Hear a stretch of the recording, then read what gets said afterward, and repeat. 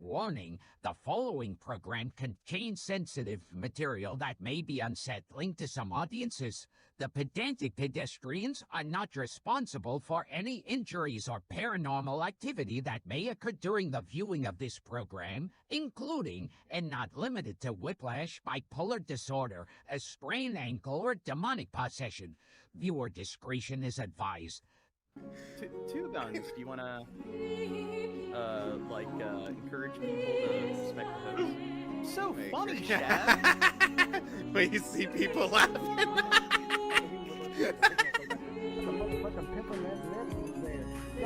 Nah, like, pause it. What did he say? Whatever. It sounds like he said.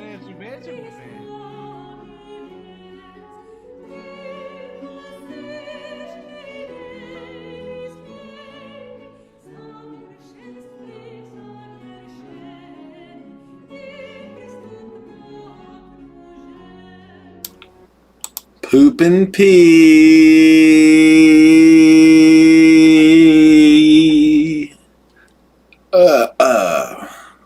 This is the Pedantic Pedestrian with your hosts, Shabisky and Timmy. Yeah, what's good, people? And Negan is our sex slave. That's right. Yep. Just us three, like always. Never been anybody else around here. Pretty sure. Yeah, I'm the special guest. Yes. And yeah, I don't think anybody of any type of relevance is here. Yeah. Wait, I already said I'm here. So I'm gonna tell you guys about the Texas border showdown. Yeah, and the teacher shortage crisis. What's up, Mango? Yeah, you better say hi. Everyone hit the like button. Get the likes up early. Gene decided now would be the time to touch himself. So he's busy doing that. Guess that's God, what... Isn't Shab hilarious? It's going to take him a long time to find it, though. No, he found it. He found Did it. You give up? Shab is so funny. Thank you, Jane. About time somebody said it. Okay, here, let me situate everything. Get the situation brewing. Oh, I still got to tweet it out. Wow, you're an idiot. You're so unpragmatic, Chad, Jane. are you at... Just got home. Are you adding everyone? I already did that. You know why, Okay. Gene? Because I'm pragmatic. Okay? I'm known for my pragmatism. Okay? You're... I was going to say disorganized as F, but then I caught myself. Or didn't they change it to 30 seconds or something? I don't know. I'm not a scientist. Oh my god. What? Let me log into my Twitter or my X.com account. What's your password? It's not a password thing. It's saying that the site's not working. 404 or something. Wait, are you drinking a 5-hour energy? You copy me? That's what I was just... This is a B12 energy shot. Wake myself up. I need to try those out. I want to try them. Here, I'm going to take... my energy drink. I'm okay, doing first B12. story. Twin stolen at birth, reunited decades later by TikTok video. Thousands of people in Georgia have found out that they were stolen from their biological parents at birth and sold for adoption. It's believed the black market in baby trafficking operated for decades, from the late 1970s up to the mid-2000s. Oh, Mango's here. Yeah, Mango needs to pop in. Mm-hmm. Some of the victims are now taking their cases to We the need Georgia more diversity. courts, hoping to get access to their birth Yeah, documents she's so black. they can trace their biological families. Faye Nurse has been investigating. Yeah, she's from our ethnic group. This is the first time twins Amy and Anno are meeting their birth mother. The sisters only learned of each other's existence 2 years ago, separated and illegally adopted at birth. Their mother was told they had died shortly after they were born. From today, my life has great... Wait, so how are they stolen? I know in like a lot of other countries, one thing that will happen is that because their logistics aren't that great, they'll actually send the wrong kids home, or they like to the wrong parents, and then they'll find out like a decade later that they've been like growing up with. I should have pulled up some of those stories. Meaning, it is a great happiness that I have found my children. How the twins found each other is nothing short of miraculous. It was after Amy posted a TikTok, and Anno saw it. When I saw her, I thought I was looking at myself. Exact same person? Exact same face? Oh my god, you know what a good movie is? Okay, it's called, Crow would probably know. Maybe it's called Enemy. We gotta watch that movie where, I forget the actor's name, but he sees this one actor on TV that looks just like him. And then it turns out that he's some kind of weird doppelganger. And I don't know, it's kind of a pretty creepy movie, the way it's like written, everything. It's not what you expect from beginning to end. It's the same voice. They're not the only example of children separated from parents in Georgia. Wait, is that child like... Is that like a mural of like a kid sucking his mom's tit? Yes. Separated It's beautiful. from parents in Georgia. The twins found their mum through a Facebook group with more than 230,000 members, all hunting for the truth. It was set up by Tamuna Musarica, a Georgian journalist who is also looking for her family. I am helping parents to find their children who were stolen and sold by the Georgian doctors. Tamuna has exposed a dark... By the doctors? A black market adoption scandal. Like, for harvesting their organs? Are they doing like a Never Let Me Go or something? Thousands of babies trafficked and spanning decades. I get messages every day with new leads. They are from all over Georgia and even people based abroad. Yeah, I was born like 3 weeks late. And like I had a very bad like infection or whatever when I was born. And one of the things is like my kidneys. Like they were going to give me a kidney transplant, but they didn't have to. But I'm thinking, like, how do they get baby kidneys? Seems like that would be something that, I don't know, they'd be in short supply in. Like, baby organs? What? After the country You can slipped into steal a economic few. It despair... doesn't matter, Gene. Well, I'm guessing they probably collect them from, like, miscarriages. Maybe I guess like can't that. let those organs go to waste. Independence Serve and some Soviet Union, purpose. corruption thrived. Tamuna started working with human rights lawyer Leah Mukhshavarya to try to bring justice to the families. I think they can grow a kidney now. Adoption was not properly... Yeah, I gotta love. But stem cell is like fetus murder. It's eugenics. regulated by You're messing with nature. God didn't intend it. the state. So people try to solve this issue on their own. Leah believes that a sophisticated network of criminals working alongside corrupt doctors profited from a culture of secrecy and shame surrounding adoption. One thing I can say with certainty is that this illegal adoption was systemic, and it operated and existed all over the country, and that is why this is... So more like these doctors, they're, what are the doctors called that deal with, birthing? Say what? Do you know what the doctors are called that's their practice? It's with, delivering, kids. They're called Google it. baby poolers. No, but apparently those doctors are in really short supply because they're the doctors that are the most likely to get sued. And then, here, I'm wondering, I know MDs, medical doctors, are some of the jobs that are, on average, the most doctors are left-leaning, and they score highest on tests that measure empathy and so forth. But surgeons are the opposite. They're more likely to identify or to have very right-leaning views. And it's one of the jobs, I think it's ranked number 3 in terms of the highest percentages of psychopaths. So I'm wondering if maybe it was surgeons at the hospital that were selling the babies on the black market. So tragic. Leah and Tamuna's work means that some cases could end up in court, but Tamuna still hasn't found her own family. I have reunited hundreds of families, and I cannot find my Black biological market. parents. What's that? Some kind of But I racist will. market? I'm sure I will find them.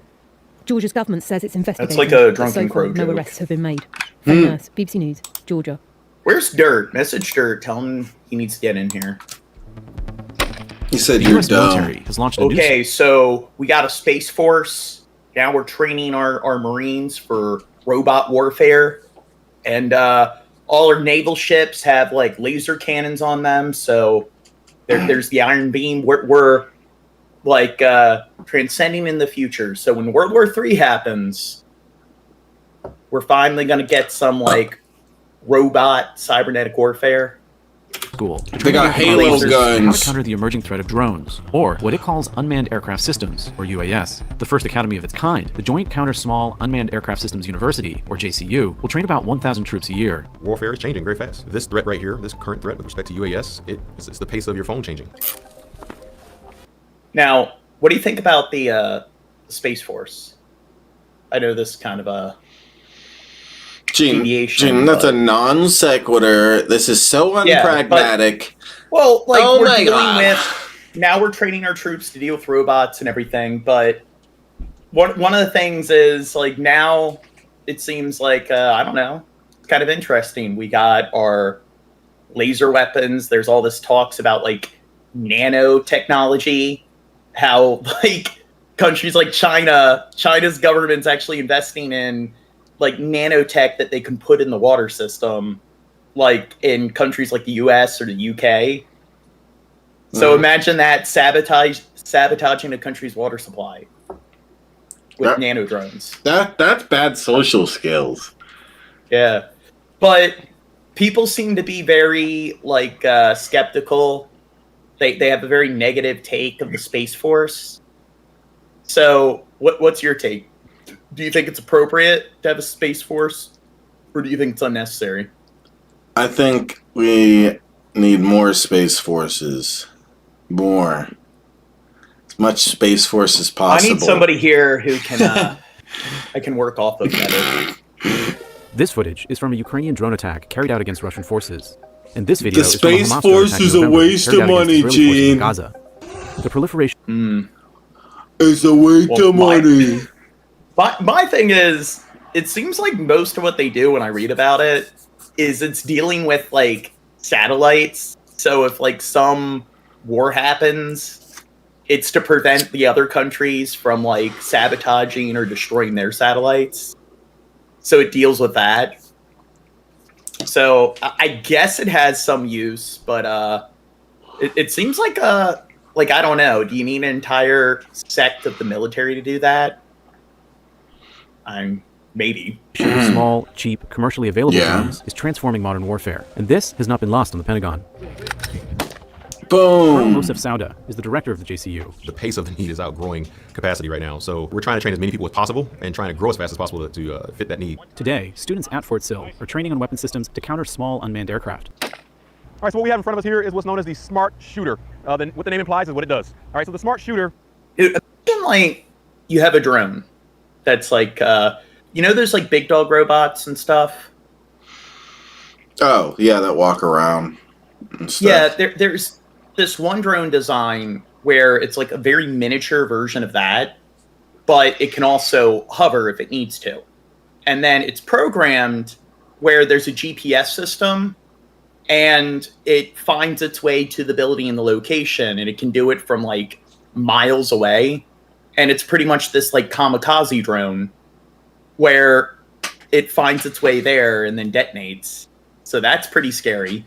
And imagine, like, what kind of, like, explosives it can carry. I don't know. I think maybe I'm starting to scare people with, like, all these, like, sci-fi or not even science fiction. It's actual, like, legit science at this point. Yeah. Itself is a smart optic that is placed on... We need to just start, like, creating cybernetic, genetically engineered super soldiers. Do you think... With, like, night vision and, like, replenishing skin, and we need to give them, like, power armor. Do you think, because technology keeps getting better and better, you think we're going to reach a point where, like... Singularity? Where terrorism happens as often as, like, school shootings because it's so easy to do it with the technology? Because, like, You know, you make me when you're talking about that sending that thing into kamikaze. It's like terrorists that want to bomb places. They would look at that like it's gold. Like wow, we don't even have to terrorists. It's just imagine. God, I probably shouldn't be talking. Like imagine just some kid. Like it's not that hard to like set up those to operate those drones. So it's like imagine some kid creates some kind of explosive and then flies it in Times Square during New Year's or something, and it's like someone's gonna do it eventually. That wouldn't kill that many people. Yeah, it wouldn't. But what if I don't know, like some group of like could have a group of drones. Jeez. Yeah, like they might be able to detect that, but I don't know. Like people seem to like shooting them down. So some like dude who loves his gun, some gun nut's probably just going to shoot it for the hell of it. Even if it was like some Amazon delivery drone, they do the same thing and then it blows up and it's like, holy shit. That's probably going to happen. The reason why they were able to intercept all the drones before they went to their target is because one person thought they were shooting down just like a camera drone or a delivery drone. M4 weapon system. And there's been cases where they've been like flying drones over prisons to drop off contraband, and like at the border, drug cartels. They've been trying to fly drones over with like cocaine packages. Well, it's the future. Trey makes a good point. What makes a drone a drone? If I get a toy helicopter, why is that not called a drone, Gene? Well, because it has to be completely manually operated. And like a lot of old toy helicopters, the aerodynamics were very limited. Plus, being able to operate it from a distance, a lot of them you had to be in a pretty close proximity. I bet drones. The big thing with drones is they're operated with AI, so you can manually control them to some extent, but they should be able to operate on their own to some degree. And some of the earlier military drones that we started seeing, like in the late 2000s, like the drones could find themselves back to like whatever their like launch point was, and they were able to find targets on their own. If they went offline, they were able to operate somewhat independently. But originally, a lot of what the drones were doing was just they were being manually operated from a distance. But that's pretty. A lot of people don't notice how big that is because, or significant that is, because it's like you don't need a pilot to pilot an airplane. You can just have somebody at home and like at a base in the United States operating these drones halfway across the world in like the Middle East. But the point is that it has to have some level of like sufficiency. So if it's not able to function on its own at all, then it's not a drone. To engage small UAS threats that are very close. Smart shooter training does involve drones, but students don't shoot directly at them. Instead, they shoot at balloons dangling below the drones on a string. The JCU said balloons are more cost-effective, and thanks to the high winds in Oklahoma, you have like self-driven cars, and it was one of the Fast and the Furious movies where with like Jason Statham, where they hacked into the network, and then like they just had all the cars flying out and crashing into one another. We're gonna get to the point where we just have a bunch of military vehicles where it's not just air drones. It's just drones on the ground. Prove it. And then, I don't know, they have those parkour drones or whatever. I think it's Boston Dynamics and everything. And imagine, like, they can fold up, so it's very, like, space efficient. So imagine you have some air drone where those are all attached to it, and it flies in, and then it can just drop off all of those, like, parkour humanoid drones. So they can do their thing, or they could probably design them where they can just fly in on their own. And then, like I said, the big dog robot, they can then operate on the ground and go into buildings and clear out buildings. Harder target to hit. Gene. Weapon into operation the way they do for any other. Yeah. Dirt's here. Hmm. Why didn't you say hi to Dirt? Think you're too good for Dirt? Hi, Dirt. I didn't notice you was better here. say hi to him. What's up, bitches? Skilled loser. Originally, World War II, a drone was any unmanned target, towing aircraft, RC, and computers used to just be like women weren't allowed to be scientists. So I mean, they had some male computers, but what like a female scientist was pretty much back in the day is they were computers. So they were pretty much there to do all the calculations and stuff. So it's like, hey, I'm working on this study or whatever. I need like this particular formula worked out. So you give it to a computer, which was pretty much a woman who was an academic, but they're not allowed to be a professor or a scientist. So they're pretty much there to act as scribes and so forth. So that's what a computer was before we had actual like mechanical or silicon-based computers. Are you drinking Blue Moon, Dirt? Hell no, I'm drinking that Cold Snap, dog. You can't see it because it's magic. Oh, Samuel Adams Cold Snap. I guess I've never had that. I have beer. I don't know if I should drink beer. What if you had triggerless guns where the crazy. gun's a drone in and of itself, and it's programmed where once it's at just the right sort of like angle, it fires?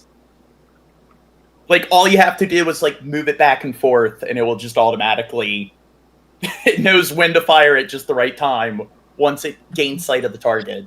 You don't even have to aim at all. You just whoosh it back and forth. At that point, I guess you wouldn't need people at all. You would just need some like aircraft or whatever, or some other like ground drone or whatever to be transporting like a firearm like that. Would acquire something for you. Here's what we need to do to deal with terrorism. Like I said, like those kind of automated turrets, just install them on all the street corners.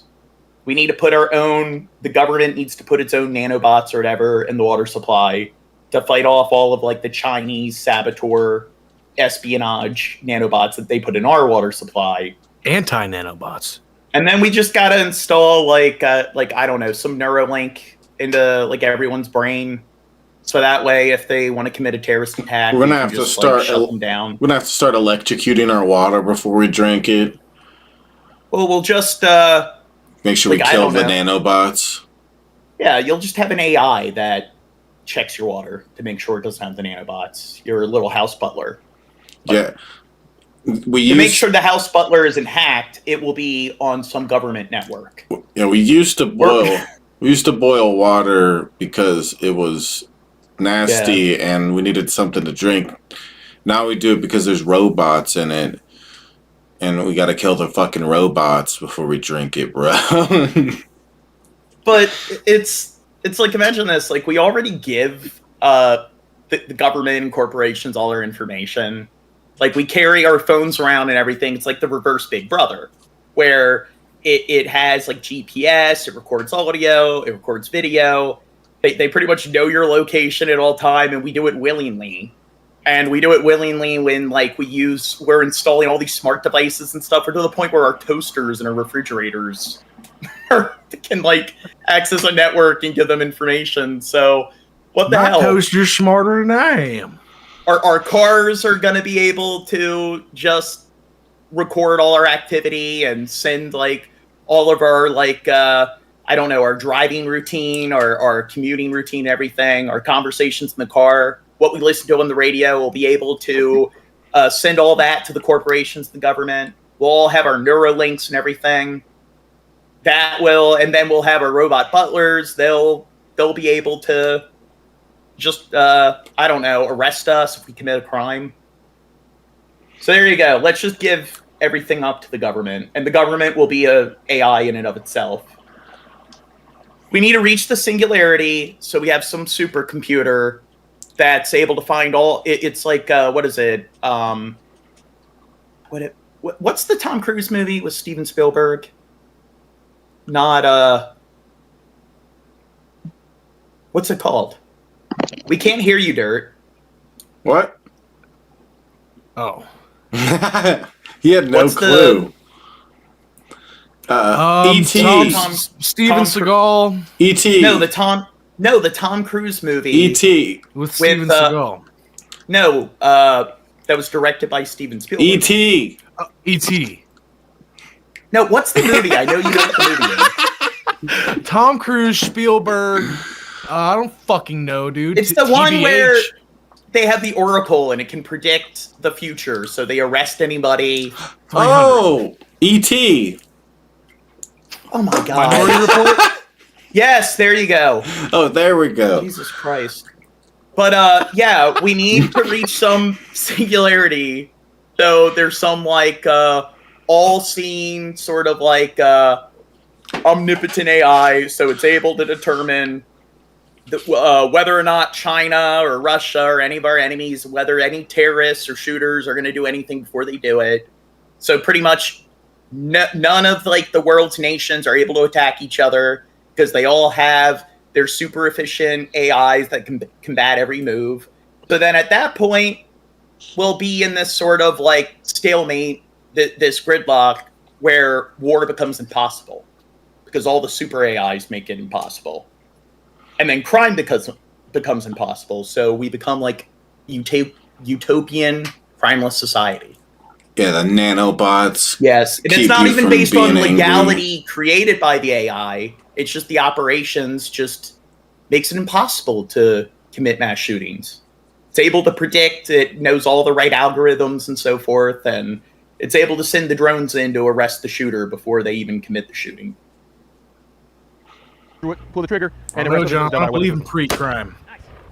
The students are also learning how to use another Hell, I don't even believe in pre-com. Whereas a smart shooter utilizes 5.56 rounds. This is known as an electronic attack system. So a soldier. Wait, Negan, why aren't you on camera? Timmy, why aren't you on camera? In the direction of the target that they can see, and then soldier placement operation utilize various jamming means to interdict that target. The JCU says these weapon systems, and others like them, are already in the hands of U.S. forces around the world. Wait, now, what about, like an EMP, electromagnetic pulse? Why don't they have, like, EMP guns, or just... Like, that seems like a good way to, like, take care of, like, drones and so forth.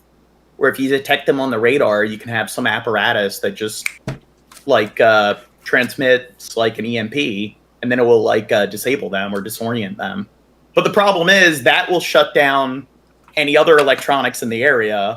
You know what also is really good against a drone? What's that? A net gun. I think that has a lot of limitations. I think in the military and stuff, if I think that's probably not the most efficient thing to do. It's not just the Air Force anymore that is using unmanned aerial vehicles or drones. It is also ground forces at every echelon have different types of drones that provide them with intelligence, surveillance, and reconnaissance, as well as targeting and sometimes strike capabilities. Before the JCU was created, soldiers who trained on anti-drone weapon systems did... Dude, when are we going to have, like, sniper drones? Where... well, imagine, like, this, like, flying drone or whatever, but it has, like, some kind of 50 cal, like, anti-material rifle. You know, like those really advanced sniper rifles. It has, like, the pinpoint accuracy. I'll do one better. A drone that's a bullet that's pretty much just indestructible, and you can just fly it through a room and just, like, plow it through skulls. Well, they kind of have that in, God, what is it? I know, I saw it in some movie. It's probably Dune. Yeah, Dune, and then, well, not the bullets. They have these little insect droids, because the way That's Dune what works... it was. That's what it was. Yeah, the force fields that they wear, like, pretty much, if projectile is fast enough, it's not able to penetrate it. So it pretty much forces them to use, like, generic close combat weapons. But the guns they do have are, like, these insect droids that kind of, like, they have this, like, termite sort of, like, I don't know, behavior where they just kind of peck away into the field and then, but the thing is, like, why do they just, like, send in one to assassinate them? It's like, why don't they send in one for each person in the building? Yeah, like, even... Swarm. Maybe they're expensive, John. Oh, yeah. Sure. But the giant motherships or whatever aren't expensive. No, because in the book, they have they actually have guns that shoot those. So the thing is, like, why don't they send just giant swarms? And they're like, yeah, but they'd see it coming and stuff. But it's like, you don't have to send in a swarm. You could just send in a handful. It's like, even if one or two people are alerted, by that time, it's like they'll already take down most of the people there. So within their own branches, the Joint Counter-UAS University, the intent here is... Yeah, we're going to have, like, drones the size of, like ticks or small spiders and so forth. And they are assassin droids, and they can just crawl into your ear canal when you're sleeping and lobotomize you. To standardize and centralize the training so that we can all have interoperability as we work together and integrate the system. If you're a journalist and you speak out against the government and they don't like what you're saying, they're tracking your internet activity, they'll just have, like, there's going to be all of these unexpected deaths. And it's going to turn out that, like, these little, like, spider tick droids are lobotomizing people in their sleep. With respect to the threat. Training typically lasts between 1 to 3 weeks. Students are selected by their commanders, but some volunteer to attend. As far as branches of military coming through the JCU, we are seeing service members from all branches. We also train federal agencies as well as allied partner nations. In the years following the September 11th attacks, the U.S. deployed large, sophisticated, expensive drones for surveillance and strikes in Iraq and Afghanistan. The first time commercial drones were used in a conflict was in Iraq, when ISIS deployed... Was it the Moab, the mother of all bombs? Why don't they just create some kamikaze droids that have, like, that yield? Technology in the battle for Mosul. ISIS began to modify small quadcopters and use them to attack Iraqi and U.S. forces. And this presented an unprecedented challenge. In recent years... You know what? I watched TAP for the first time in a while the other day, and I noticed that Shab didn't get up at all. I find that hard to believe. Well, I mean, he probably got up like once or twice, but most of the stream, he wasn't getting up nearly as often as he does on my stream, so I'm going to have to call him out on that. I think maybe you're having some selection bias here, John. Maybe. I think, you know, just because you experience it more. I mean, look at it this way. TAP lasted 3 hours max. You know, I mean, you do twice that with Shabisky, so it would only make sense that he would walk away twice as much. Maybe. In Syria, Gaza, and Ukraine. Drones are fundamentally changing the way that militaries fight. They are allowing different states to perform missions that previously were too expensive, having an Air Force on the cheap, for example. Many of the small drones being used in combat today in Ukraine come from one Chinese company, DJI. DJI drones aren't made to fire. Well, I know we're having like a recruitment shortage or whatever. There's not enough like Zoomers that are like eligible because younger generations have much less respect or faith for people who are or much less respect or faith in government institutions. And they also, most of them, I think, I don't know, they have like suburbanite syndrome.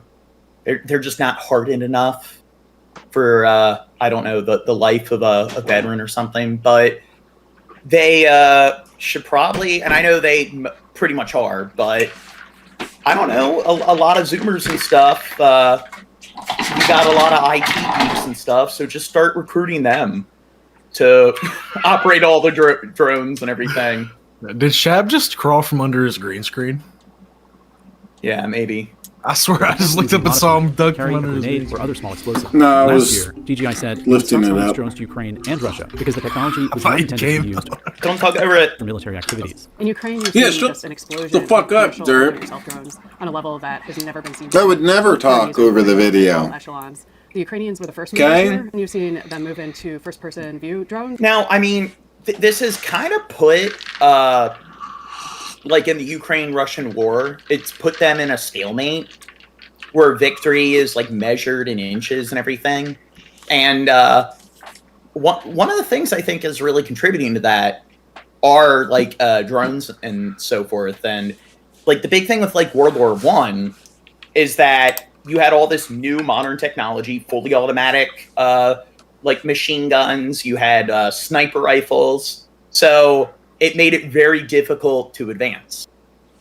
And what if like World War III, we have something similar where it's just like, it turns into another like fucked up sort of like stalemate trench warfare. You got all the like drones on the Western Front. It's like AI on the Western Front, and it's just they're gonna have to find some really, because it was tanks that broke the stalemate in World War I.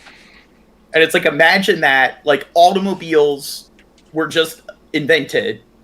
So they were just, like, people were still using horses and carriages mostly. And imagine, like, you're some German soldier on the front lines, and then you have these tanks that are just driving by. You've never even heard it before. It was just, like, I don't know, revealed to you.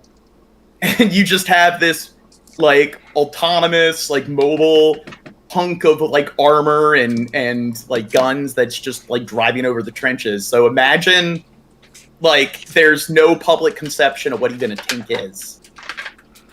And it's like you have all these people that have never even been in a car. A lot of them probably don't even know somebody who owns a car. And then they're, like, seeing that for the first time, that monstrosity. So imagine World War III, they're going to have to find something to combat all the drones or whatever. And imagine it's like this, like, government secret. Nukes pretty much ended World War II. So what's the next thing? Tanks? More nukes. Well, not nukes. Like, I don't know. Dude, it's going to be orbital strikes. Movie. It's going to be, the Space Force is going to come in. All the robots or whatever are causing all this, like, gridlock. That they're causing a stalemate. No side can actually, like, advance.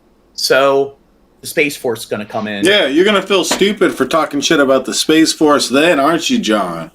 The orbital strikes are going to, like, destroy Moscow. They're going to destroy, like, they're going to destroy Beijing. Beijing? No! Instead of 2 cities being nuked, it's going to be, like, 40 cities being decimated, turned to ashes by, like, orbital strikes. These small, fast quadcopters that are essentially kamikazes and crash into their target. Students at Fort Sill are also training for an emerging threat. Hey, Shab, why didn't you say hi to Tranquility Jules? Platforms integrated together. Hi, Tranquility Jules. Tranquility Jules. You know what? Hello. We got to watch a good sci-fi movie tomorrow. I'm not watching Little Nicky. I'm gonna find some niche, or not tomorrow. On Monday, Movie Mondays. But yeah, for the patrons, I'm gonna have to look into some, like, very niche sort of. We'll watch Metropolis. There we go. Metropolis. 3-hour long silent film. Gene. Well, we watched Intolerance, and that was 4 hours. Gene. When are you gonna start playing Power World with me and Dirt and Timmy? I'll John, play it with you. I'll download it. John. You're gonna be level 1, dude. We're leaving you in the. Dude, there's so many fucking games to play. Yeah, but I've been wanting to play a survival game like that. Okay, let's not derail it. Let's derail it for just a moment. Oh, it's fine if Gene derails and he starts talking about horses and carriages or whatever the fuck he was talking about. It has what we're talking about, warfare and advancing technology. Yeah, whatever, Gene. I hope you get AIDS. But wait, John, you didn't let Shabisky explain the warfare and advancement of technology aspect of Power World. Disease warfare. What if we have little, like, AIDS like, drones. I don't know, like mosquito, like, sort of drones. They have, like, a syringe and they just inject people with AIDS. They inject people with heroin and get them all fucked up. Yeah. Fuck yeah.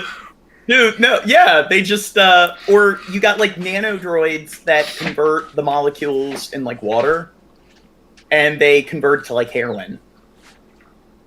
So, like, everyone just in the country gets addicted to heroin. Yes. And it also, like, they'll convert, like, the molecules and everything to, like, I don't know, syphilis and all these different diseases. So it's like everyone just unanimously gets, like, infected with several different deadly viruses and bacteria, and they all get addicted to heroin. I wish I was addicted to heroin. That's going to be the thing that breaks the stalemate in World War III. Not just orbital strikes, but we're going to find out that, like, billions of people just die from heroin overdoses and like, Corona, I don't know, the Corona Zeta variant. We're going to go all the way up through the alphabet. Present, but also you'll have an understanding of the capabilities of what you're utilizing to neutralize that threat. Given how rapidly drone technology is developing, the Pentagon believes there's no single weapon system that can be relied upon. You're really in a cost competition because so many of the drones are very cheap today that you don't want to be firing something that is much more expensive to intercept and destroy them. There is no silver bullet when it comes to counter UAS, so there's no one system that is most effective. Commanders have to determine, based off of planning factors, which system is best to be utilized against the threat. And so what we want to do is make sure we use a layered approach, using multiple systems, planning against that in different environments. Don't look for one way out. You want to create multiple dilemmas, which then makes it... I like Negan's idea of the net, but what if it was like a net controlled by drones? It was a huge ass fucking net, and it could catch up a swarm of these motherfuckers and bring them down. That seems very antiquated, and it seems like I don't know. I mean, we're saying a net, off. but I'm talking like it'd be like a tight, like a sturdy fucking cord, dude. Seems like it would be easier to use, like, I don't know, like electromagnetic pulse to like disorient it and destroy it, or they have like laser, like they have like laser cannons that have a notable like radius. Like the iron beam, so... You're right, John. I'm thinking like a caveman over here. Yes, learn to think more creatively. As many students... Okay. Here we Students head back to the classroom. Many are returning to schools that are understaffed. The National Center for Education Statistics says 44% of public schools will report... you know what, Gene? What? You know what, Gene? You know how most teachers... Okay, just read from a fucking stupid book, like, and that's their lessons. You know, it's just like we since they don't get paid enough, maybe we should just not have them to begin with. Let's have like computer teachers that just go over the. It was basically fucking. That's probably gonna happen. Class today, we are going over this, that, and this. Beep boop. Bop. Well, ChatGPT. By the time you could probably. Yeah, ChatGPT, you could probably be like, ask it, like, hey, what are all the things I need to know in Algebra 2 in order to advance to Trig? And then it will tell you, like, hey, these are the things you need to know, which you learn the different chapters. And then you could be like, okay, explain, like, the first thing, explain quadratic equations. And it will outline how to solve it. And it's like, give me 40 practice problems. Dude, and then if you have trouble solving it, you could probably ask it, like, hey, how this one that I didn't solve correctly, I'm having a difficult time understanding. How do you actually solve it? And it's like, it doesn't just solve it for you, it can explain in every equation what you need to do differently. And if it's not being comprehensive enough, you can actually ask it to be more comprehensive. So already it's like, it can act as a very efficient tutor for... instructor for like any of these things for like a lot of topics. Probably not like because it's limited by what is it, 2019, 2018, that's the cutoff. So if it's things like politics or government, it's probably not the best thing to rely on if it's current events. But if you're trying to learn about physics, chemistry, statistics, it's probably a really good resource. No, but what's that?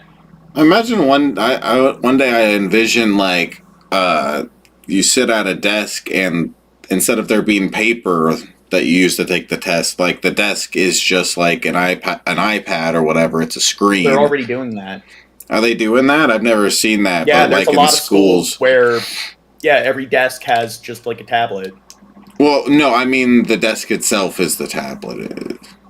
Well, the problem with that... He's imagining some futuristic shit. Yeah, I'm imagining some cool stuff. The problem with it being embedded in the desk is that, like, when it comes to maintenance and stuff, that would just make things too difficult. It would be easier just to have a tablet available for each of the kids. Say that now, Gene. You don't know the leaps and advancements. Yeah, maybe they could have a desk that has like a special like. No, we must do this idea that I said, Gene, and then it's also going to be electronic to where like people that are looking from an angle can't see it. Only if you're at the desk you can see what's being displayed. And also, there's gonna. I'm planning this all ahead.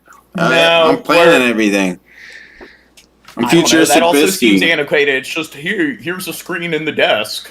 It's cool. And I think what we need to get to is just you put on a helmet and it just uploads the knowledge to your brain. Yeah, there we go. I'm with Gene. I'm ready for that. Yeah, you would say you put want on a like helmet. one of those black You should wear a mirror- helmet. You put on like one of those Black Mirror like VR like external chips, and you get to experience 4 years of college in the span of like 0.3 seconds. No, it needs to be in like in a shoot. You shoot it up, and oh man, 4 years. Whoa. Oh, that was fucking cool. Like what's the drug? Slow-mo from Judge Dredd. Yes, that. I know what you're talking about. That. Yeah, it makes it so you inject it, and then it's like living in the Matrix. So then when you're like a gangster killing all the judges. With thousands of teaching vacancies across the country, the nation appears to be reckoning with an exodus of educators. Joining us now to talk about this are two standout teachers. Lee Allen taught math, coached wrestling, and was Teacher of the Year in Georgia's largest... So when I looked into it, I'd say it depends on the state. The state I'm in, they get paid like $70K a year and so forth. And they make like more money than I do. Yeah, and this is just public school teachers. What a lot of people don't really pay attention to is that you have a lot of private school teachers and so forth. And if they work at a very prestigious, elitist private school, they're probably getting paid very well. But when it comes to educators, it's like a 9 month set. I like how Shab's getting up right when I'm discussing this. Dirt, are you there? He always picks the worst times to get up. He's got shit to do, bro. He's got things going on. He's just, Shab, I was watching Tap the other day for the first time in a while, and I noticed you weren't getting up like every 10 minutes.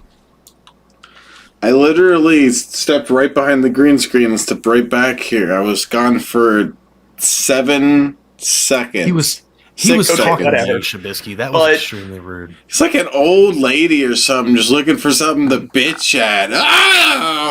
There's whatever, Shab. Someone with green hair. That person has a tattoo. In most states, I would say teachers are paid fairly well. In a lot of the states in the Midwest and so forth, the cost of living is pretty low. So people are like, oh yeah, look at all these states in the middle when it's like most people live in like the Northeast and in the far West where they're being paid very well. And then in all the Midwestern states, it's like, okay, they're paid not 40K, 50K, but that's a decent salary in like bumfuck nowhere. Like that money will get you a lot farther there. But Texas is one where the cost of living, it's the second, I think it's the second most heavily populated state. But that's a state where they only get paid like 50K. And that's cost still of living, good. Oh, yeah, but cost of living is really bad. Yeah, in a lot of areas. So a lot of these stories do involve Texas. So that is a state where I think teachers kind of get a bad deal. But one problem when they're discussing teacher salaries is that they're talking about 9 month salary. And the thing is, teachers can work during the summers if they want to. There's summer school. They can work at community colleges. And I mean, tutoring, you can make, like, there are people where they just exclusively tutor and they make a lot of money doing it. So it's like they can do that. And it's just they have so many options. So I just think, like, dude, you're so right, dude. Honestly, my silver spoon fed baby ain't gonna be no dumbass. I'll pay $10,000 for a yearly tutor or whatever. I mean, whatever the fuck, Damn, dude. Well, they tutor multiple kids and a lot of parents. Yeah, exactly. That's what I'm saying. Make a lot of money doing that shit because people ain't gonna let their kids be dumb if they can afford it. And the thing is, there's people that make a decent living. They probably make them like, smart. Well, they probably make like. Exactly. There's people that make like 6-figure salaries doing that if they play their cards right. But it's just you're a teacher and you can do that on the side and make extra money, like on the side while like you're like teaching during like outside the summer, and then during the summer, like you could probably exclusively do that and make a decent living, or like increase your income. But the thing is, it's just. I find that if you look into it, like education majors are some of the easiest majors. And they constantly want to compare themselves to like accountants, lawyers, engineers, architects. And I'm sorry, I don't think it's at that level. Dude, Gene, how long you got frozen, Shab? What's that? Not on my end. Yeah, you're good now. How long do I have to go to school to become a stupid elementary teacher? Because this sounds like they can keep quitting and they can hire me instead. 4 years? Because I don't know, being an elementary school teacher seems like a pretty kind of half-ass easy and cool job. Just kind of apparently seems like a decent schedule, just a lot of paperwork.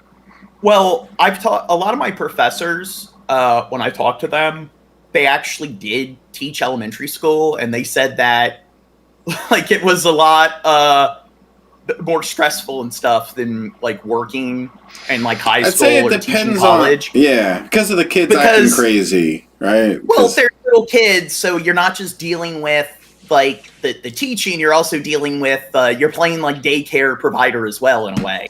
So, yeah, I mean, depends on the grade and stuff and the class. There's a lot of factors to it, but if you can do it right, you can have a class that respects you and doesn't fucking like do that kind of shit to you. And it seems like it could be a pretty nice and kind of easy job if you work everything out like that. I don't know.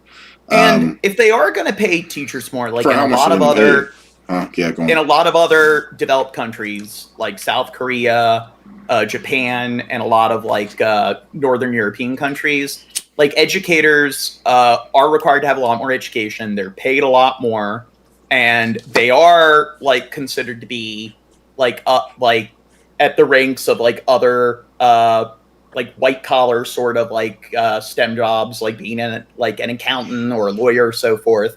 But the thing is, they're expected to follow through with lesson plans for each and every class. So every day there needs to be a unique lesson. And a lot of educators don't do that. They go down the path of least resistance. So it's like, okay, like if you want to be paid more, you got to do more than just put the page number on the board and have the kids do bookwork. Because that's what the overwhelming majority of like my teachers did from middle school all the way throughout high school, was just write the assignment on the board, get to work, do the bookwork, the paperwork. They had like the Scantron sheets. So like the kids would like take the tests and they could just use the Scantron sheets to grade. And it was like automatic. So I think that a lot of them are kind of dishonest because my aunt, she got divorced, but her and her spouse, they both were teachers, and they had a pretty decent house or whatever. It's not like I don't know, the most extravagant house, but it's probably like double the size of most suburban homes. And if you own like a generic suburban house, I mean, that's a decent I guess interior to own. And they had a garage. They had a nanny. They had 3 kids, so my 3 cousins, and they had a car for the nanny. And it was a attic like a walk-in attic that was a room for their nanny. They have a drivable lawnmower for their lawn, and they have a decent sized lawn, a pool. They had like a tree house and a swing set for the kids. The kids had all their game consoles, a big like HD TV. They'd get their like kids air hockey tables for Christmas. And then she would talk about like, oh God, being a teacher is so hard. You get paid so little. It's just like when so many Americans are not being paid a livable wage.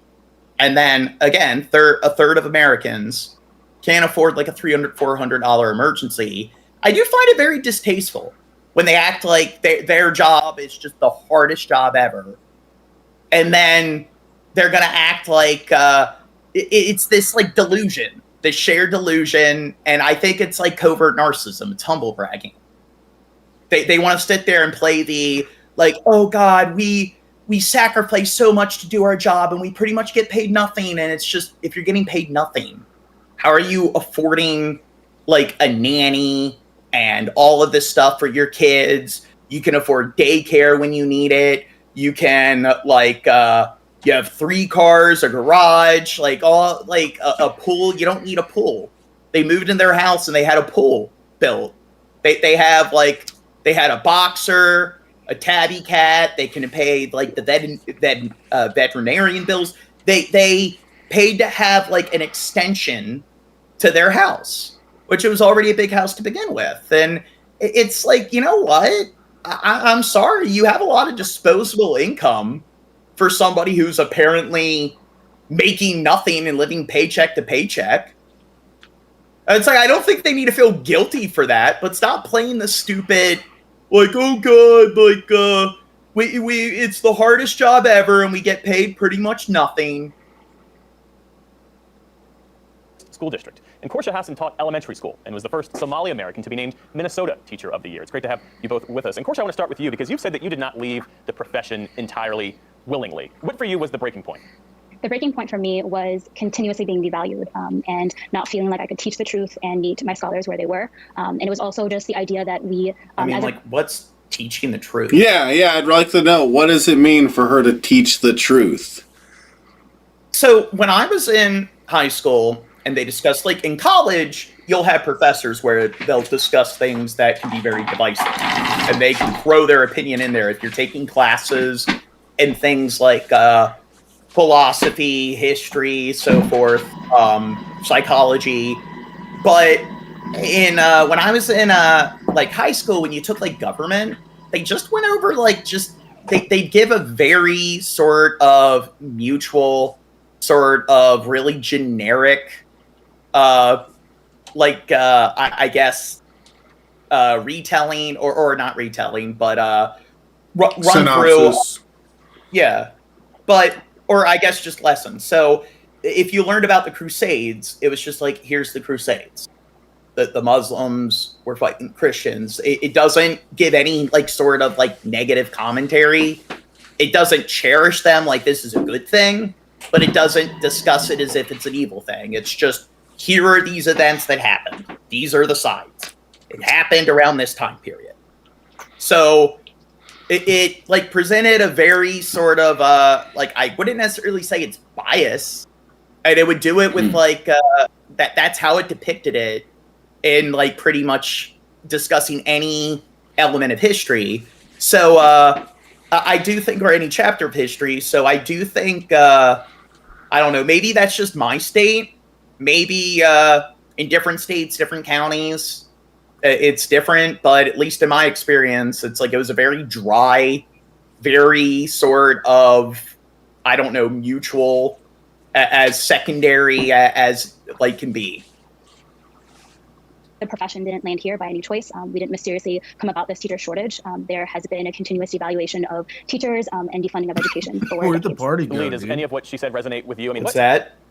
Where'd the party go, dude? I don't know. Dude, Timmy got offended, man. Specific ways did COVID, the remote learning, the isolation, how did all of that change the students, and how did that change your ability to teach? Yeah, I think you definitely saw the isolation in those formative teenage years cause a lot of negative mental health issues on students. And I don't know. coming back in. Now, one thing I do notice is when I was a kid, the attitude pretty much is that the laws of the universe make it impossible for educators to succumb to error. And I think like the Karen, Kevin, soccer mom, helicopter parents started to become really common with kids of like my generation that grew up in the 2000s. And that was right when we started to see the shift where it's like, you know what, you can't hold all kids to the same standard. So I think like pretty much just like the decade before the decade I grew up in, they kind of had this attitude of like, you can hold all kids to the same standards.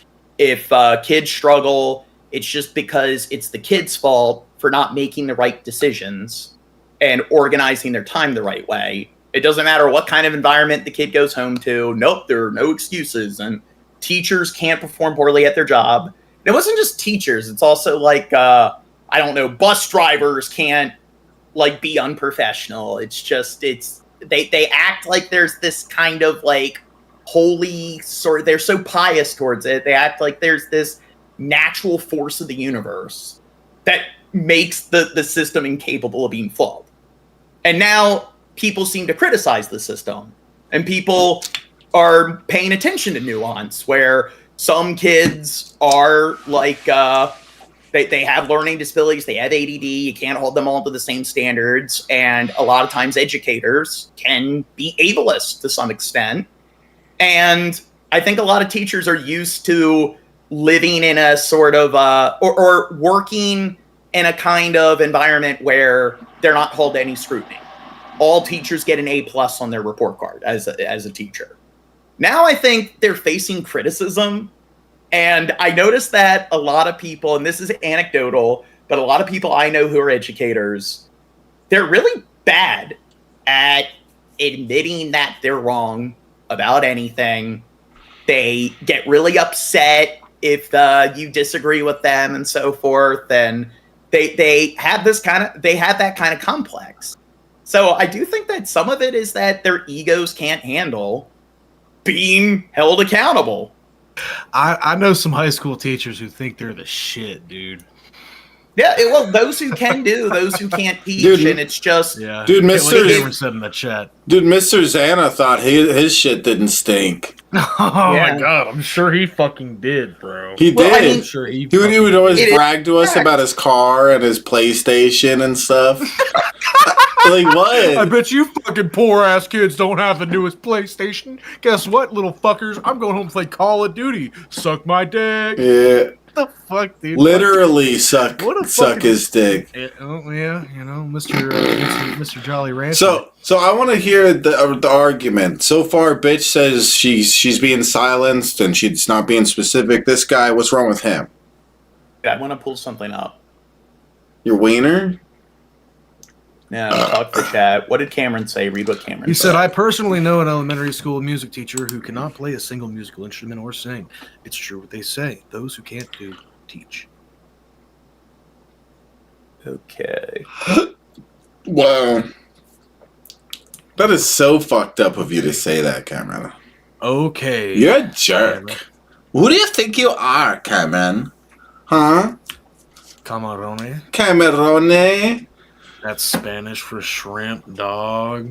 Yeah. Man, dude, I'm gonna start calling you. Okay, let's look at this. So, college majors that have the lowest average IQs. So, evaluation and research, public administration, elementary education, administration, home economics, special education, student counseling, early childhood, like this early childhood education, like preschool, and social work. That's a shame. Yeah, my ex was a teacher. She was a dumb bitch. Your ex? Yeah, she was. She was an elementary school teacher. And she was a dumb bitch. The 108 thing, the 108 thing doesn't surprise me. I don't know if you know, my IQ is 162. Okay?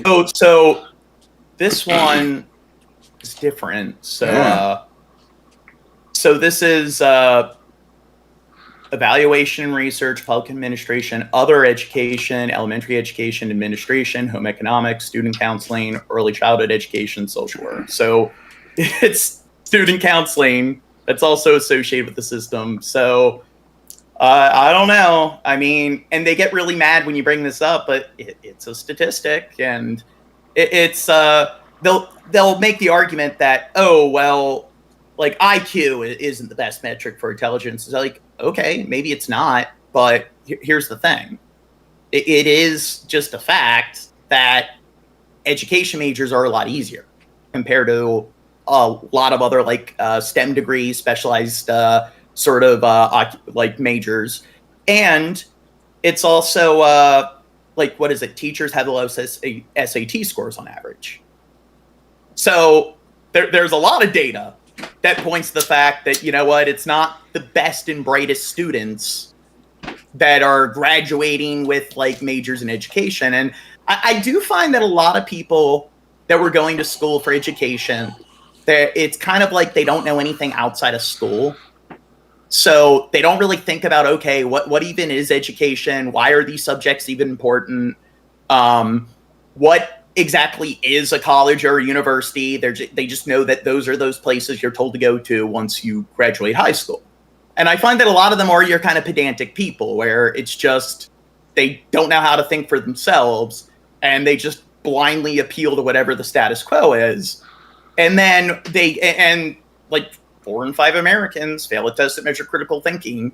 And then 2/3 of graduating college students fail at critical thinking. So it's a little better than the general public. But do you think the education majors, do you think they're the social workers, do you think they're the ones that are the 1/3 that actually pass those tests that measure critical thinking? And it's just like I do find that they kind of God, where is it? I lost my train of thought. Brain fart moment. You were busy. You were looking at me, Gene, and it threw you off? Yeah, because Shab always makes stupid faces. Oh, Gene. Here, let's continue the video. Oh, Gene. After COVID, schools still wanted to keep up and make appearances look like... Oh, I was saying that when they finish school and they enter college, it's just they'll pick one of the generic topics. So, like history, government, the hard sciences, physics, chemistry, math, or reading and writing and literature. So it's like, okay, what do I do with the math degree? I guess I teach math. What do I do with the like chemistry degree? I guess I just teach chemistry. They're the kind of people that they kind of lack the like ingenuity, the kind of inventiveness to, I don't know, do something that's more dynamic with it. So like those who can become chemists, those who can't become chemistry teachers, those who can become engineers, those who can't become math teachers. They just kind of, those who can become writers, those who can't become English teachers. So I do find that a lot of them, it's just they don't know anything outside of school and they don't know what to do with any of the stuff outside of just teaching. Those who are out of beer get another. What?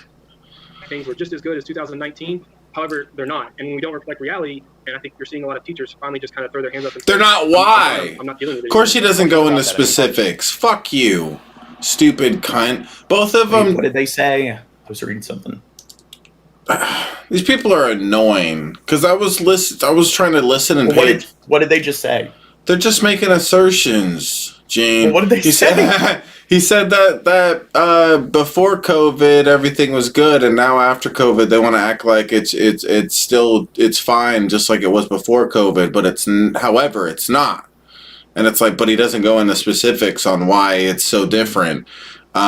Just like that bitch doesn't go into specifics about what she's not allowed to say and stuff. It's like we're like, I don't know. I hope in the next 4 minutes they get specific with it. Oh, yeah, they talk more. There are people who say what it really is, it's a pay and respect shortage. What do you make of that? I agree with that. I think about how there's a salary shortage. There are incompetent wages for the work that we do. And I also feel like there's this expectation that we do free labor without any foresight or any thought about free labor other roles that we carry besides teaching.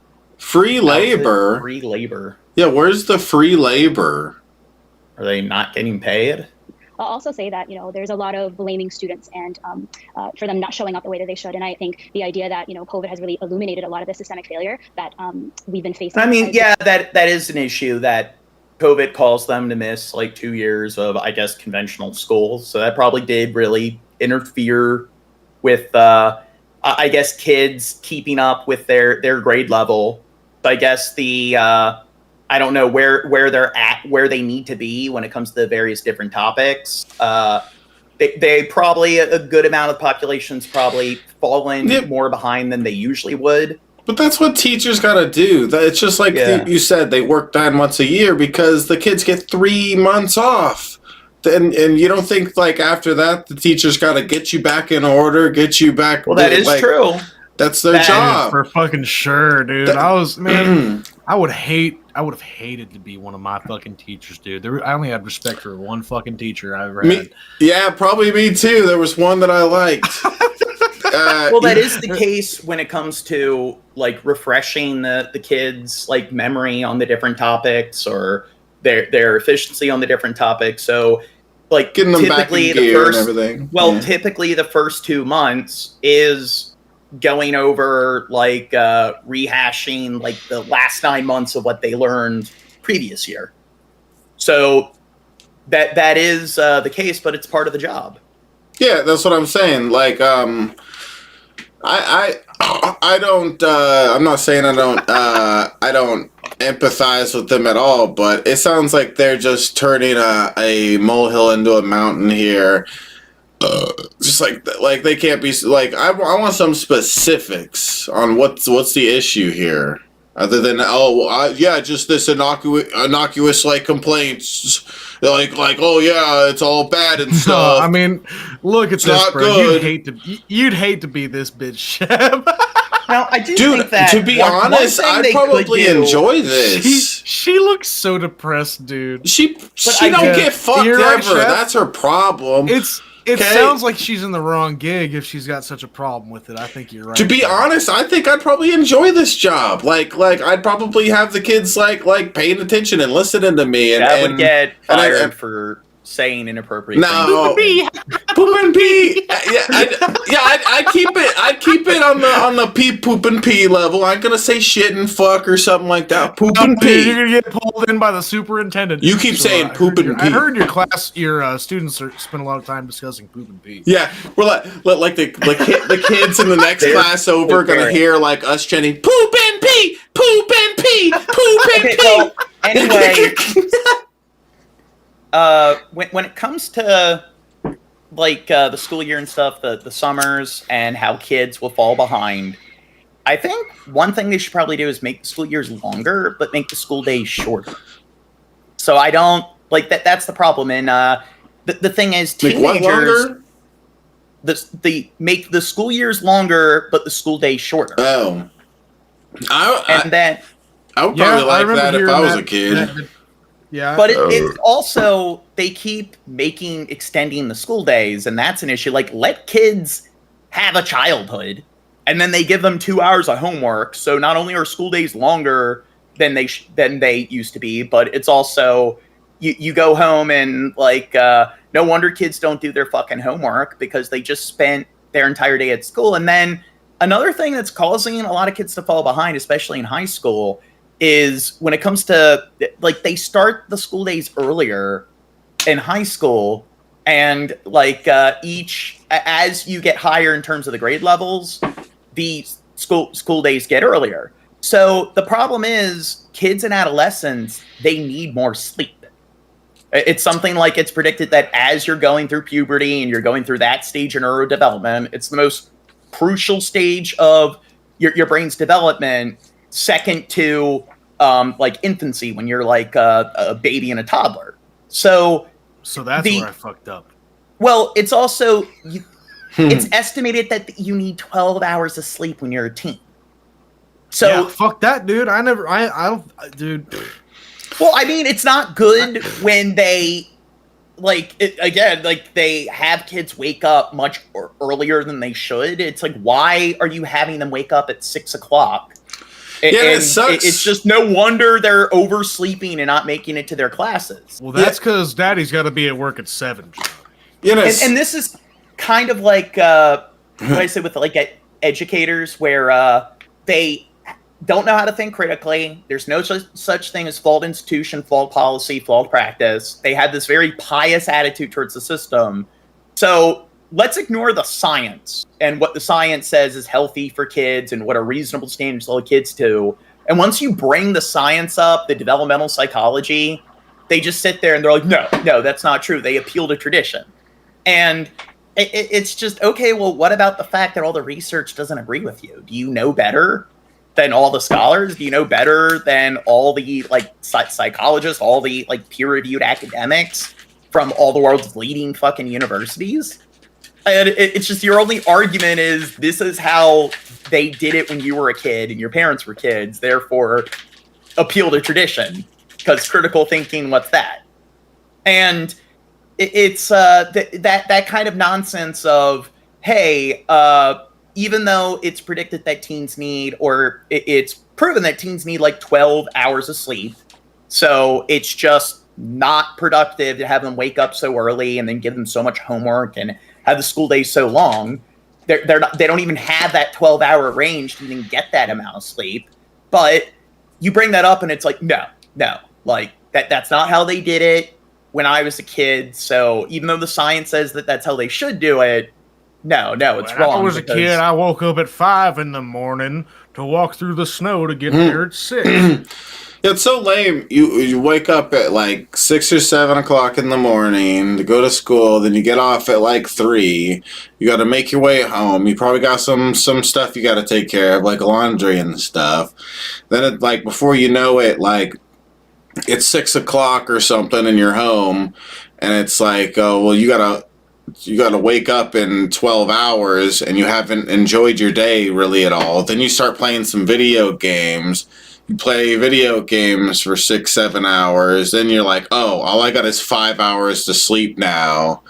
I'm so glad I wasn't in school when Pal World came out, because I'd have been fucked, dude. Yeah, it's like there's just no room to just be a kid and enjoy your time, your life a little bit. It's like no wonder when I was in school, I was a fucking clown a bunch, and I was kind of driving some teachers crazy and shit. It's kind of like no wonder I acted like that when they don't give me the time to be a kid. There's all like me and my friends made a map. My bad. You go ahead, John. Yeah, they've been getting rid of things like recess, and it's just they're doing everything they can to make it so kids can't be kids. They haven't gotten rid of recess, have they? No, in certain counties and stuff, they have. No, so I got fucked out of recess. Recess for me was replaced with gym class in the 5th grade. Yeah, and then also, like I mentioned with the teens, they want kids to go against their own biology, and it's just they have this pious attitude towards the system. So it's just the kids that aren't like making the right decisions and so forth. And it's also like ADD. Like 10% of kids have ADD, and then they're like giving them 2 hours of homework. It's just, but it's like, nope, even though like all the science and the research says that once their like Adderall, once their medication wears off at the end of the day, the likelihood of them actually being able... was that really Negan showing up that was necessary to interrupt me? Shut up, Gene. I just, you're talking for a while. I wanted to say something too. God, but yeah, it's just. I'm Gene. Hey, then also when it comes to kids in elementary school, they kind of want kids to have this sort of like white collar level of professionalism. They want kids to have this like white collar level, office space level of etiquette. And it's just, they freak out if kids just goof off at all, even when it's not during a lesson. I can understand getting pissed off when the kids are supposed to be listening to what the teacher's saying and working. But then they'll also like freak out if the kids are just goofing off or whatever, like, I don't know, during dismissal, during homeroom, during recess. It's like if a kid's doing something that's like, I don't know, somewhat unconventional, they freak out. And it's like, why is that even a problem? It's like, oh, a kid's skipping to the bus instead of walking. It's like, oh, the horror. Yeah, I don't know, John. That's a little, strange. It's a little queer, one might say. Anyways, John? What, for like a 6-year-old girl to skip to the... Oh, yeah, God. File in like a normal human, walk, conform, and proceed. Me and Young Mind have a similar story, except his is worse than mine. I was gonna say, me and my friends made a math teacher quit, and it wasn't intentional. We figured like, oh, this grumpy old cunt's gonna be, and she wasn't even that old, but we're like a bunch of little fuckers, and she was a shitty teacher. She was one of those, okay, here's your George Bush No Child Left Behind mandatory papers, get it done. So she wasn't a good teacher. But we watched. This bitch had a mental breakdown and left and never came back. Like literally, like cried in front of the class and walked out. It's like reminds me of South Park. Like, well, Young Mind had a teacher lose her mind, and he quit. And he said that soon after he found out she had a tumor in her stomach. Yeah, we all get those. We all get those. Look, I hate to tell you, Young Mind. Look, so if my situation, would I feel bad if the teacher who I ran off turned out to have had some terminal illness or potentially terminal illness? Maybe because that was the case. But, cunt's a cunt, bro. No, when you're a cunt, there's consequences. Okay, I never. Really you can quit your job. I never really had confrontation with teachers while I was in school, but I knew a lot of like I said, I had relatives. My uncle was a giant. He's not my uncle anymore, but he was a giant fucking piece of shit. And then a lot of neighbors or a lot of my friends, their parents, like if they were teachers, were some of the most annoying fucking adults imaginable. Like there's this one kid in the neighborhood. He was the brattiest kid. Nobody liked hanging out with him. And his mother was a teacher. And then when her kid would get upset and go to home and cry and stuff, she would try to come out and police the kids. And it's just, then if the kids kind of just went off, and it's like, fuck you, we're not going to hang around here. They would go to some other cul-de-sac. Or, you're not my mom. Well, yeah, and then she would call the other parents, and all the parents found her to be fucking annoying. And I just want to let every one of you know that Jimmy and Gene ran off to Billy's house, and we all know Billy's mom smokes pot. So, just so you know. Billy's mom. He was the kid I was talking about, Shab, where we were playing the first time we met him, we were playing Medal of Honor on the PS2, and then. He shows up and he brought some of his games. Medal of Honor was one of them. And then it's hey, let's play it and stuff. And then he wanted us all to be on the same team against all AI. I wonder why. And then friendly fire off. And then we started playing. And and the thing is, none of the kids cared. It's okay. But then we started playing, and then every time he died, he's good. What is it? And he's freaking out. And then he's that's it. And he gets up and turns the game off. And he's I don't know which one of you is doing it. And then they're looking at him dude, friendly fire's off. There's no way to kill another player. And he's no, you can, because one time I was playing with my cousin and my sister, and they were shooting, and they actually killed someone, so you can. And then we're all smiling and looking at each other. And he was this kind of pudgy kind of kid. So he wasn't an athlete. And I mean, fat kids, Gene. Well, whatever. But the point is that I was kind of average when it came to sports. So I wasn't the biggest athlete in the neighborhood. But if the kids were outside playing baseball, football, basketball, he clearly wasn't good at sports. He didn't play them. But then he would always cry and complain.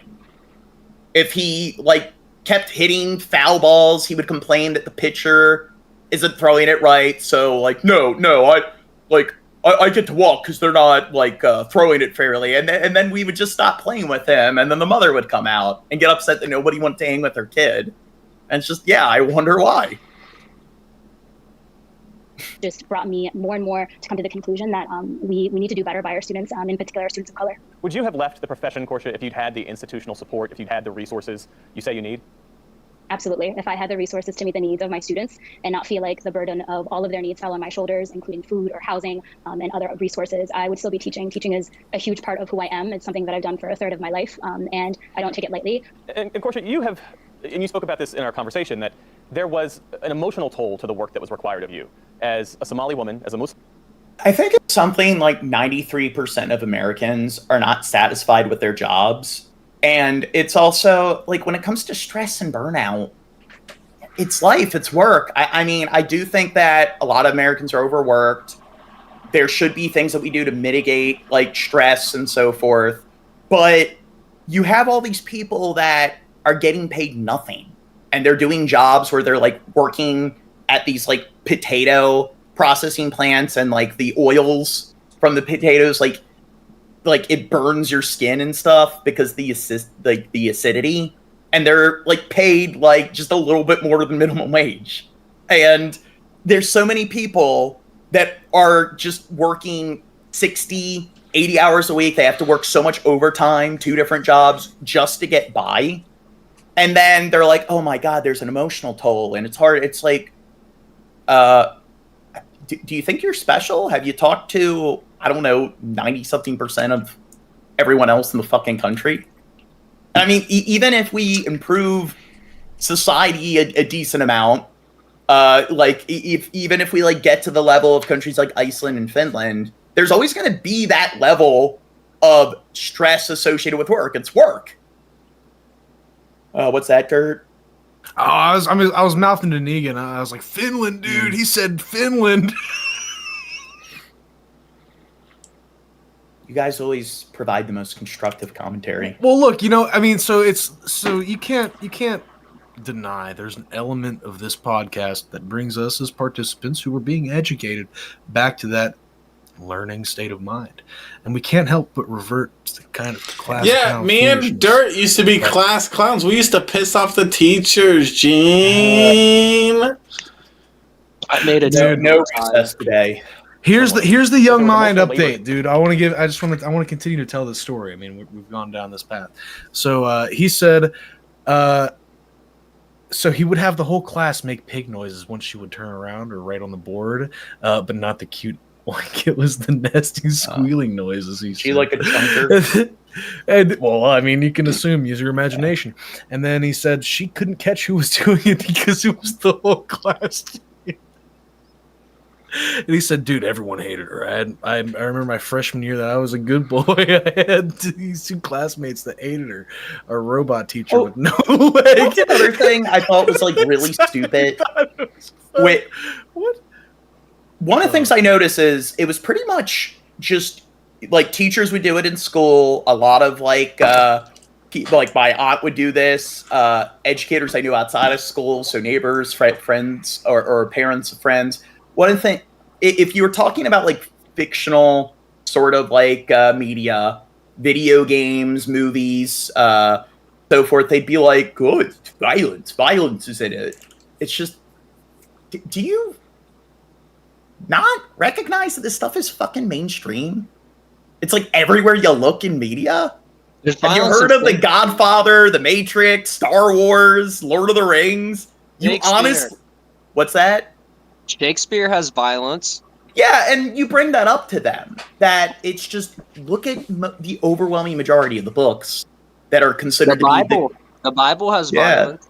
The great works of fiction. And then they don't come up with a counter again. It's just like, you are a dumbass. The logic is violence bad in real life, therefore violence bad in fiction. And they don't know how to think critically. So they just sit there and they claim that it's just okay. Because this is a thing that's bad, I don't want to believe that when people consume so much media, that most of the media consuming has this bad thing in it. So they turn their brains off because they don't know how to think. And it's just... if you point that out to them, it's like, okay, so explain why, if it's in a book, that makes it okay. And they're like they're English teachers and stuff. They're assigning these kids to read books, and they'll say, "Well, I don't think it's as bad in the book." It's like, that's a good way to determine that somebody doesn't actually read. Because if you read on a regular basis, you would know. Usually, the books go into a lot more graphic detail and have a lot more controversial material in it. And then when they adapt into a film for more mainstream audiences and stupid people are more likely to get offended, they'll usually adapt it to make it more politically correct, and they'll censor a lot of them, like a lot of much more risque material. In the 1984 movie, they definitely toned down the torture described in the book. They described like him being like they held him down, broke all of his arms. Like they were just like bashing his arms in with batons, and they cut that out of the movie. So they're like they'll bring that up, and it's just the logic is, okay, reading is something you're told to do, so it's an appeal to tradition. So it's okay if it's in literature, but it's automatically terrible if it's in like a movie. And at least in video games, you can make the argument that, okay, you're actually playing as the killer and stuff. You're engaging in it. I still don't agree with that, but at least there's something there. But when it comes to movies, it's just, okay, if it's in a movie, that makes it bad. But then they won't say that about plays. They'll defend plays because it's traditional. Critical thinking, what's that? And it's just, there were Shakespeare plays where they were literally dumping buckets of red paint on the stage. And I don't know, they're so fucking stupid. There that wasn't required of your colleagues. How did all of that sort of manifest for you? We call that the invisible tax. It's the tax that I pay for showing up as myself unapologetically, teaching Black history, teaching the truth about our American history, and also uplifting all of my scholars, in particular my Black and Brown and Indigenous scholars, to see their full potential. And so a lot of that work is revolutionary. It's rare. It's not common in the schoolhouse. And to do that work requires you to give a large part of yourself. You know, it sounds, Portia, like being a teacher was the work that you were called to do. Did you experience any guilt? Do you think she probably has a problem with, I know a lot of people are probably going to call racism, even though it's not race, it's religion. She's not allowed to take a lot of her religious principles. And I'm not saying she's trying to, like, indoctrinate the kids with, like, Islam and stuff. Or it looked like that there was a lot of, like, that was pictures of her students, wasn't it? It looked like her students had well, this might have been her kids or something, but... Yeah, who knows? But my thing is, I know that they're probably not teaching the kids about, like creationism and, like... I guess the narrations and stuff in the Quran, but I do think that you have a lot of like traditions of like how family should be when it comes to ethics, what's right, what's wrong, and you'll see like that element of it's not just Islam, it's Christianity or Judaism, and they kind of want to enforce the like a good example is. Kids dressing however they want, wearing their hair however they want. A lot of religious people, it's like, hey, you got to dress, even like a lot of Christians, it's like you got to wear a button-down collared shirt. So it's probably like they don't like the fact that they're not allowed to force these opinions on kids of like, hey, men are supposed to have short hair, women are supposed to have long hair. Just stupid shit like that. They don't like that they're not allowed to, I don't know, teach kids about how to, like when it comes to relationships, they don't like that. They probably have to teach about same-sex marriage and so forth. They teach about sex ed, and they want to encourage abstinence. And I think that's what they don't like. Guilt in deciding to step away? Significant guilt. I was the only Somali teacher at my school. We have a large Somali population. In fact, in many of the schools that I've served for, I've either been the only Somali teacher or one of few Black teachers. And so I knew that taking away that ability for me to be a role model or a connector or a liaison to not just my students, but my community would be a huge loss. But I have really found joy in protecting myself and valuing who I am and choosing myself at the end of the day. Lee, as we wrap up this conversation, a lot of people focus on the pay part of this, and that's certainly important, but it sounds like in talking to the both of you that it's more than just the salary. Definitely. I think people should know that the repercussions of what's happening, we have a shrinking pipeline of students going to college and studying to become teachers, and even students in college that finish teacher preparation programs aren't going into the field. And a lot of the people that are staying, if they're in a bad situation, are just trying to hang on. It's all bullshit anyways. School sucks. They don't teach you fucking valuable shit. Who gives a fuck? Let them not work. Well, no, wait. I do think that there are notable benefits to having some level of mandatory public education. It's definitely good to have a society of people who are literate. Yeah. There's definitely, when it comes to just basic mathematical competency, where just basic algebra, arithmetic, and the thing is, as long as you teach those at a very young age, it's going to become instilled in the back of their head. And one of the things that's good about that is even if they don't pursue the higher level academics that's in high school, the more advanced math and science and literature and so forth, if they want to later in life, I think as long as you know those basic fundamentals, that basic foundation, it gives you the opportunity, if you're in your 20s, your 30s, your 40s, if you really do want to go back and pursue, I guess, a more academic sort of career, you have the option to. So I do think at the elementary level, up until like 8th grade, I think it's very important. Now, I think once kids get to like their mid-adolescence, like high school age, I think that's where you should start dividing kids into different sort of you should have certain groups who it's more trade oriented, give evaluations, and people are like, oh, but what if the kids later on realize they want to do something else? It's like, it's not going to be perfect, but if it does work more efficiently, it's like no system is perfect. So out of all the systems, which one's the most pragmatic? Which one is the most adept? So if this results in more people finding more fulfilling and self-sustaining like employment, then you definitely want that.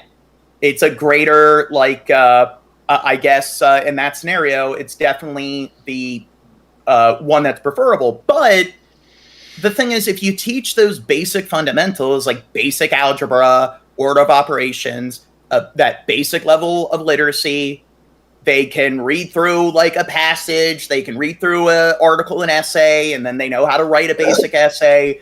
Then if they want to go back to school, they can. And the thing is, in a lot of colleges, that does happen where people go back to school. And it's not because they dropped out or anything. It's because they just want to pursue a different career path. And in community colleges, they give people these placement tests, these accuplacers. And a lot of times when people don't go to school for years, that's what they're at. They're like right below the freshman high school level, and they have to take some prerequisite courses, and they might have to spend an extra year than they would to get that major to catch up, but they still have that option. And one of the issues is forcing all these kids. If a kid's not interested, they're probably not going to do the 2 hours of homework. Something like chemistry, if a kid doesn't care about chemistry, they're not going to learn about it. I think the kids that care, the kids that are interested in those topics, they're going to pursue those topics. They're the ones that are going to go on to university to pursue like the kind of STEM like trades that are associated with it.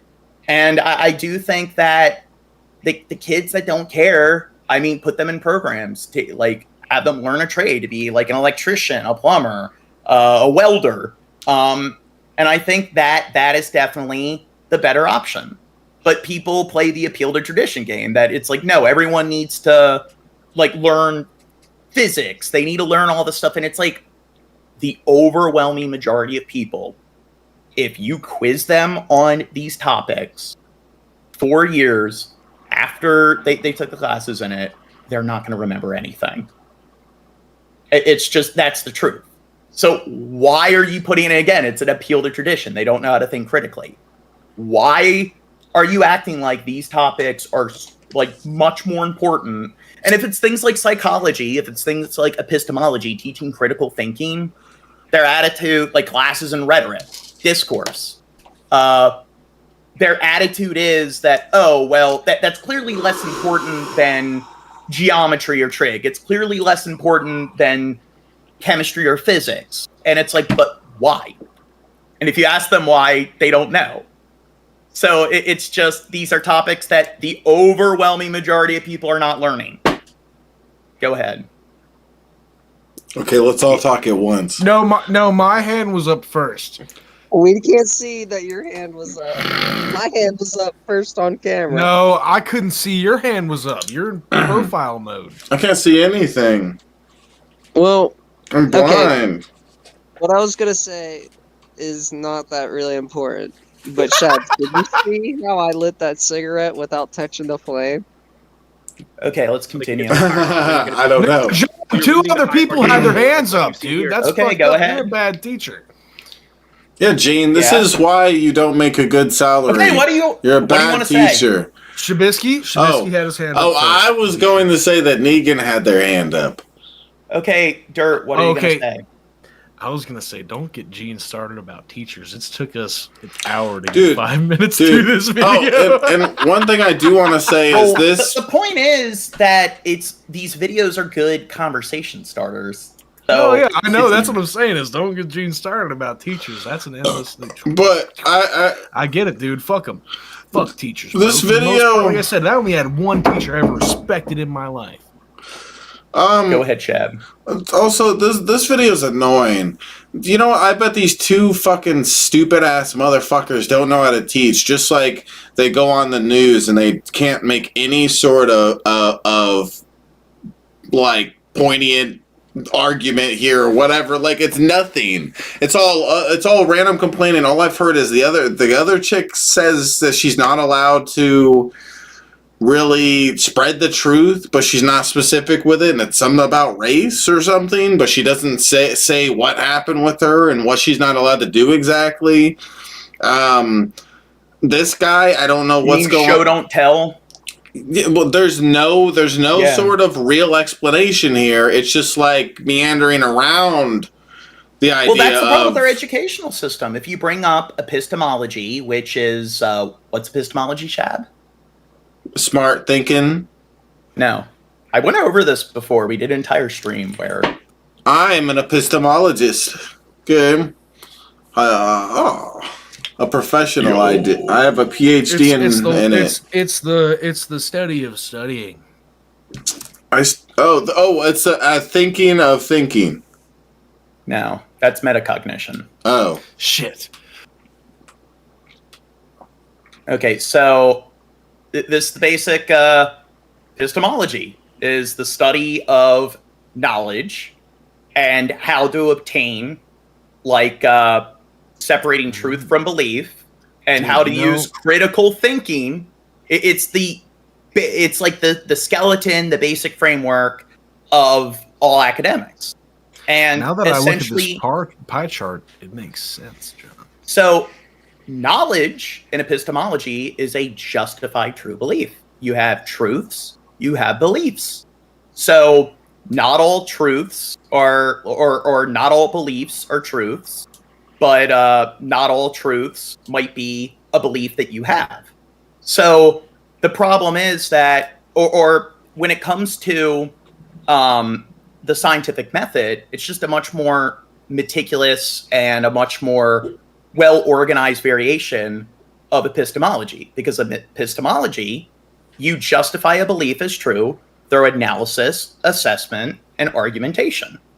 The scientific method is you have your hypothesis, you have your study, which is made up of research, observation, experimentation, and then you have your theory. So your hypothesis would be your analysis, your assessment would be your study, and then your argumentation would be your theory. So when it comes to science, the whole point of science is it has more to do with being peer-reviewed and being presented to a committee of other pundits. But epistemology is a tool that anybody can use, going about your day-to-day life, just analyzing and assessing things. Why do I think this is true? Do I think it's true because I just want it to be true? And like rhetoric is something that falls in the realm of epistemology. And how do you go about analyzing and assessing and arguing that a particular belief is a true belief? How do you justify it? So when it comes to logic and reasoning, it's things like you got predicate logic, parameter logic, you got rhetoric, you got to bring up the logical fallacies, the contradictions. And then the thing is, the most common fallacy when it comes to like rhetoric, and this is like a big thing that like Socrates, Plato, Aristotle, the great Athenian philosophers discussed in depth. But do you know what the most common fallacy is? I was waiting for you to say it. What? Oh, assertions. Oh, no. Well, yeah, pretty much. Do you know what begging the question is? Asserting? It's when you're pretty much the thesis of your argument acts as your conclusion. So you have no body. It's like writing a one-sentence essay. So when you're writing an essay, you have your introductory paragraph, which contains your thesis statement. And your thesis statement, you bring up all the points that you're going to discuss. Then all the body of the essay is pretty much addressing, going into detail about expounding on all the points in your thesis statement, and then you have your conclusion. So when it comes to begging the question, this is why you'd be a bad teacher. Okay, shut up. Explain it in an easy way. Well, I am. Okay, I'm giving an analogy. Okay, yeah, so that's what I want. It's when your thesis just acts as your conclusion. There's no discourse. There's no explanation. So, like, make an example. X is true because X is true. So it's just you have a belief. My belief is true because it is. There's knowledge is a justified true belief. You have no justification behind it. So I know, let's say you have this hypothetical recognizing one's own ignorance. Let's say you have this hypothetical box that you've never looked into before. Why would you think you know what's inside the box? If you've never looked, you've never analyzed and assessed it, you never asked questions of like what other people think. So is this some Socrates the Cave kind of shit? Yeah, so it's just if you've never looked inside this hypothetical room, no one's ever discussed what's in it. There's plausibility versus possibility. So you can make guesses like, okay, it's probably more likely to be clothes or some generic household items. But out of all the possibilities of what the various items it could be, that like the likelihood of you making a wrong guess is very high. So the point is, it's recognizing one's own ignorance. And a lot of people, it's like making baseless assumptions and acting as if those baseless assumptions are true. You bring up statistics that a person doesn't like. So it's just like, I know that that data is wrong, even though I've never looked into it. Did I get kicked? What's that? Did I get kicked? Yeah, No, I think I think the faces thing is annoying. Oh. Damn. So you guys need to kiss and make up now. Rein it in. No, but rein it in, Negan. Do you know what the Socratic method of discourse is? No. I know It's I've heard where it. You ask questions. So that's Did where you begging kick the Negan question again comes that from. time? So when people are making assertions, X is true because it is, you ask them, okay, but why? And that's usually where people throw their temper tantrums.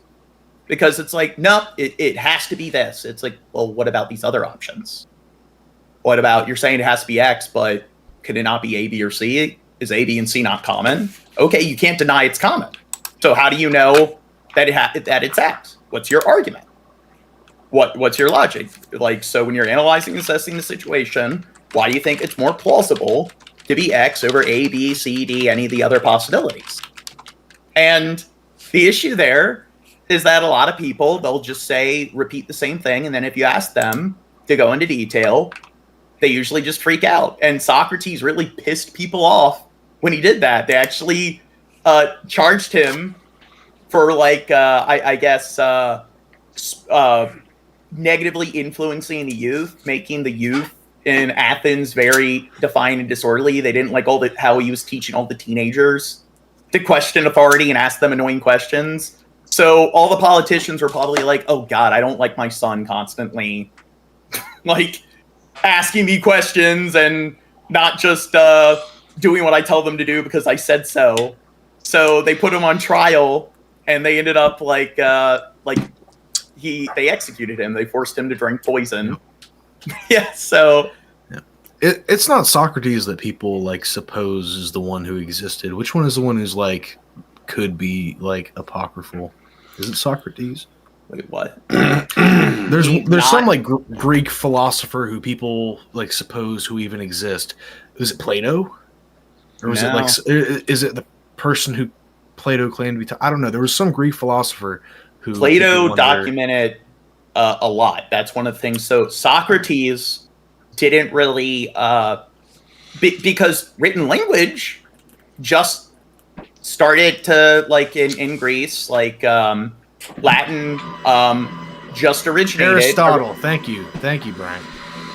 Well, no, Aristotle. I would say there's. I don't know. Okay, I'm going to so- Google it because there's one that's speculated to have whether or not been existed. There's one that people claim that may have been made up by a philosopher who claimed that this person was their teacher. But Plato documented a lot, so he wrote multiple like books and so forth, and that was his big thing. Is that he was probably at least in the Western world, probably one of the first academics that was just constantly cataloging information, journals. Like Plato's Law is something that I think anyone studying philosophy should read. But he mentored Aristotle. And Pythagoras. Yeah, that he's not part of this like Sorry, lineage that I'm discussing. No, my bad. I Googled it because I'm the Google guy, and I saw that the Pretty person much. that I'm thinking of is Pythagoras. Socrates taught Plato, Plato taught Aristotle, Aristotle tutored Alexander the Great. So that's the lineage, the timeline. And Socrates, his big thing was discussion and discourse, so lecturing. And that was probably a good example of like the origins of modern academics. So the like university in Athens, you had the like when written language started to become common, there like kind of like today, like, oh, the internet, fuck internet, oh, video is evil and so forth, people learning through tutorials online. But one of the big things back then, you think about people shitting on things that aren't books. But when written language is a thing, he discussed like how, hey, that makes it more solitary when it comes to the learning. It doesn't really, it detracts from discussion. So there's a lot of the skepticism on when it comes to academics. How much should like how much energy and resources should we put in like the written side of things, documenting things, book work, as opposed to lectures and discourse? So, and Socrates never, there are no primary sources from Socrates. So there aren't any documented works, but Plato documented a shit ton of information about Socrates, and so did a lot of other academics and politicians. So Socrates was known for really pioneering the epistemological method when it came to lecturing, rhetoric, discourse. Plato really pioneered things when it came to, I guess, academics regarding literature and bookwork and so forth. Aristotle, they kind of credit him as one of the first natural scientists. So he really moved things forward when it came to academics, when it came to studying things hands-on. And Aristotle actually accurately predicted what the like radius or the circumference of the Earth was. Just using shadows and angles, and so no shit. Yep. So when it came to Socrates is discourse. Plato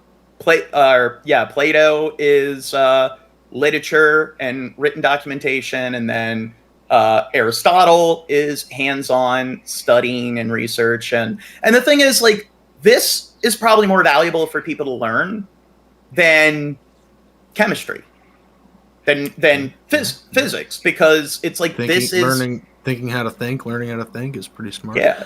And you bring that up, or psychology. You bring up psychology to people, and they're like, when are you ever going to use that? And I think in day-to-day life interaction with all sorts of fucking neurotic people. You are aware that every fucking person has fucking a brain and consciousness and has some level of like psychology. So it's just I think understanding how people think and behavioral science, why people tend to behave the way that they do, those are probably much more like valuable than things like chemistry.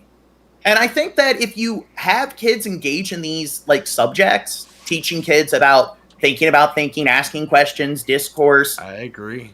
They probably are more likely. Yeah, they're probably more likely to be like, you know what? But you're right, bro. That's what got you, dude. You're about to get Socrates, dude. That's what got Socrates fucking executed. Yeah, we're gonna have to kill you. People are like, fuck John Morgan. Yeah, fuck you, Gene. Stupid John bitch. just wants you to think for yourself, man. And you know who else? Whoa. Now fuck they them did, all, dude. well, they didn't get assassinated, but they did get exiled by the government. They put the government put a hit on them. And do you know who they were? And this is in the other side of the earth around the same time, or the other great empire, the Han Dynasty. Confucius. Yep. Yeah, the analytics of Confucius, and his big thing.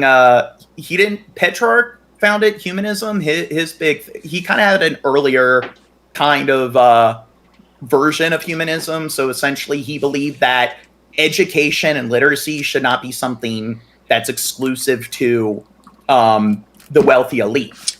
That education should be available for everyone. School should be available to everyone. So public school. And then the golden rule. Don't do to others what you would not do to oneself. Treat others the way you want to be treated. So like egalitarianism. And the politicians and stuff were like, you know what? This guy's trouble. He's teaching people to ask questions and think and so forth. And that the average person should be treated with the same level of decency as some lord. Execute him.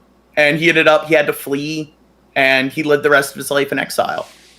And you know who else was arrested and executed? He was arrested multiple times, and he's a much more modern sort of I guess, human rights activists. And who do you think it is, Chad? Martin Luther King. Yeah. I'm a genius. But you know what? These people, like yeah, Martin Luther King, the government admitted to having a role in the assassination of Martin Luther fucking King. And well, it's their fault for pissing people off and not shutting their mouths. It was an accident, bro. And that's where, well, he was offending people. Oh yeah, fucking A. I fucking bet. That's where I bet all these hoity-toity fucking whites are real all fucking uppity about it. God damn.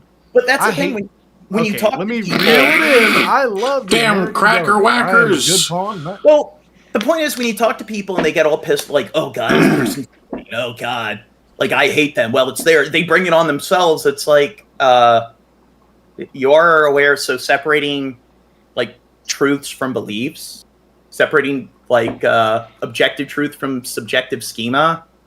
It's just maybe just because you find them to be annoying or arrogant, it's not some unequivocal thing like saying that they have an AB negative blood type or they're 6 feet tall. Whatever, John. A lot of people keep trying to get all these woke. And you're gonna get Martin Luther King, bro. Straight up. 4 in 5 adults in America fail at tests that measure critical thinking, and that's a good example where it's just like what offends me must offend everyone else. What I'm taken aback by, it must be some universal thing that is just annoying, and this person needs to go like fuck themselves. So because they're pissing me off, that means that they're just objectively engaging in some behavior they shouldn't be engaging in. I can't be the one that's misguided because I'm me. I'm not biased in my own favor because I don't think I'm biased in my own favor. And when people like Martin Luther King get themselves like executed, beat up, thrown in prison, people like Socrates get executed, Confucius gets exiled, because they need to learn to shut their fucking mouths and get in line. Yeah, they need to learn to be like the Nazis. They just kind of, don't ask questions, and I was just following orders. Young Mon poses a good question in the chat. Not to derail, but it's not often the chat poses a question to you personally, Gene. He addressed you, Gene. He said, Gene, when it comes to homophobia, I feel like most other phobias means that you're scared of, like people wouldn't mean that you're scared of gay people. But my response to that was, I think most people who hate gay people are scared of gay people because they may be gay people themselves. You're gay people. Yeah, I think that kind of internalized sort of like I go hatred or bigotry, like they just don't like they can't I guess have that level of self acceptance No, but Gene. I actually haven't looked into what percentage it is, so that might be like a common misconception. But I'd say that at the very least, it's a fair percentage. What's that, Shab? I don't think you paid attention to the question or what he was saying in the first place. He's just trying to say phobia is something, and I looked up phobia, and it is true. When you look up phobia, it doesn't make sense to use it. So maybe we should. It's not. I think it makes perfect sense. I think people who hate gay people are afraid of gay people. I don't think they are. I think. I mean, it unsettles them in a way.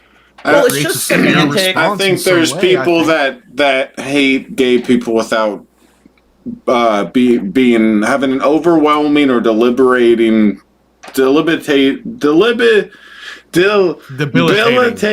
fear of. I don't think that's what every single person who doesn't like gay people. Yeah, but homophobia isn't. I don't know. Homophobia isn't two different words; it's one word. So you'll see that a lot when a particular syllable or one part of a word. Yeah, but phobia has a word or a meaning. Phobia is but homophobia is a different word than phobia, and even if it's kind of like the instrumental. And it's the definition is that it's a song, like it's music without vocals, but you can consider vocals to be an instrument. It's just language, and a lot of stupid people don't understand semantics. I don't know, John. I think the root cause of homophobia is fear. I think you're engaging in the fallacy of a single cause. There could be multiple. I think most people who fear gay people either fear gay people because they're scared they may turn them gay, or I think they fear that if they associate them, their God will damn them to a eternal life in the hellfire because gay is condemned in the Bible. I think there is a source of fear in homophobia, and I think that makes sense. I think there are three main groups that are the big homophobes. I think there's people that it's like the internalized hatred, the fear of accepting that they themselves are gay. There's the like the religious element. So you got like the religious zealots. You're right. There are edgy motherfuckers who just want to be terrible people and hate someone for their choices. Then the third bigots. Group. Yeah, the straight third up bigots. Group, I mean, all the people are bigots, but the third group I think are like those dude bros, where it's like I'm an alpha, like not real men, and it's just the guy's a pussy. No, some of them I think fall in that category, but a lot of them they are just bigoted towards any people in any group. So it makes sense that you're right. The Andrew Tates of the world. You're right. Yeah, their attitude is. But I think Andrew Tate is really. No wait, Andrew Tate. Okay, I don't think Andrew Tate's scared of sucking a dick. Is a lot of those people. It's just they think people should just have the one genre of music they listen to is the only music people should listen to. All other music is stupid. The way they dress is how all other human beings are supposed to dress. You're right. And you do have those kind of John. Yeah, and it's also a limited set of interests. So when it comes to the 5-factor personality model, this is another element of psychology.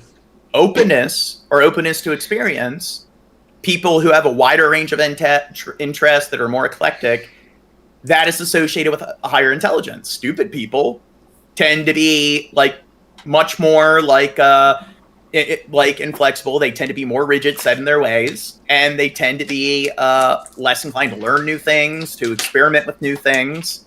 So you do have a correlation with being a dumb fuck and being the kind of person that thinks in a very rote and sort of like bigoted manner.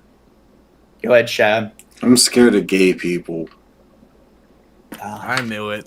So Brian in the chat said he fears gay people too. Shab scares the hell out of him. I'm scared. Shab's one of those homophobes. You know what I'm saying? I run. Also, Young Mind said, just to address the chat, Young Mind said, I think I asked a good question, and I think yes, you did ask a good question, Young Mind. Better question than anybody else in the world, Young Mind.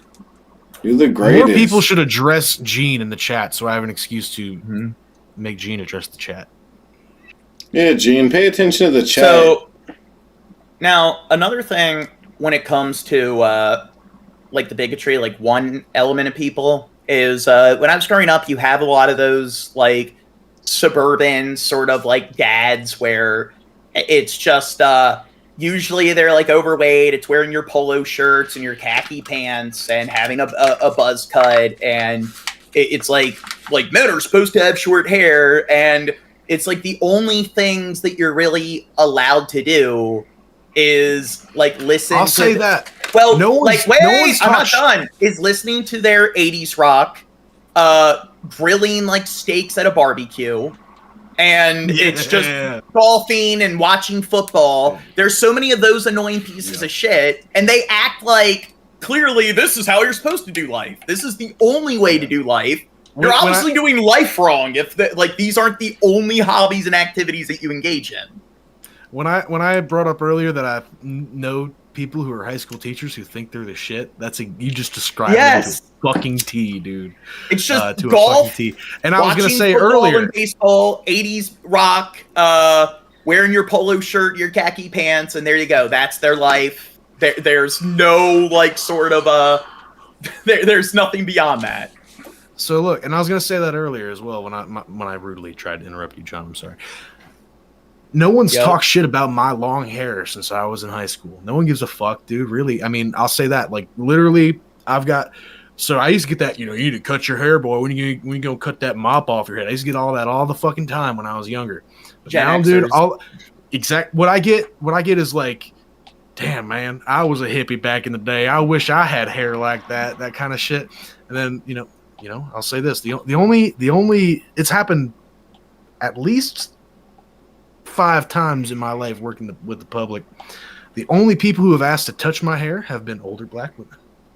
They're like, "Damn, can I touch your hair?" So you got to be like, "Yeah, as long as I can touch yours back." Now those, I never pulled that. Yeah. As you can touch each other's hair. Like, wow, I've never felt black people hair before. Now the thing is, one of the things I did when I was in high school. One of the things I did when I was in high school, and I was dealing with those kind of like annoying Gen X suburbanite dads, is I got to the point where I was just like, you know what, fuck you piece of shit. I would constantly make fun of them and talk shit, argue circles around their fucking monkey brains. And I would monkey brains. Huh? Well, they're all a bunch of white dudes that I'm talking about. Okay. I would always just like mock them for having a lack of interest and talk about how they're failures at critical thinking. I would just like argue them into corners based like on their like stupid because I said so, begging the question sort of rhetoric. I'd make fun of their limited taste in movies and media and so forth, and then I'd constantly bring that up. So basically you bully everyone. Yeah, I'd be like, our stupid minds are full of pride. Well, these are like 30, 40-year-olds. Gene's a bully. What's kind of fun? He bullies everyone. He doesn't discriminate. It was fun being a 17-year-old, like 16, 17-year-old kid and just constantly verbally abusing them and talking to them for being dumb fucks who have no skill and talent whatsoever. So look, that's what I'm saying. They went from being like, "Oh, I'm tough shit," to like, "God, can you just like leave me alone?" God, you just pretty much described my relationship with most of my teachers in high school. I lived. So let me just give you a quick crackdown on my education experience. I was, in my early days, raised in New Jersey. I moved to the South where the education system was far behind, and quickly I realized, holy shit, this is glorified daycare. I'm learning shit that in the 5th grade that I learned in the 3rd grade right now, and it was done from there, bro. It was done. I did not give a fuck. Every teacher who I ever encountered, mostly I could see through their bullshit and see they were a dumb fucking teaching me from a book, and I was just a cog in the fucking machine getting good grades to make my fucking parents happy. And eventually, you stop giving a shit about that, John. Look, whatever, dude. I was jaded. That's the word for it. But I had another point, but I forgot it, John. Yeah, John, you fuckface. Why'd you make him forget? What do you think about people that you'll be talking about very sort of like explicit information? You're talking about like numbers and stuff, and they can't handle being wrong, so they'll be like, well, it's an opinion. It's like, no, there's a difference between facts and opinions, you dumbass. But a lot of people don't really seem to understand that. Go ahead, Shab.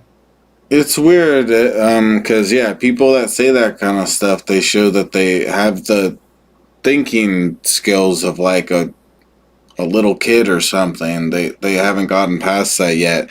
And you know, I think it's a weird thing because I think at some point there was like when I was younger there was a kind of epiphany kind of moment or maybe multiple where like I think became more of a better critical thinker. I mean, obviously I did because that's something you have to actually work on and everything. But like, I think that we could talk to plenty of people who are in their 80s or 90s and about to die, and they never hit that. They never hit that epiphany that I did in my mid-teens. You know, it's weird. Look, I feel like we're such outliers in this world. People like us. I kind of dissociated for a minute as I ruminated, and John likes that word. Are you talking about being an atheist? No. I'm talking being about a critical thinker. Okay, well, I guess that kind of comes with it in a sense. Well, that's you're right. That's why around that time that's part of it. I think being an atheist means that you're probably way more likely to be a decent critical thinker. You're more likely to be more adept at critical thinking than the average person. But go on. I was just going to say, I mean, I had the benefit of having a fucked up life as a child and also being raised to think there's a God who's going to make everything better. And, you know, eventually, you know, you're like, damn, this praying shit really don't work, does it? I mean, I do think that you have to pull your pee-pee out when you do it. Overall, like on average, have higher critical thinking, but there's still a lot of people, especially online, a lot of the neckbeard atheists, where when it comes to like bandwagon shit, they're just joining the bandwagon. Yeah, bandwagon shit. But when it comes to like the arguments that you make to refute religion and theism, of like, okay, there's an infinite amount of possibilities, so why am I going to believe in God when knowledge is a justified true belief? Not all possibilities are equally as plausible. You can never know anything for certain. Like in science, everything's theory. So, but then you talk to a lot of people that fall into these like circles with like TJ Kirk on DFF or like with DP, and they'll sit there and claim that they'll do the same thing where it's the fallacy of a single cause, affirming the consequent. It has to be this and only this. You bring up other possibilities, and it's like, no. And then it's just and the reason you say the logic. It could be this, therefore it is this. This could be the explanation, therefore it has to be. And you say that because over the years, a lot of the talking on these kind of shows is that kind of critical thinking skills. But people, that's what don't made process it like Honest Red. Yeah, that's what made me a fan of DP and a fan of The Amazing Atheist to begin with, is just because the critical thinking skills and how it really made me think and really did cause me to have kind of moments in my life that I guess I would consider epiphanies and whatnot that led to me making big changes in how I think and how I view things. And I think I wouldn't be nearly as smart of a person if it wasn't for The Amazing Atheist, because as a little kid, he like broke me out of that shell, I think, you know, or I don't know, however you want to word it. Yeah, I you know, while we're sucking the micro penis of TJ Kirk, I don't know.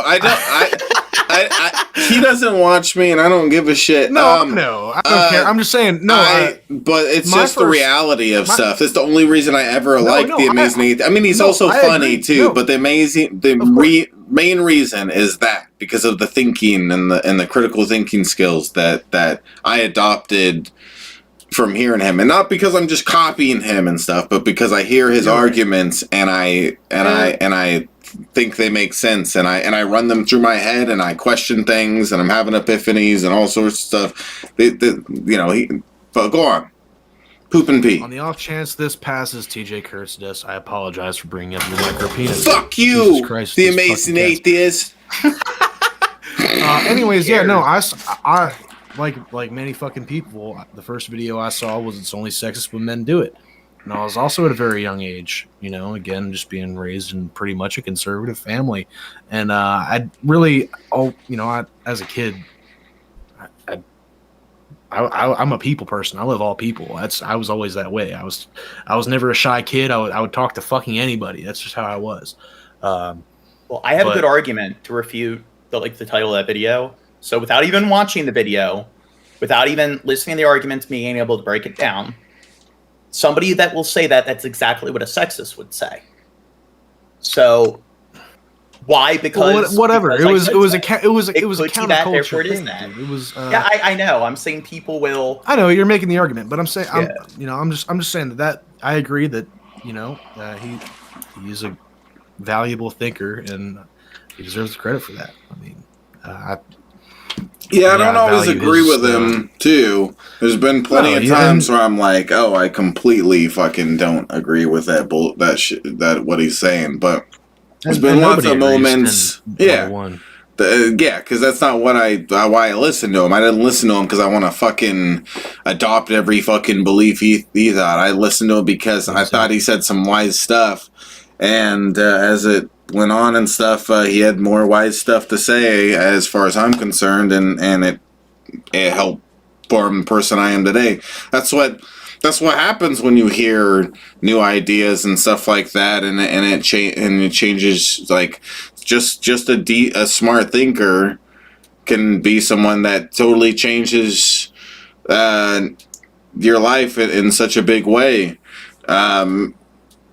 If it wasn't for the amazing, shit just needs to be said, dude. Right? If it wasn't for the amazing atheist, maybe I would have never became an atheist, or maybe I would have only became an atheist in my 20s or 30s or something like that. Maybe who knows? Well, for me, by the time I found him, I was already fucking. I was questioning stuff when I found him. No, I was done. I pulled the wool from my eyes very young. Well, I'll just say that. Well, you're gay. Basically, around the time I figured out Santa Claus wasn't real, I was like, it's all bullshit, dude. And that's a bad argument, but I had other shit. You know what I'm saying? Like, whatever, dude. Like that. Oh, Santa Claus isn't real? That's what. Wait, what? It wasn't like that. I came to the conclusion that God wasn't real before I came to the conclusion that Santa Claus wasn't real. That's fucking how hilarious. That just goes to show how much of a fucking freak you are, Gene. You're a fucking weirdo. But this is the other thing when I talk about what we need to teach in school. Now, epistemology, you bring that up to people, and so many people will dismiss it. I don't care about these pretentious terms that, I don't understand. It's just they ignore the fact that all of academics, even science, math, everything. It's all falls within the parameters of epistemology. I'd say academics, it's epistemology at the top, and then all other everything else branches out from there. And metacognition is another thing, where it's you bring that up and people they don't even know what it is, and it's pretentious and stuff, but this is something else that would really benefit people in the real world. And I just allowed you guys to go through all that, and I just started talking, and you guys are. I'm sorry, there's 3 people here. It's hard to divide up the pie. I have a quick problem. It's a problem, John. I'll say it's a problem. Why haven't you addressed Drunken Crow yet? That's what I was about to say. You and me, we're on the same hand level. Allowed you guys to, Gene, share all your thoughts or whatever. Well, let me share a thought with you. Can I share a thought with you, sir? That we are helping you host a show the way it should be hosted. You need to introduce your awesome, amazing bird guest. Okay. Hi, Crow. So welcome everyone to the show, Drunken Crow, the man of the hour. Yeah. I've been playing Pal World. He's been just awkwardly sitting there for 10 minutes because you haven't said, "Hey, Drunken Crow." I didn't see him. Well, that's what we're here for. I'm trying to give commentary. You didn't have to see him. Me and Dirt seed him. Okay, we seed everything. Well, anyway, do you have anything to say about this? Let me look at it. Yeah, metacognition is important. I agree with John. It should be taught. You're doing this. It should be taught alongside art and How does this? Every other thing they make a child go through in fucking elementary school. What's made I mean, maybe not elementary school, Is but this by the time thinking- you can actually form your brain around a cohesive thought, middle school. Yeah. Philosophy and metacognition. Is this thinking about thinking? Yeah, psychology, metacognition, epistemology, rationalism. I think that they should take priority over high school biology. I do think that not in elementary school. I do think kids at that age, their brains have they can't wrap their shit around it. But you're right. I was thinking too highly of the brain of a fucking 10-year-old. But middle school age. I do think in adolescence, this should be a very, very major, very significant element of education. I think maybe middle school is the right age where they should be hit with this more intellectual kind of stuff, because that's I don't know. So I mean, honestly, it should be intro to middle school. All right, before we teach you anything, let's teach you how to think about what we're teaching you. Well, or somewhere in middle school. Elementary school is reading or elementary school is just learning math, basic math, literacy, and so forth. Middle school is the metacognition, epistemology. Then when you get into high school, that's where it's like, okay, what do you want to do with your life? Do you want to learn a trade? Do you want to take more classes on that? Do you want to take do you want to grow up and become something like a chemist, an engineer? So if that's the case, take the calc classes, take the physics courses. Do you think it's ironic at all that it says in the bottom left corner, Catholic Voluntary Academy? Yeah. Thought that was a little ironic after the stuff I just said.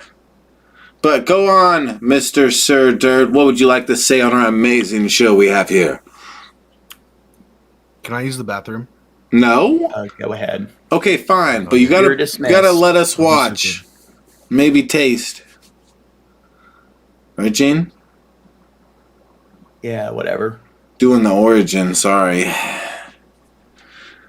All right. Wait, you got the chat. I'm looking. You got any beer, Mr. Sir Drunken Crow? And also, do you have a camera? And would you like to show us what you look like? Nah, I'm pretty sure everyone knows what I look like by now. Yeah, you're a handsome man, okay? You're the kind of person that looks beautiful any time of the day. Here's another thing. So, metacognition and stuff in psychology, so this is something that, it's not just philosophy, but in psychology as well, people who are rageaholics, who get mad all the time, throw tantrums. Me? The research shows that egocentrism is pretty much the primary cause. Sounds about right. And that's not an opinion. And people with lower intelligence tend to be more egocentric. And when it comes to psychology, we're not talking about the basic dictionary definition. When it comes to the basic dictionary definition, the colloquial term, it's like narcissism, narcissistic, arrogant, egocentric. They pretty much are synonymous. But when you're talking about the clinical academic term, it's pretty much people that lack the ability to see things in other people's perspectives. They just assume that how they think is how everyone else thinks. And it's like you got the different... Dude, if how I thought was how everybody else thinks, everyone would be real smart. Well, it's called, the false consensus effect. It's just assuming that, hey, this pisses me off, therefore it pisses everyone off. Yeah. Separating subjective opinion from objective truth. So it's like you have egocentric blindness, the inclination not to notice facts or evidence which contradict our cherished beliefs or values.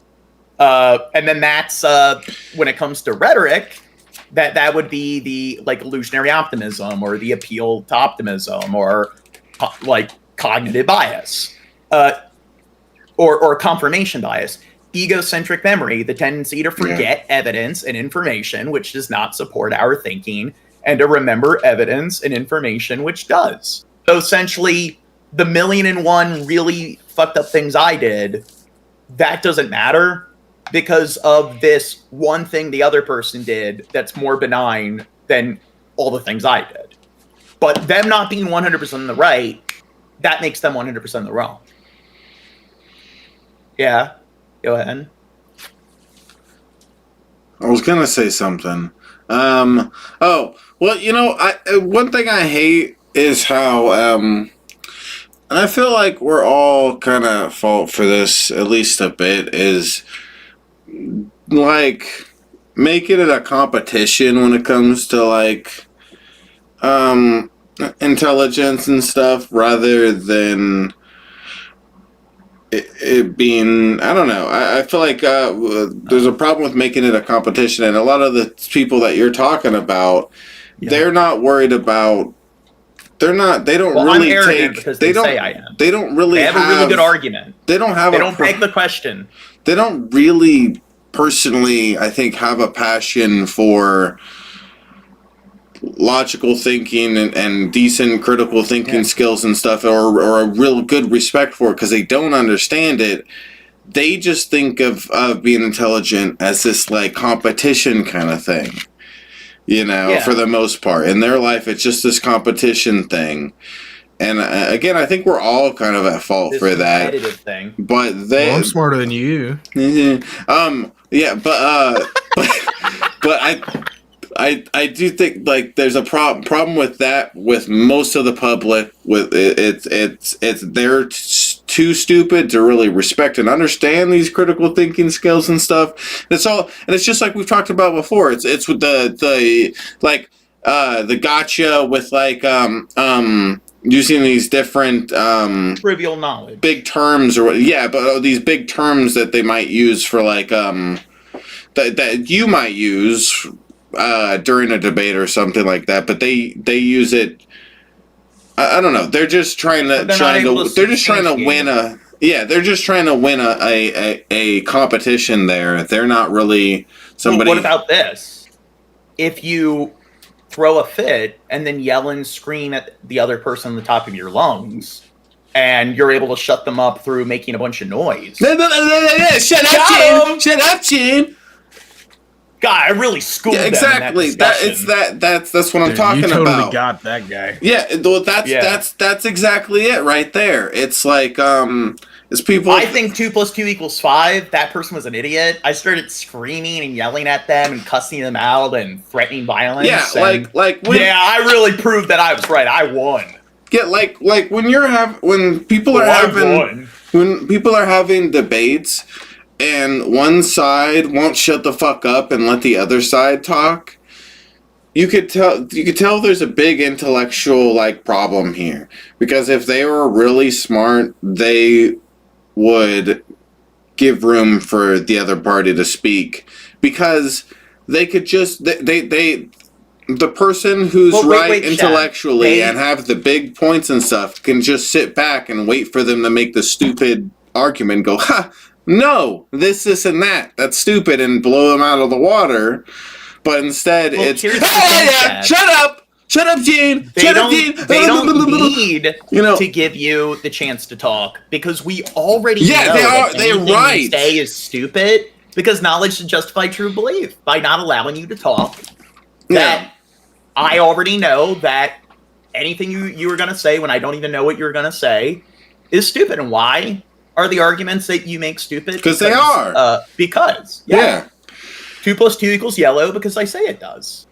Yeah, it's not. It's like people that do that don't really care about proper like debating and rhetoric. They don't care about honesty and what the truth is. There's a lot of that. It's just, again, they care about winning a competition. They don't care about the truth. They don't care about being a good person and all that kind of stuff. They just care about, like, oh, I won. I won up that stupid John Morgan fucking F word. Fuck him. Okay? I showed him. I called him a dumb bitch, and he, like, didn't know what to say. And it was like, oh, I knew got him! Oh, I won this debate. Damn. And I mean, based on that logic, whoever screams the loudest is right about anything. Like, you could do that discussing religion. You could do it trying to argue that or it'll just I don't know the earth is flat. Or it'll just be something stupid like you don't answer back enough, quick enough, or whatever your response. or whatever, and it's like, oh, I gotcha and stuff. Ooh, there's Skabibi. Skabibi loves when I talk about my mad intelligence. No, Skabibi. The first and most obvious thing to debunk is Santa Claus. No. Well, then it's the Easter Bunny, and then you find out, wait, if the Easter Bunny isn't real. I disagree with that, Skabibi, because he said atheism is the bottom level of skepticism, in my opinion. And I disagree, because there's a lot of levels to it.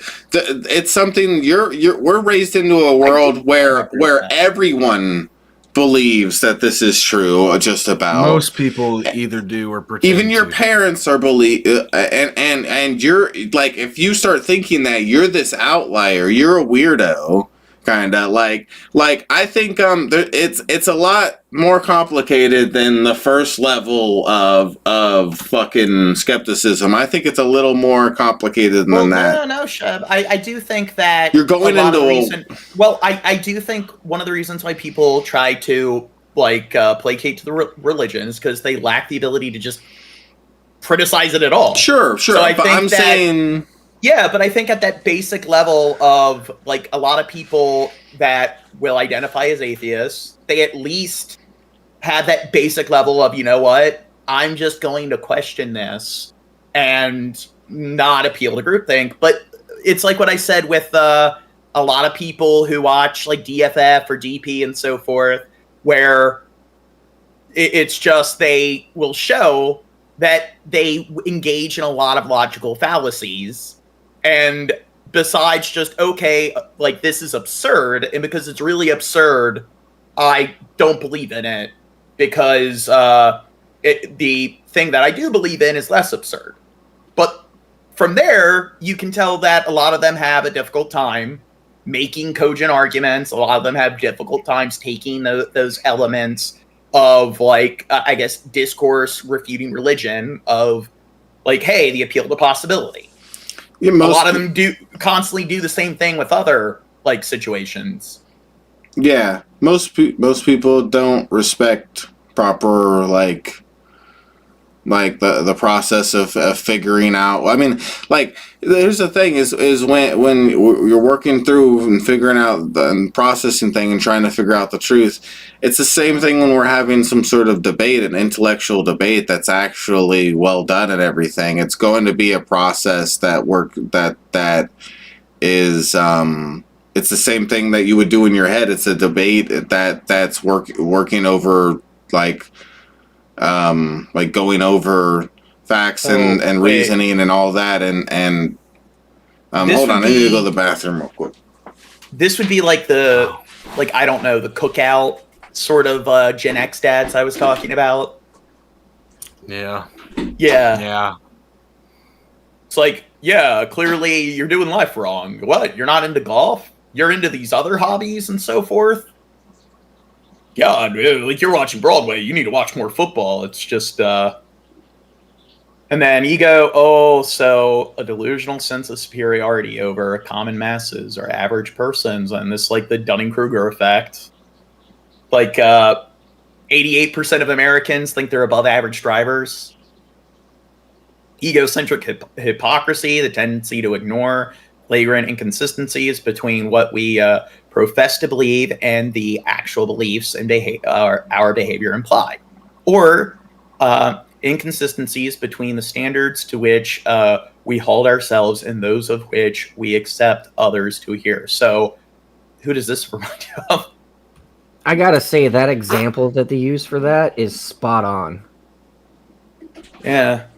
Well, it is just, hey, I'm going... It's just being kind of unprincipled, where I'm going to claim that this person's in the wrong because of A, and B is what makes you in the right. But then when I want to white knight or simp for this person, well, now B is what's wrong, and A is what you need, is what makes you right. Even though I'm not able to explain how it's not a blatant sort of contradiction. Egocentric oversimplification. the natural tendency to ignore real and important complexities in the world in favor of simplistic notions when consideration of those complexities would require us to modify our beliefs or values.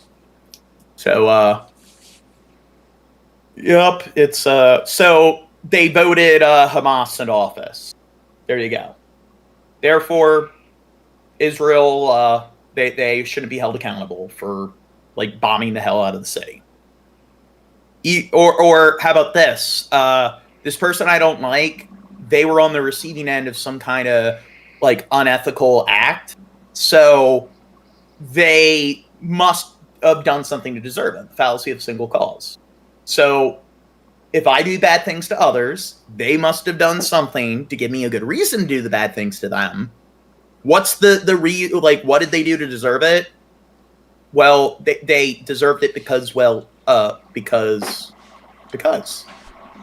you're so obnoxious. And I would say that's the egocentric hypocrisy.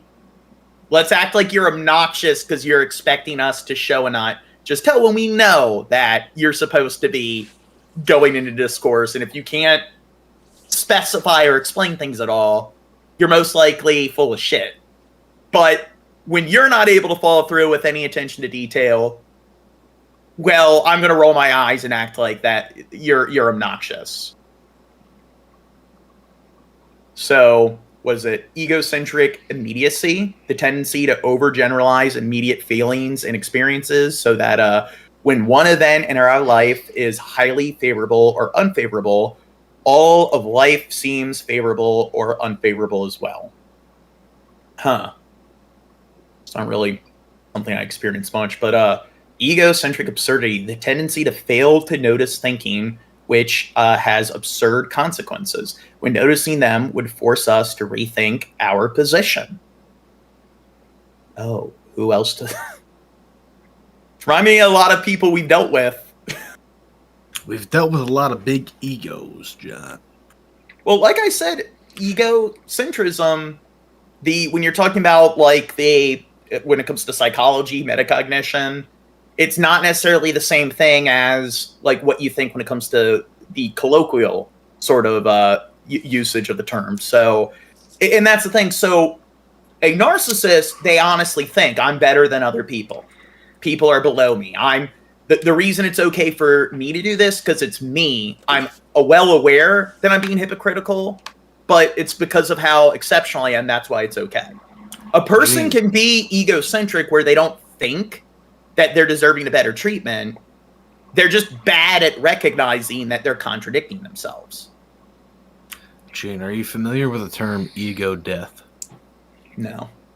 You may want to research it before taking... Yeah, dude, yeah, that would be awesome if Gene had an ego death. He'd probably be less of a prick. What's an ego death? Google it right now. Google ego death. Yeah, how about you fucking learn something for once in your life, you fucking Gene, this dumb time we're bitch. teaching you. Yeah, you dumb bitch. Complete loss of subjective self-identity. The term is used in various intertwined contexts, which, with related meanings, Jungian psychology uses the synonymous term. Look up psychedelic ego death.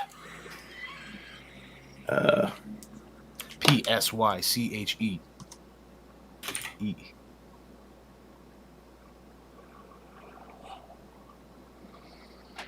Ego death, also known as ego loss or ego dissolution, is a phenomenon that can occur during a psychedelic trip where the distinction between oneself and everything else temporarily dissolves. It is characterized by the reduction in self-referential awareness that defines normal waking consciousness.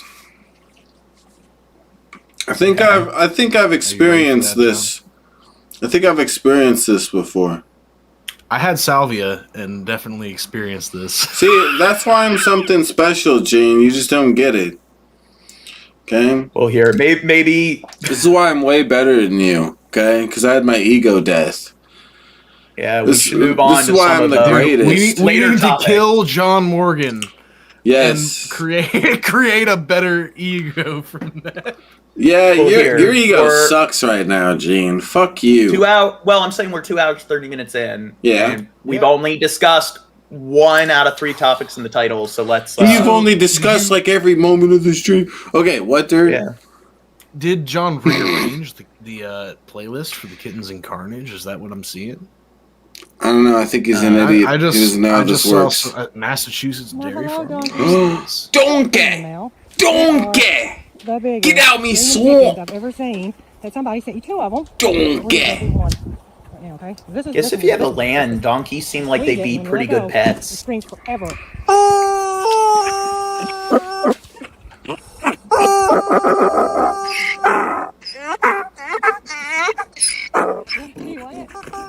I knew a guy who had donkeys. Donkeys were chill. Okay. They keep the coyotes away. Big old chicken.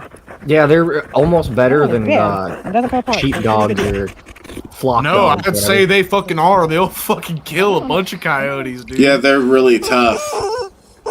They'll fuck up coyotes. Oh, dude. Well, they'll fuck them up.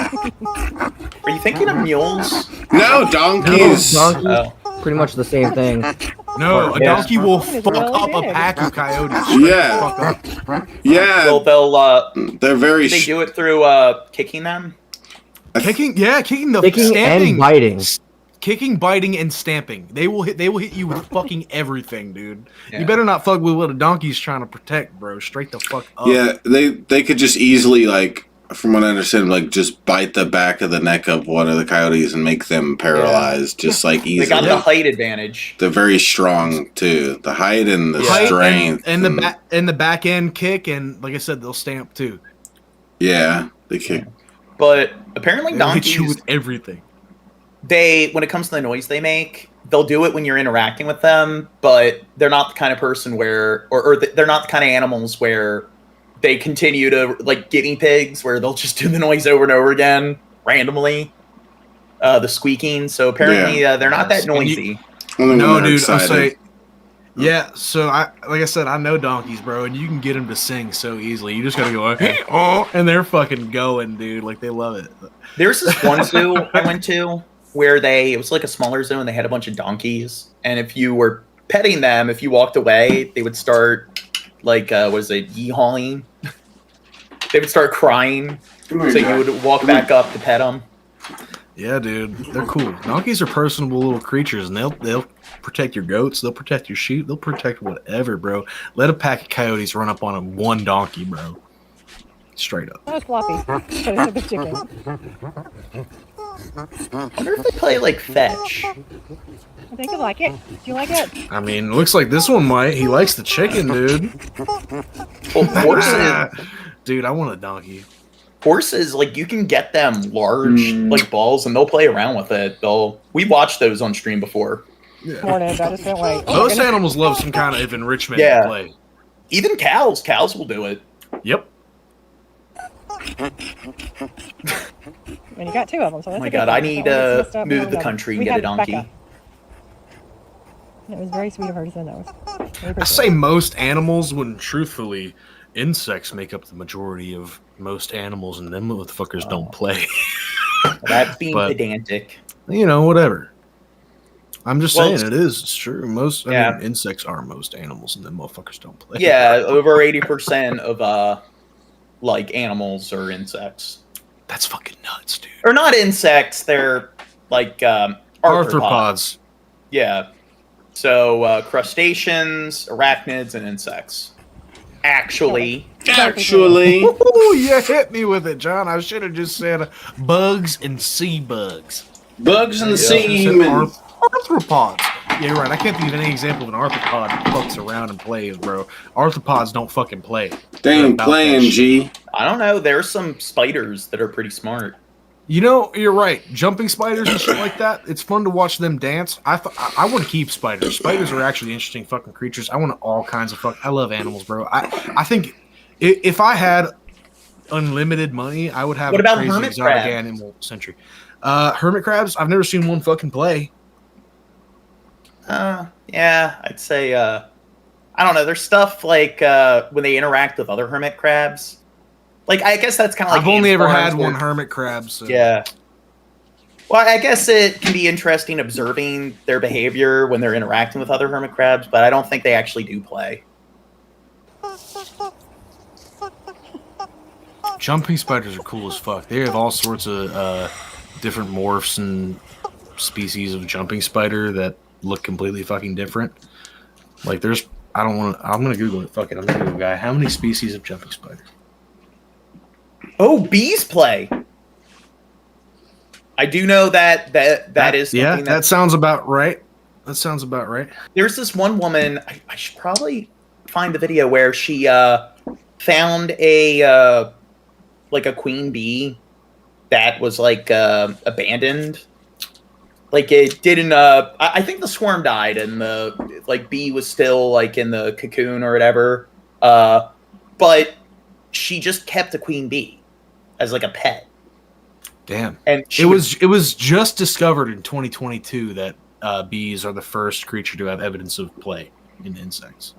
Yeah, and I know like octopi also play. So I think those are the 3 evolutionary paths. So mammals, octopi, and like bees. So those are the 3 evolutionary paths in the animal kingdom where dude. Yeah. All I'm saying is I have not looked at the weather app in some time, and it is pissing fucking rain around me, and I live in the mountains. You might lose me. Straight the fuck up. You might lose dirt me might die. So you may lose me forever. I mean, honestly, maybe. Who knows? There could be a tornado coming. I haven't looked at my fucking phone. Dirt's gonna die, guys. I don't know. Do y'all hear it? Tip if you don't want dirt to die, guys. I don't hear shit, ho. I could turn my noise gate down, but I don't want to. I could turn your mom on. Do you hear it like in the background when I talk? I don't think so. It's loud as fuck. last stream, remember they were playing with the horses, and the horses were like dancing to the beats, bobbing their heads. He's so interested. She.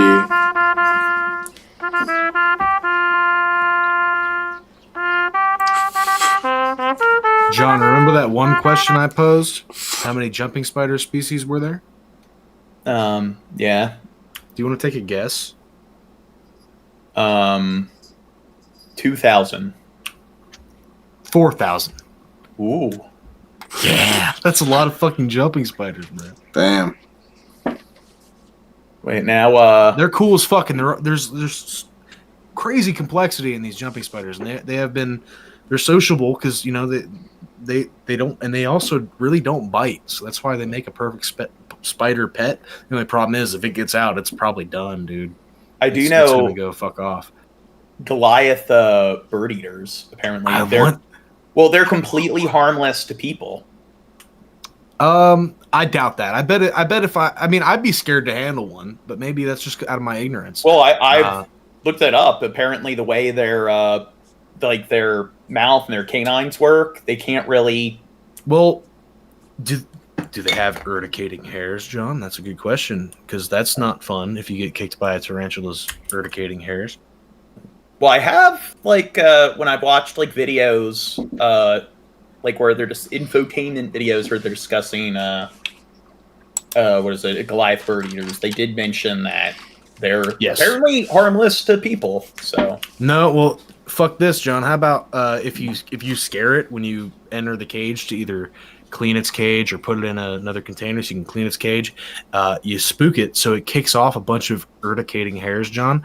And I'll explain to you what an urticating hair is. These hairs are called urticating hairs. They make you itch? And they make you barbed and lodge in a would-be attacker's eyes, mouth, or face. And yes, they make you itch like a motherfucker, and it's finer than a cactus needle. So if you just breaking it, it'll break off when you try to.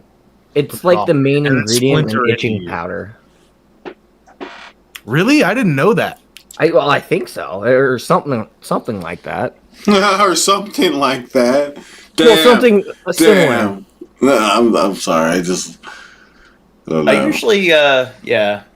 You want like to kiss information about from infotainment videos. I usually take with a grain of salt. You're an infotainment. Spiders are cool. I'd keep spiders. All sorts. I just don't. I'm scared to know what a fucking urticating hair feels like. You know what I'm saying, dog? Gene, what about a black widow spider? Yeah, I'd keep one. Is that Shab? You said you take stuff infotainment videos with a grain of salt. What about infotainment streams? Yeah, infotainment Same podcast. thing. I don't The think news and people- infotainment podcast Yeah. giving its viewers the best emotional. Yeah, what about that? Do you take People those? need to cross-reference information. So Yeah, absolutely. I would say 110% here. Take everything you hear on this. Nope. This, With a grain of podcast. salt. Everything I say is true. Everything you hear, fucking ever, dude. That's the point yeah, of the podcast. well, you right? can never know anything 100%. Everything in science is theory. So I the think- thing is, I think that is the mission statement of this podcast: is that you can never know anything.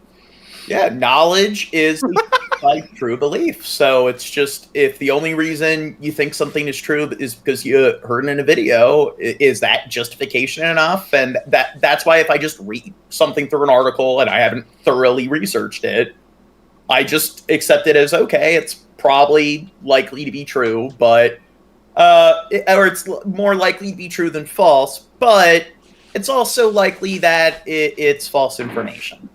So that's why, like, I'll claim that, well, I've heard when I'm getting my information from, like, a Vsauce video or something.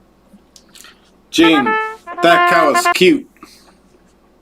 I like how, like animals just naturally kind of dance, like, to the melodies and stuff. Dude, cow licks are nasty. He just fucked that shirt up.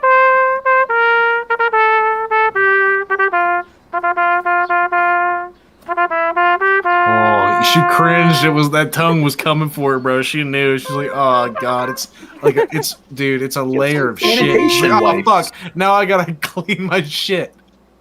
Cows like saxophone too. Oh damn, the funky jazz. Dude, I think a cow would prefer a saxophone.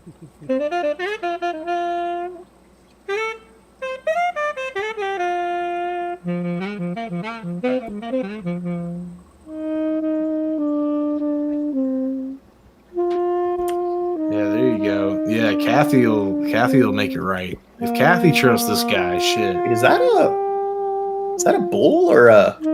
It's gotta be. Well, female cows can grow horns as well. Yeah. Like that?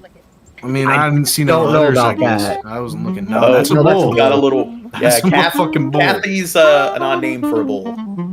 That guy is so No, fucking... Kathy was the lady, you motherfucker. Kathy brought the cows down. Okay. My god, it's so fucking big. Well, the speech, dude, I would not let a cow lick my fucking beard, bro. That shit is nasty. I'm sorry. I hate to say dogs it. are also. I guess. Well, no, but it's extra thick, bro. It's extra thick. I've been licked by a cow, and I don't want it again. Get sanitation wipes and just. No, that doesn't even do it either. See, Crow knows. Crow's been around cows too, dude. Yes, I don't know. Here we go, Kim Jong-un. Oh yeah, they need to have babies. They're not reproducing enough. Maybe it's because the child mortality rate outside of Pyongyang. Heads up, we've detected a video in your stream belonging to someone else. Your stream may be was it the cow saxophone? Yeah. Or is it the North Korea Kim Jong-un? No, it's probably the cow saxophone. It's fine now. Get the fuck over it, cow saxophone. How about that? Call it transformative, motherfucker. Check it Yeah, out. we're Transformers. Robots in disguise. Yeah, but its probably rate has steadily declined over the past 10 years. So Pyongyang is like pretty much the only developed part of North Korea. So if you look at a satellite imagery of North and South Korea is completely lit up, all of their residential areas. But then North Korea, there's just this little dot, this little blip, which is Pyongyang. Their only functioning like city, and the rest is just farmland where like everyone's dealing with famine and malnourishment. So it's just people in Pyongyang are probably only having like 1 or 2 kids because they don't have a lot of time to really I don't know, work. They're there. Wait, why is it saying it again where we're not even playing any videos? Well, John, you better watch the fuck out. They're just giving you another warning. Yeah, it's just, is it this? Is it this? It can't be this. They copyrighted Gene's voice. Dude, are we being copyrighted by North Korea? Gene's voice got copyrighted, so he can't talk anymore. We have to talk for him now, dude. PPP meetup in Pyongyang, dude. Well, it's things like, I know in Pyongyang, it's like every household has portraits of like Kim Il-sung, Kim Jong-il, and all of them, the three dictators, and they have to keep them clean. There's inspections where they go into their homes. It's just they have to follow this very draconian procedural lifestyle, and if they even step out of line, they're dead. One of the things is with the ceremonies where everyone's clapping, it's like you don't want to be the last person to stop clapping because you'll get executed for sedition, and you can just tell how like everyone must have like pretty significant like arm strength and endurance. It will go on for like 20 minutes, and and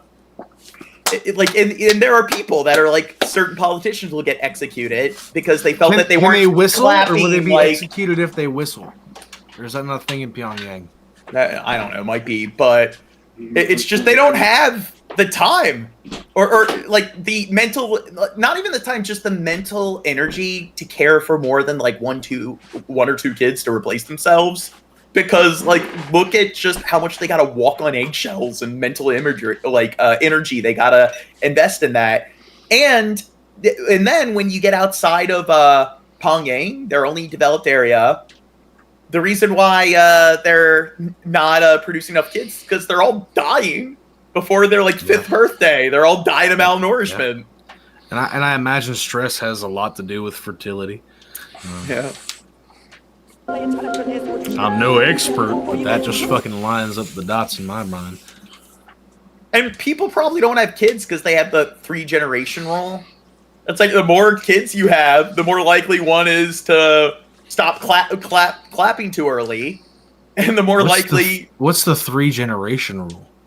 Or the 3-generation policy, where if you do something illegal and get arrested, your children and grandchildren and your parents and your all of your relatives 3-generation before and after all go to some concentration camp like Camp 22. No, I thought it was 3 generations down. Oh, it's 3 generations up as well. They'll even send siblings to. Is that a band? Shut the fuck up, dude! You're taking me back, John. Okay, so we had a whole long conversation about disillusionment and thinking about yourself. I remember I was like 12 years old, and that's about the time you start hearing about the Holocaust and genocides and atrocities committed in human history. And I remember looking into the shit being done by North Korea, and I'm like, well, fuck. Why aren't we doing anything there?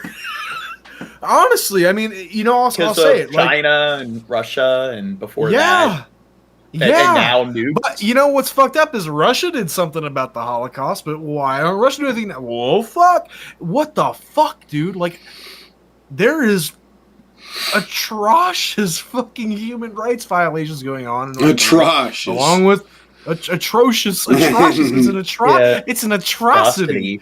Dude, I'm drunk. But we did do the the prison stream, the prison episode, and we covered quite a bit of like Camp 22 and all the different prison camps in North Korea. There's prisons that are just a bunch of kids are born in prison.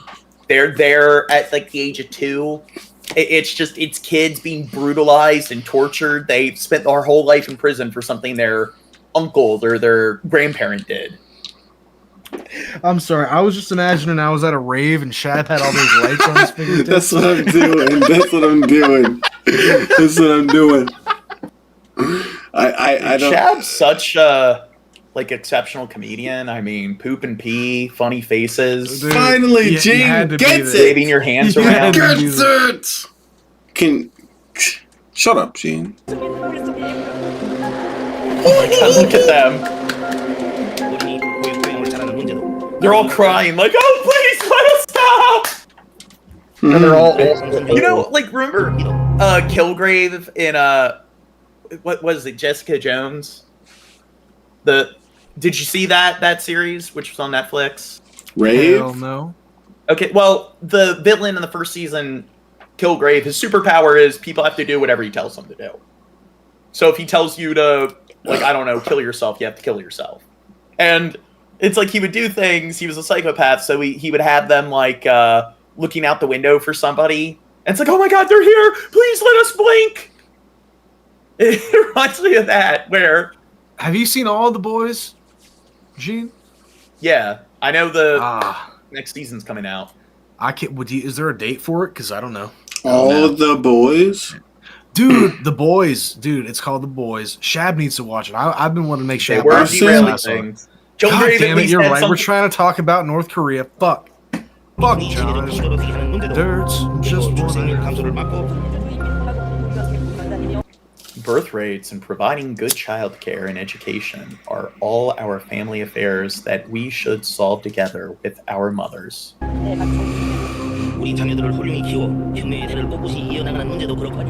Oh shit, Dude, they still got the scythe and hammer. He looks, yeah, he definitely doesn't look healthy. He definitely looks like somebody who lives a pretty, like, careless, indulgent, gluttonous, sedentary lifestyle. I don't know. I like his bangs. Well, I think he's in his 40s now. I don't think he's, like, I think he's probably just going to die of a stroke or a heart attack because of how much of a pig he is. Dude, I barely remember it based on how fucked up I was when I watched it, John, but did you watch the interview? What now? Seth Rogen, James Franco. Can we watch that for Movie Monday, bro? Apparently it's very mediocre. It's not even that great. Yeah, it's not. Fucking, didn't China Neither was hack Click, Sony? motherfucker. Yeah, but at least Click Yes, there it was hacked, and I believe they didn't release it in theaters because they were afraid of terrorist attacks. Yeah, North Korea said there would be like 9/11 like caliber terrorist attack on every theater that showed it. And I can understand why they pulled it. Like, people are giving them shit for that, but it's like, even if just one like theater was like bombed, even if one person died, they'd face so much backlash. That's true. You don't play with people's lives, I guess. Resources, and that would suck if people, like, somebody died for a movie like that. Dude, that's why you need to watch it, because somebody could have. And that's the beauty of it, John. Well, one of the things certain groups of people have done is they've taken, like, balloons with, like, certain, like, media, South Korean, like, Western media, and they'll have, like, the interview. Fly it in. Yeah, fly it in to, like, try to introduce people to the outside world. But I don't think they should do that, because if people get caught with it, they're done. Yeah, Done. they get executed. Their 2-year-olds go to prison. Their grandmothers go to prison. Dude, imagine getting a fucking Fortnite supply drop and it's the interview with a VHS on a video. You're like, oh, VCR. what's this? And then, like, it with patrol Korean officer subtitles. walks by. Yeah, dude, it's the supply drops. That's fucked up, dude. Yeah, they shouldn't be doing that. That's stupid.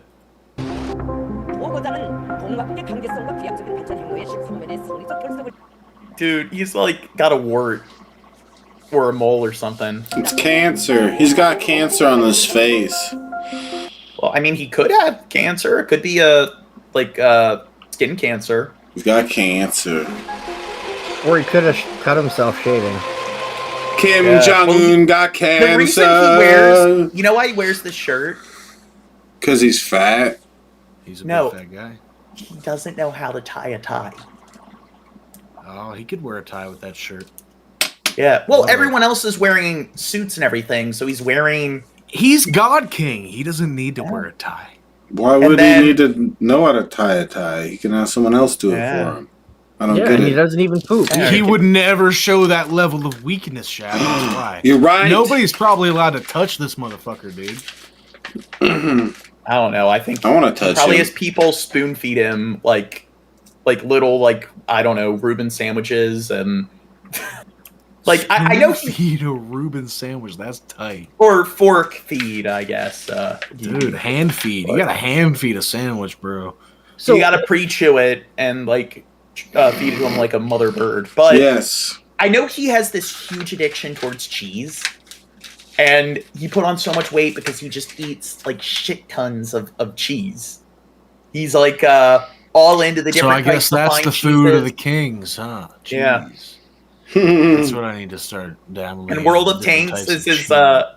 Apparently, he spends hours playing World of Tanks. Oh, I might have played against him on World of Warships. I mean, that's the thing.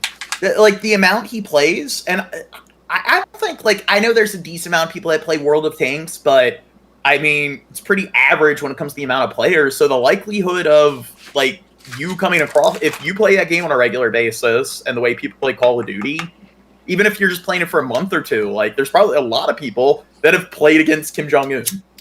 If I blow him up, am I gonna die? I don't think he has a way to. If you live in North Korea, maybe.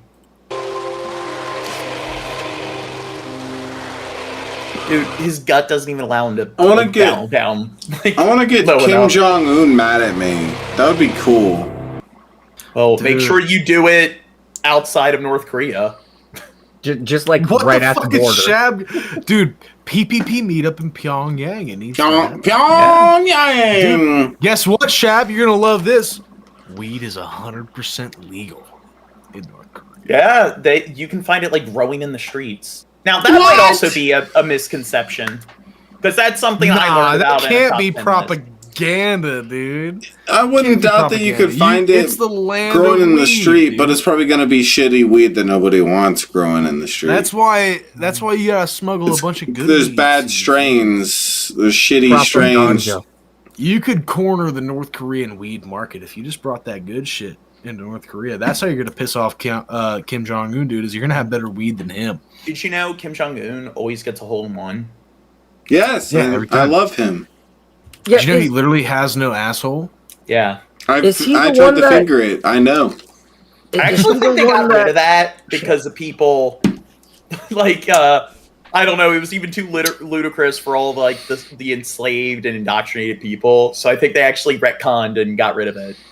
And it's probably like 1984 where it's like doublethink. If Big Brother tells you that we're now at war with East Asia when it was Oceania before, it's just you're indoctrinated, so your mind just naturally you engage in the doublethink. That's probably what it is. People are like, it's gaslighting a nation. They're like, wait, did I hear that before? Did you? So I have a good question for Shabisky. Would you honestly and truly mind living in North Korea knowing that, oh, fuck, I got to go pretend like I'm a cog in the machine or I'm going to die and I got to go to this public fucking speaking thing and clap for 20 minutes. But as long as I can come back to my grass hut and smoke some weed, I'm good, bro. If you don't score an 11 out of 10 on a test that measures executive functioning, you're dead. If you're in North Korea, there's probably like 0%. Are you saying Shab would be executed upon immigration? Are you answering for me, G? I think we all would. I think 0% of people are close to it. Less than 1% of people in North Korea have ADD. Because I think anyone that has that gene is killed before they're like 4 or 5 years old. I was asking Shab to embody the perspective of a North Korean citizen. Yeah, I probably never would have. I would probably be just a drone there because the thing is like I said, like I had to had moments intellectually where I had epiphanies and changed what I think and stuff. I don't think I would have had that in North Korea.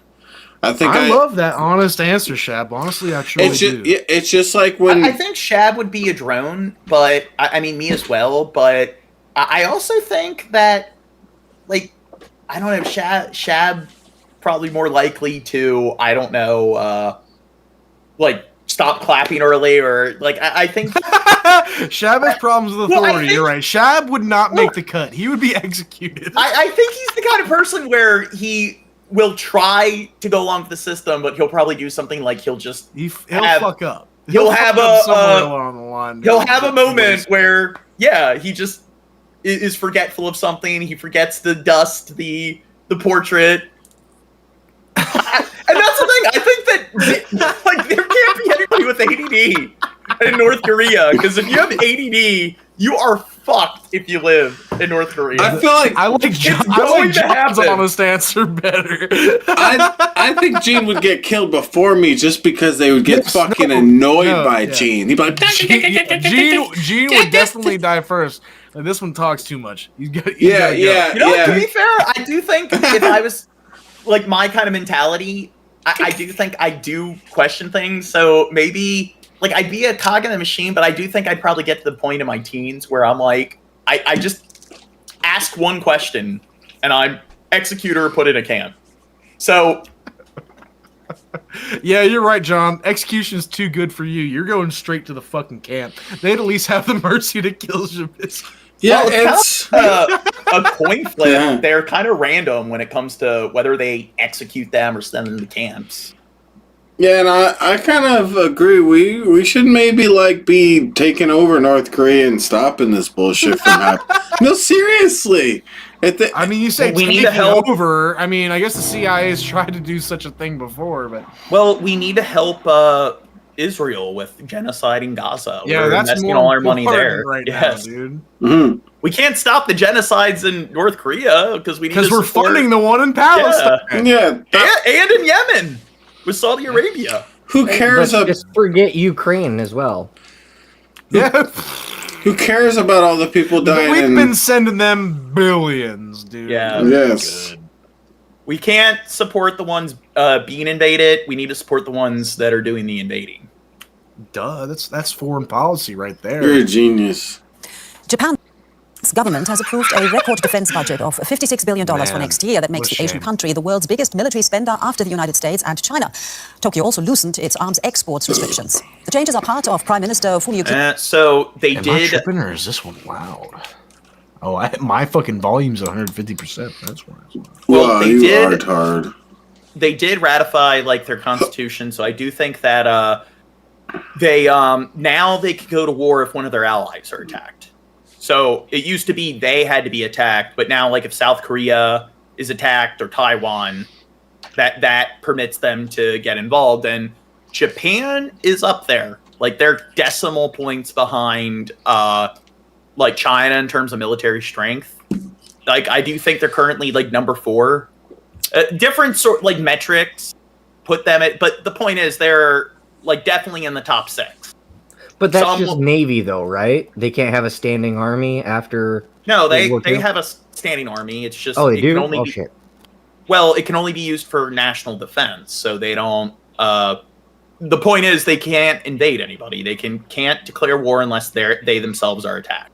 But they do have like an army, an air force, a navy, and their navy's pretty like decent. So. And that's the thing. South Korea also has one of the top militaries on the planet. So if Japan and South Korea ally with each other, that could be enough to even like if it's just like even if it's just Japan, South Korea, and Taiwan, they could probably stand a decent chance against China. So when people make a big deal about how like, oh my God, China's going to take over the planet, it's like, nah, they have a worse military than Russia's.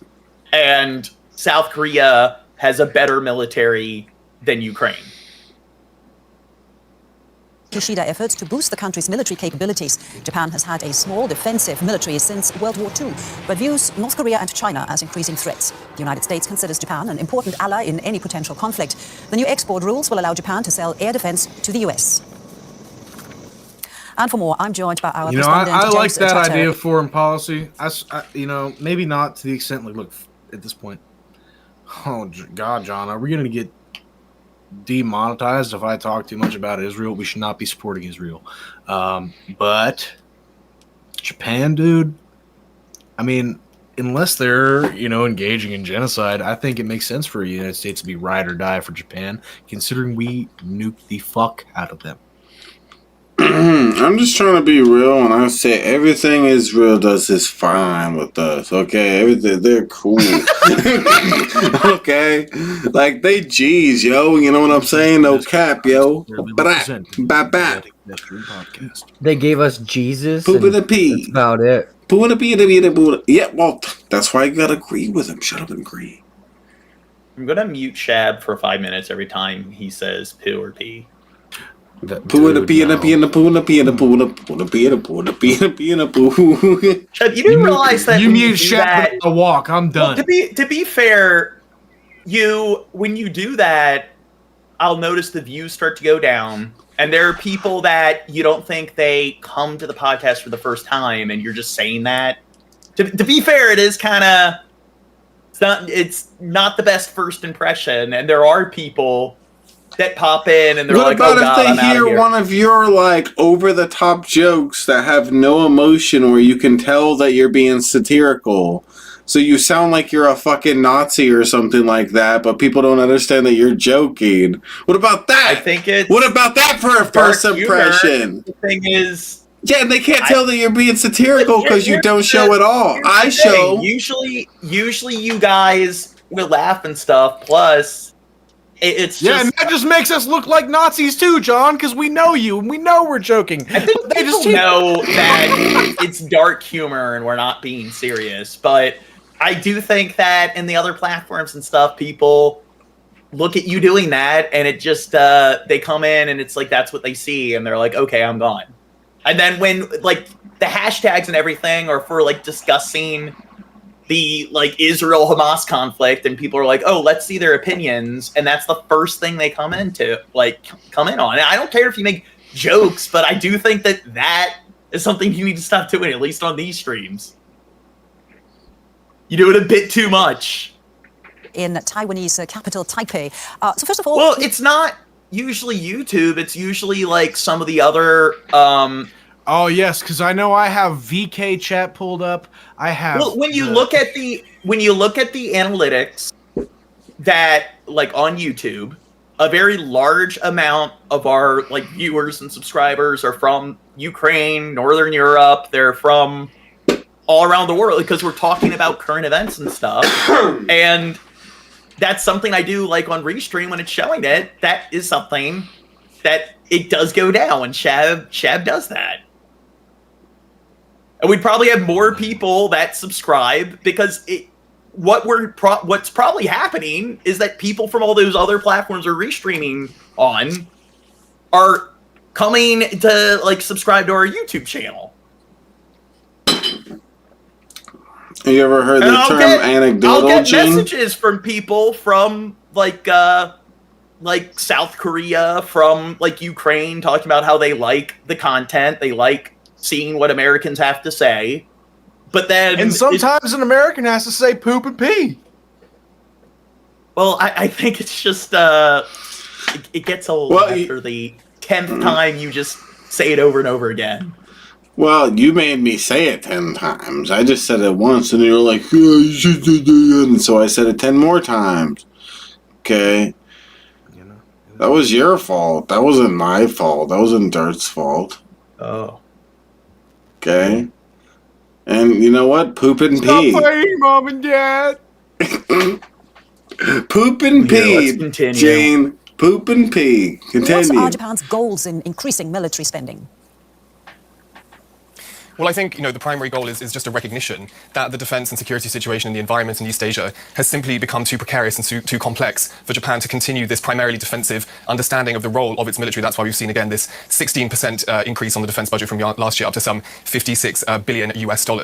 Much of this concern, of course, for Japan is focused on these three threats, what's often called You know what? I take it back. You're right. It's just it makes me sick when we're spending $56 billion on weapons for Japan, billions of dollars on weapons for Ukraine, billions and billions and trillions of dollars on weapons for everybody. And why do we have starving Americans? Why are people homeless in the streets? Why do we have starving biskies? Okay? It's no good. Okay? I'm sorry. Maybe if we don't police the world, then we need to be the corrupt police of the world that defend and fund genocide. Would you rather China and Russia be the corrupt police of the world, as opposed to the United States? They don't have the resources. We support Israel and Saudi Arabia, but China and Russia Our military support North dick is Korea. 3 times bigger than the next best competitor. How about we let the people get some fucking money and take care of shit back home? I don't get it. I really don't fucking get it. You could spend less. You could spend Gene. less on your Dick. fucking military. You can spend less. Don't Well, fuck here, like, let dude. I'm me- telling you, Americans are fucking sitting at home eating pancakes 7 days a fucking week because they can't afford. Now, to I feed their do fucking kids any agree better.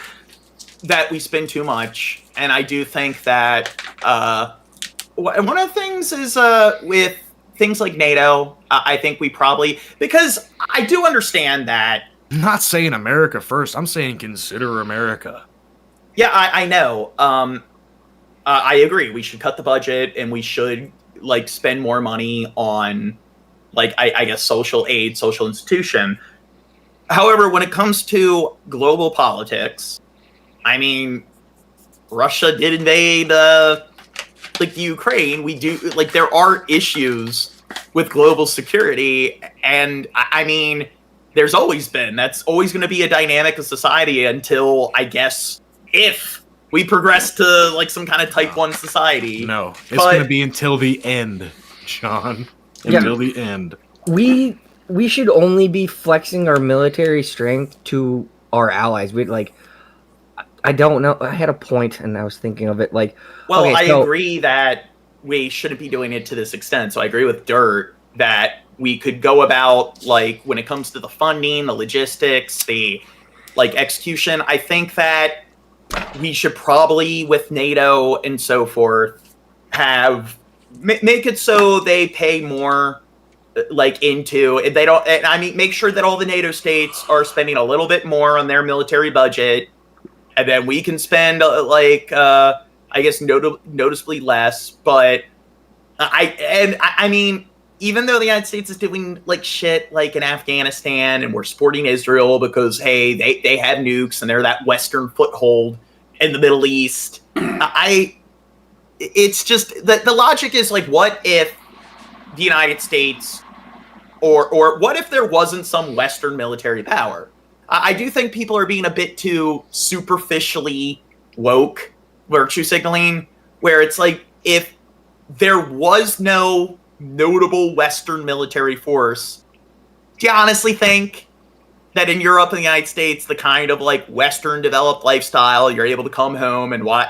I understand we talk about how shitty it is for a lot of people, but look at most of human history, where the overwhelming majority of people were slaves, and just look at most of the world. To be honest, like, even though we have a long way to go, and it's like the world's still, it's still fucked up. It's not nearly as fucked up as it's been in the past. And even though it's like, yeah, a lot of Americans should be able, a lot of people in like the UK and France should probably be able to live a better lifestyle, work less.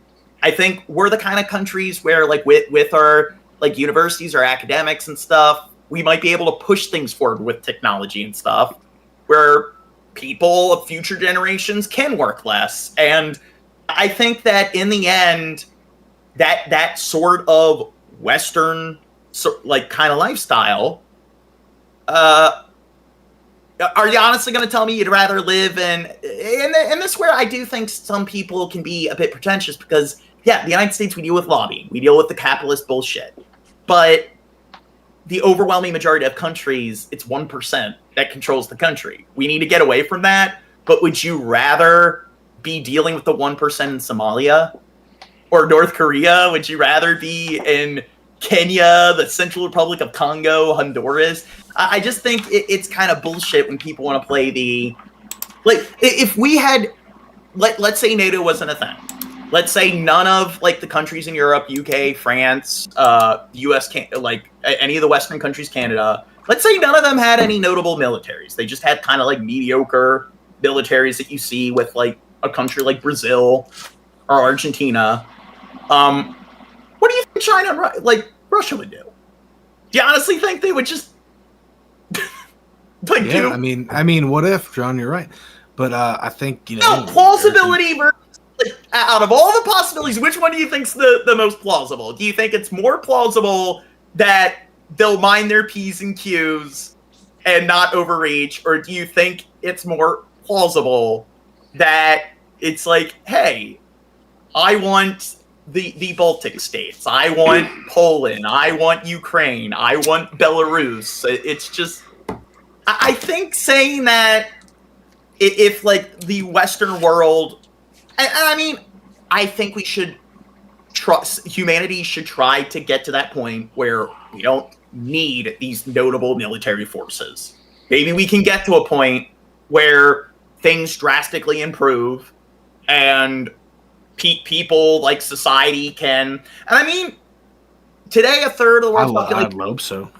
Well, today a third of the world's population is illiterate. You might think, okay, that's terrible, but throughout most of human history, like 90-something% of the population was illiterate. So even though we're moving at a very slow pace, things are like there's less violence today than in any other time period in human history. So just overall, you're less likely to be murdered. You're less likely to, like, you're less likely to die of serious illnesses. You're, when it comes to the average lifestyle, I mean, if you have food and clean drinking water and air conditioning and high-speed internet, it's just, like, I think that's... You're right, John.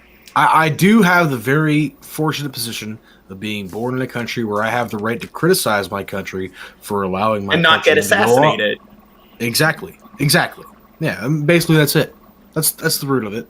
Is that I am fortunate, and that's it's not going to stop me from criticizing my own country and should criticize it. But I'm saying I don't think we're to the point where if the United States, and I'm like I said, when it comes to the treaties.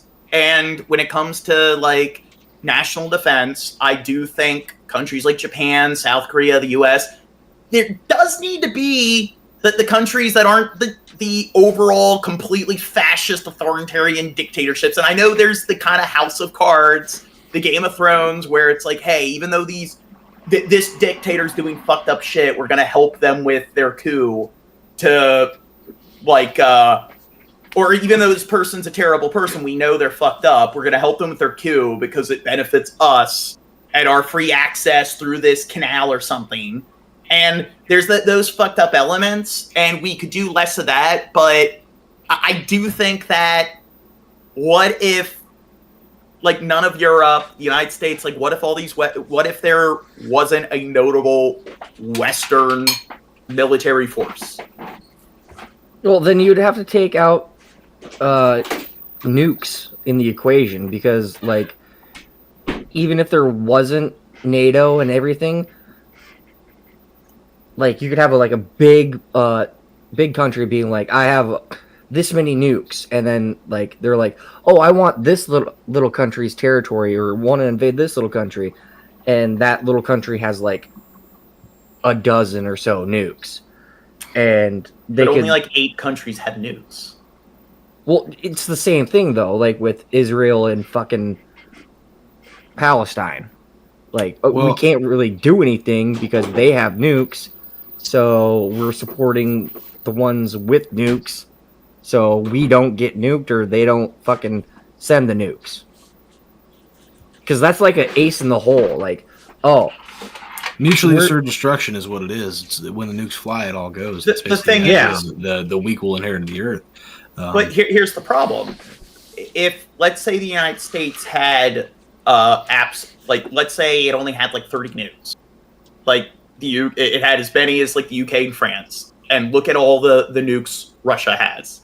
Do you think if that was the case, somebody like Putin or Stalin wouldn't be like, yeah, I could, like, maybe it will cause, like, a notable climate disaster, but I don't fucking care. If I can, like, out-nuke these countries that have far less nukes than us, like, who cares if I'll go in a bunker? Who cares if St. Petersburg is destroyed? Because they could easily, like, I don't know, they could easily turn, like, all like, the UK, France, the US into a crater. and then they can just send their forces out and steamroll Europe.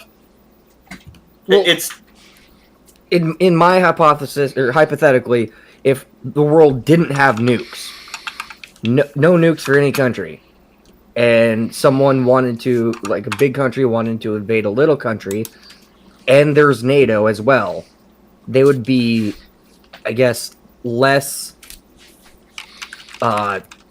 franchise or less no.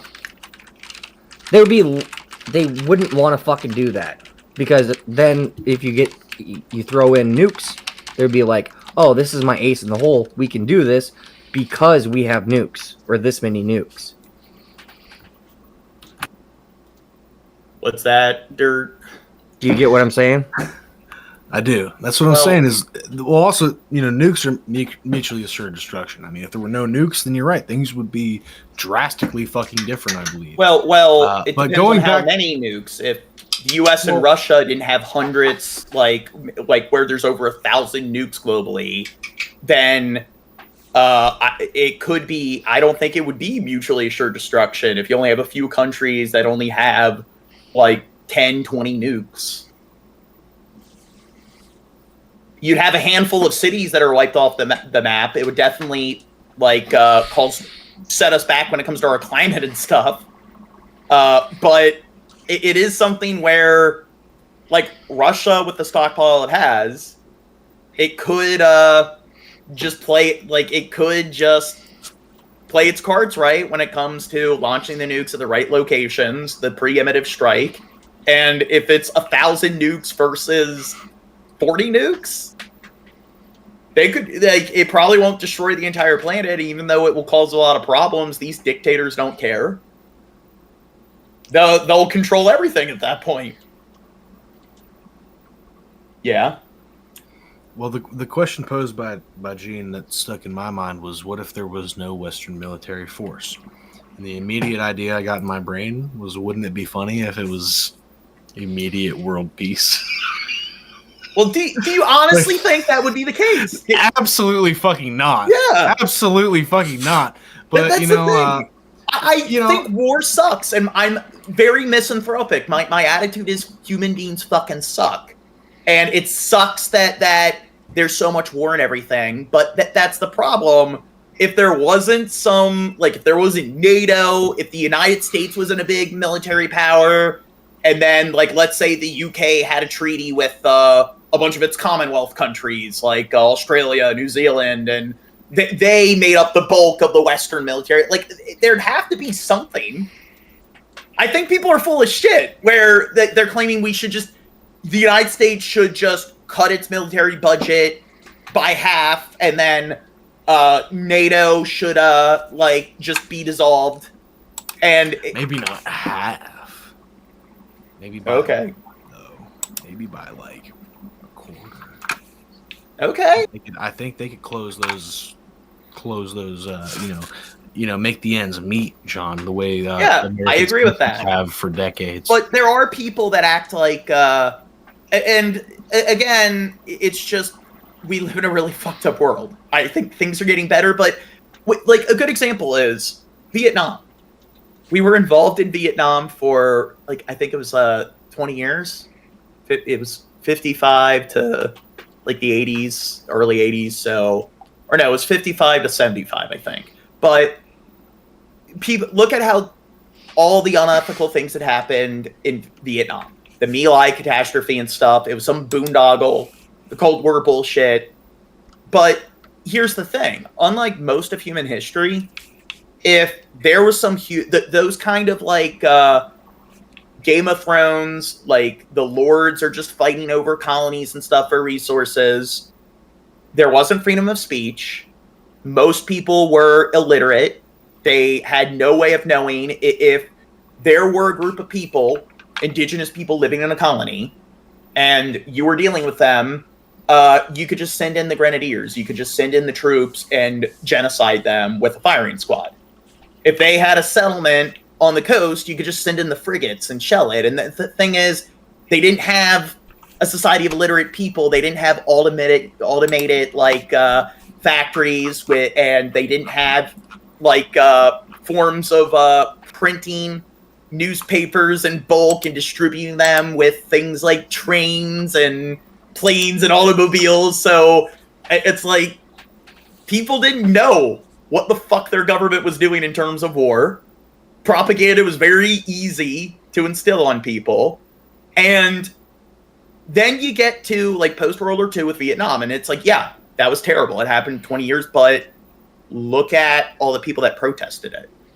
Look at all these people that weren't getting locked up. The media, it was the first war that was heavily televised. So you did have journalists covering it extensively, criticizing the government. They weren't locked up. They didn't have bags put over their heads. You had the term limit. So people, the United States has a decent amount of corruption, but most governments are pretty corrupt. So that is one thing where, even though it could be a lot better, the fact that you have that element of the president has their hands tied with Congress, they can only really commit to a 4-year plan. They have to deal with the popular vote. So there's that red tape. They want to be involved, but they don't want to be too involved. That was a notable thing where it's like campaigning on like getting the troops out of the war. The My Lai catastrophe happened. The massacre where they went in and shut up the village. That was terrible, but it was documented.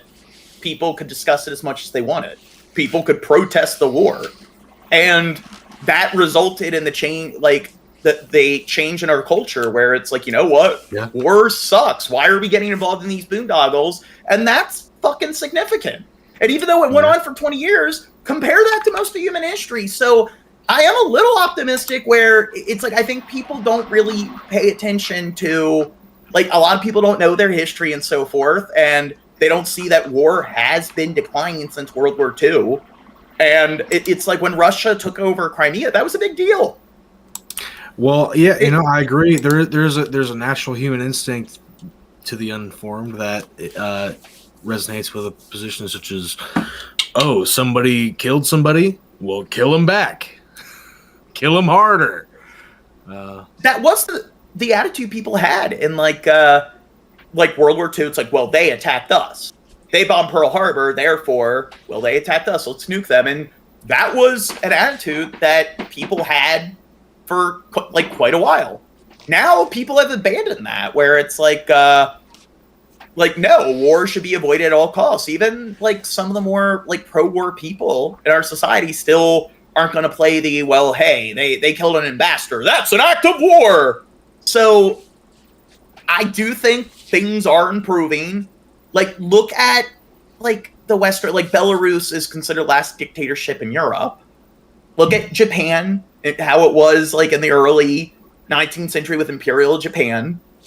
I mean, countries are gradually, and that's the problem. People don't really recognize small increment changes that are happening gradually. People like kind of only see things in the moment. And if you pan out and look at things from the last 200, 300 years, they are improving. Things are still fairly corrupt. They're a lot less corrupt. War's still happening a lot, but it's happening a lot less. I think people do try to be, it's a form of pseudo-intellectualism when it's like, yeah, things are much worse today than they've ever been. And I criticize the United States all the time. There's a lot of areas where we fall behind compared to a lot of other Western countries, like our prison system and stuff. But if you bring that up, that the United States is like one of the top 20 least corrupt countries, that does show that, yeah, we have a long way to go. If the United States and if countries like the US and France are some of the least corrupt countries, then yeah, there's a lot we need to work on. But when people want to sit there and be like, nah, the United States is definitely the most corrupt. Like Syria and like Honduras and so, yeah, Colombia, yeah, they're definitely less corrupt than the United States. It's like, do you really fucking think that?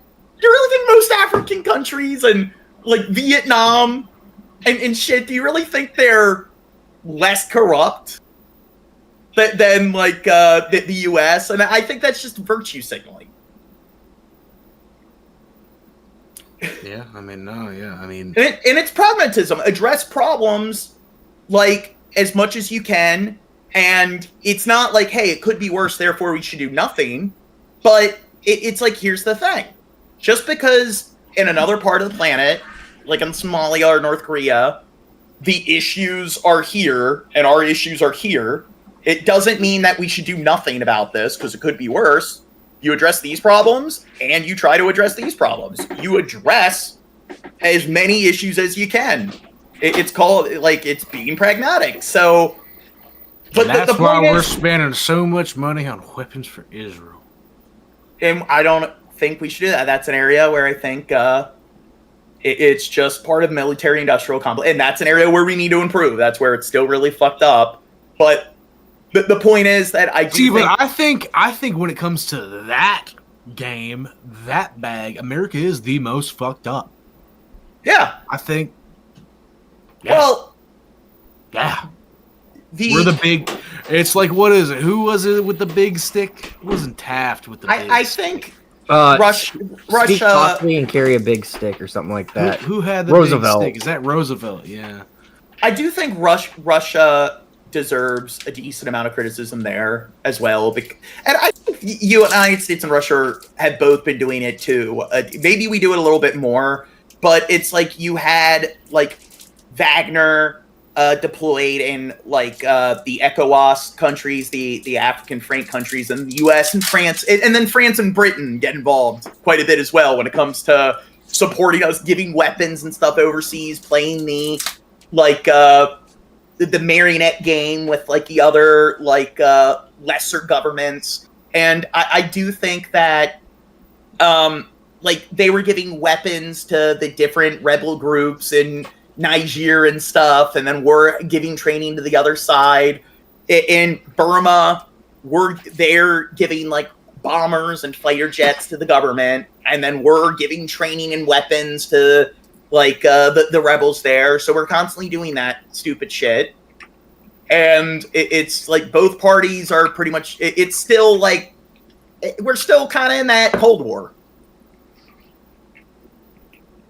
Go ahead. It's no Cold War. It's proxy war everywhere. Well, that's the point of the Cold War. It's proxy wars.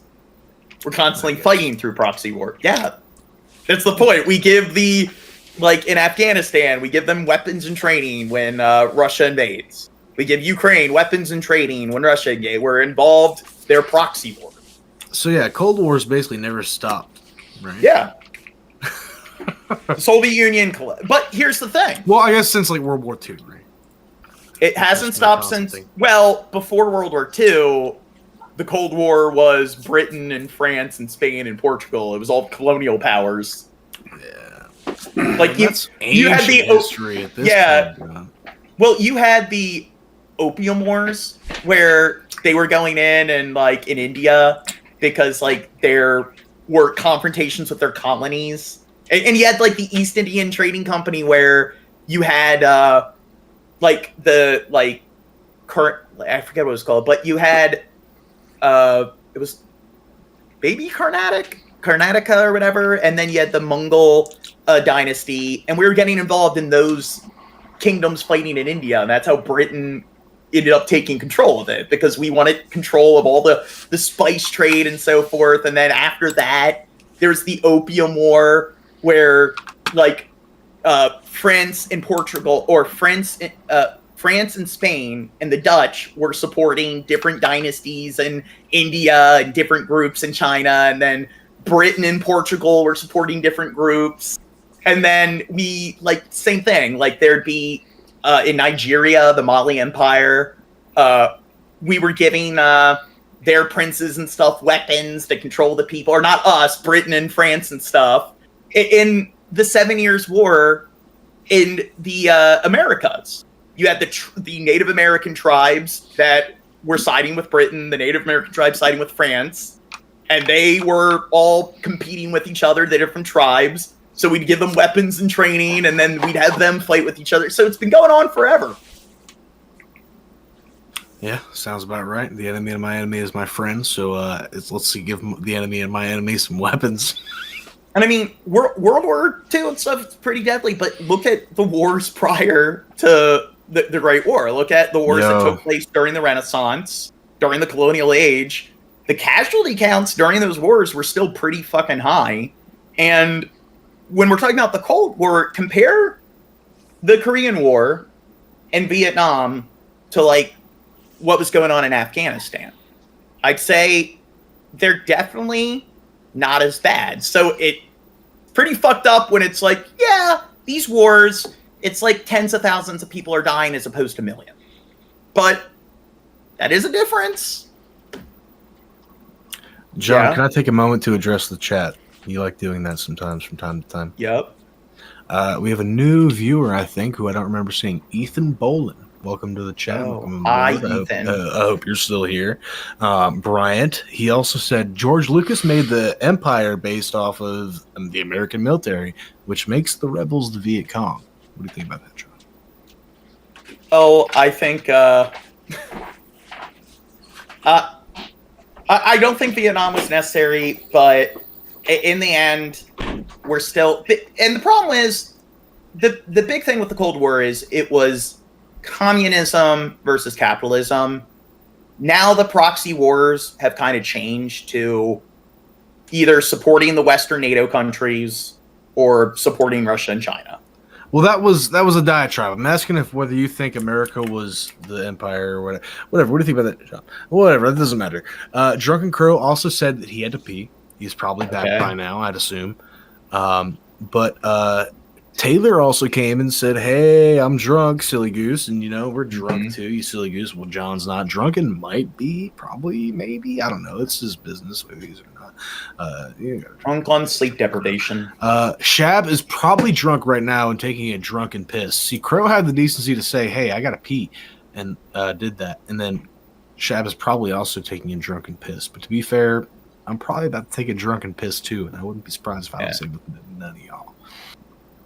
Now, when it comes to all this, when I like in Vietnam and shit, we had troops on the ground. We were drafting our men in the Korean War, and they were these massive ground wars.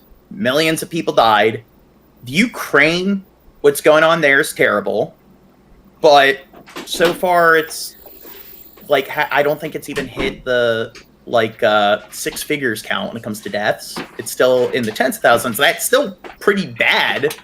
But the fact that wars where it went from tens of millions of people dying and that was just kind of a thing, and now it's kind of gone to the point where it's the tens of thousands. I mean, the fact that the fact that it's like, okay, we're giving them weapons and so forth, but we're not drafting our troops. We're not putting men on the ground. And now you have the UN, and people talk about how the UN is stupid, but they are trying to press towards some kind of peace treaty. And if that happens, it's like, okay, yeah, the fact that we're at this point in history or this point in time, and these kind of wars are still happening. You have powers like Russia that are still trying to annex other parts of the other territories. If that does happen where it's like, okay, there's 30, 40, 50,000 deaths, and there's the peace treaty, they lose a few chunks of their land, but then they sign NATO, and now Russia probably won't try to attack them again once they're a NATO state. That's definitely a much better scenario than what we saw with Vietnam.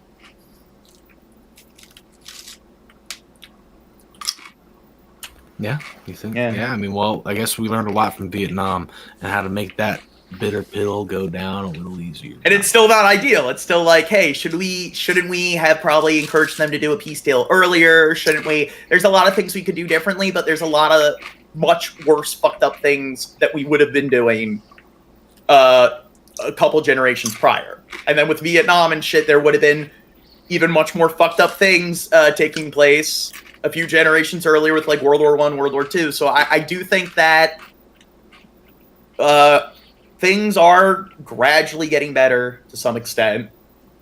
We might be to the point where wars are very, very, very scarce in probably the next 200 years. But wow, John, I can't wait for 200 years from now. I'd say, but if you compare it to the 4,000 years of or I guess 5,000 years of documented human history since Bronze Age societies. I mean, 200 years isn't pretty small percentage of timeline of like I guess non-tribal hunter and gatherer societies. All right, John. You literally so look. You say your third eye's not open, John, but you literally had a telepathic communication with me right now because I was just thinking, John. So I'm gonna bare my soul to you people here listening and tell you my true philosophy. I wish that I was a Cro-Magnon Neanderthal man without language. I wish I could exist without the fruit of knowledge eaten by Eve in the Garden of Eden. I wish I could just persist as an animal and not have to deal with the crushing weight of consciousness. That would be ideal. Instead, war still happened all the time. No, it doesn't matter. But who would give a fuck what I thought about war? Because I'd just be a fucking ape going, and I would go run and die on a spear, bro. I don't give a fuck. That would be it. And I'd prefer that to knowing, John. There's the unbearable need to know, John, and the unbearable weight of knowing, John. Mm-hmm. You fall somewhere in between, and I can't wait till you take some mushrooms with me, John. We're gonna open your third eye, and you'll see that. But I also think matters, John. When it came to matters, you'd be like Boogie. You're gonna wake up the next morning and be like, I feel the change. Well, I just want to be able to generate mental imagery, and I want to internalize that. That's what I want. Well, you're gonna be so woke you don't believe it, John. You're gonna be like, damn, my whole perspective of reality has been turned upside down. Now take a minute, sit right there.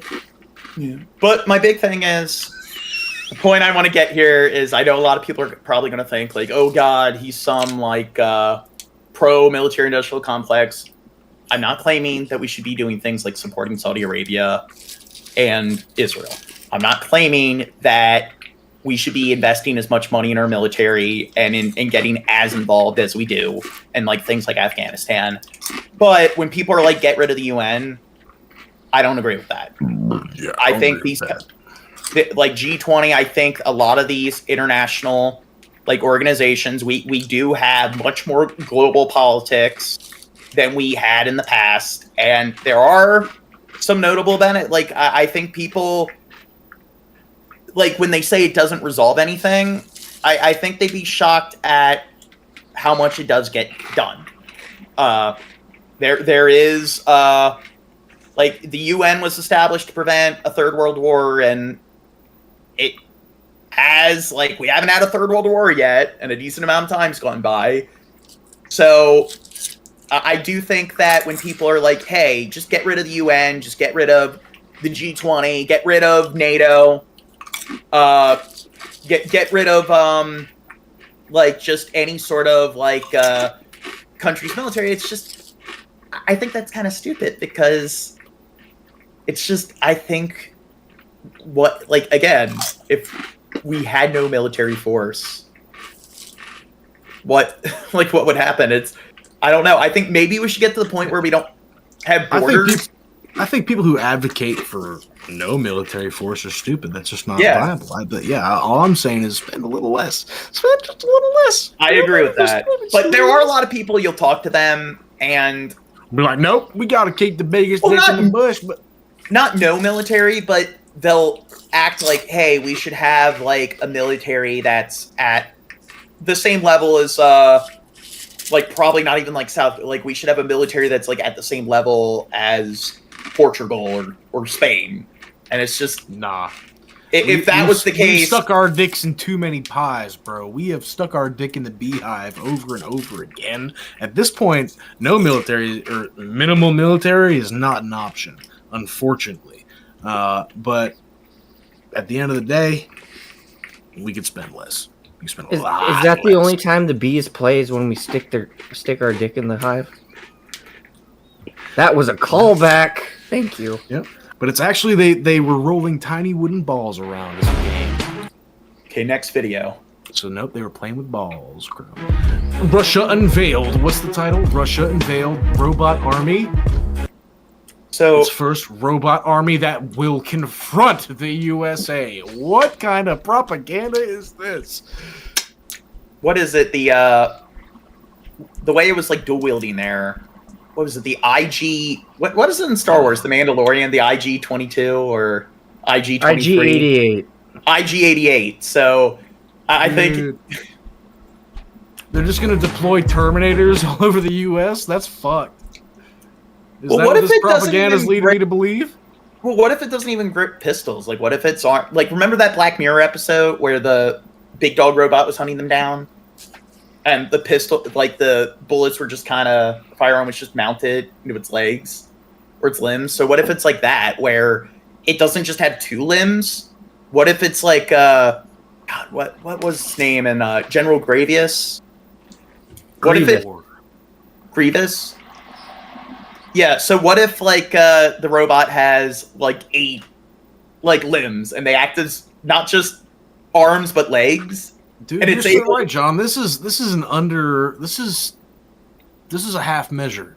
They could have put as many guns as they wanted on that thing. Well, not yet, but I'm saying what, like, we might get there, where it's like, what if, it kind of reminds me of, have you ever There's no read... excuse, John. If they can put 2, they can put 4. Well, they might not have the, programming might not be sophisticated enough yet for it to handle that. But I'm saying it's probably going to get there. You gotta learn to walk, or you gotta learn to, like, crawl before you can walk. If you figured out 2, you can figure out 8, John. Yeah, and we'll probably get there. That's what we're doing. But it kind of reminds me, remember the, have you ever read The Wizard of Earthsea? Nope. So in that, like, book, he creates this weird, like, demon thing, and they pretty much describe it as, like, this kind of black, purplish kind of, like, spiritual thing, and it pretty much, the center is just kind of like an orb, this central body, and then it's just a bunch of hands and arms kind of protruding from it. Tight. What if we do that, where it's literally just all the separate limbs around the central kind of, like, Dude, node? let's just send robots over there that look like fucking biblical demons. Like, well, it's like a giant tarantula robot, and each limb is its own firearm, and it knows how to just do all the parkour, where it just climbs around on the buildings, crawls up, and then it can aim like 2, 3, 4 of its firearm limbs there. Nah, bro. Give it a stump on its back so it could just shoot all 8. I like that, dude. I like this. Damn. You know, this is why the military-industrial complex is so terrible, because somebody out there has thought of this, and they're just drooling over the money. That's 8-legged freaks, but mech spiders. Yeah, dude. It's like Titanfall, dude. Titanfall 8-legged freaks, dude. Well, imagine, That's like, what a I got in giant, like, mech spider. I gotta create, like, an AI image for, like, what I'm thinking of, and it dude. just... I'll do that for you. What if I do that for you, Joe? Yeah, but I don't want it to be like a spider. I want it to be like, it still has that kind of, like, humanoid sort of body, but it has all the protruding limbs that can act as, like, it's kind of like monkey feet. You want it to be anthropomorphic. Well, not I guess to some extent, but I want the limbs to be able to act as some kind of, like, they can act as hands, so they can grab and, like, manipulate objects and stuff. They can also act as, like feet, so kind of like your monkey feet. And then also they are able to shoot projectiles, so it can, like, adapt into a like a gun or whatever. Like, the arm, the hand can, like, I don't know, transform into the projectile mode or whatever. Maybe the palms, like, shoot out bullets, but what it does is it can maybe, like, run really fast or whatever. It can parkour on the rooftops. It can, like, jump down, crash on the person's vehicle who's trying to get away, and just start shooting through the windshield. It's gripping onto, like, the side, like, windows and stuff, while its 2 limbs go in and shoot automatically in the windshield.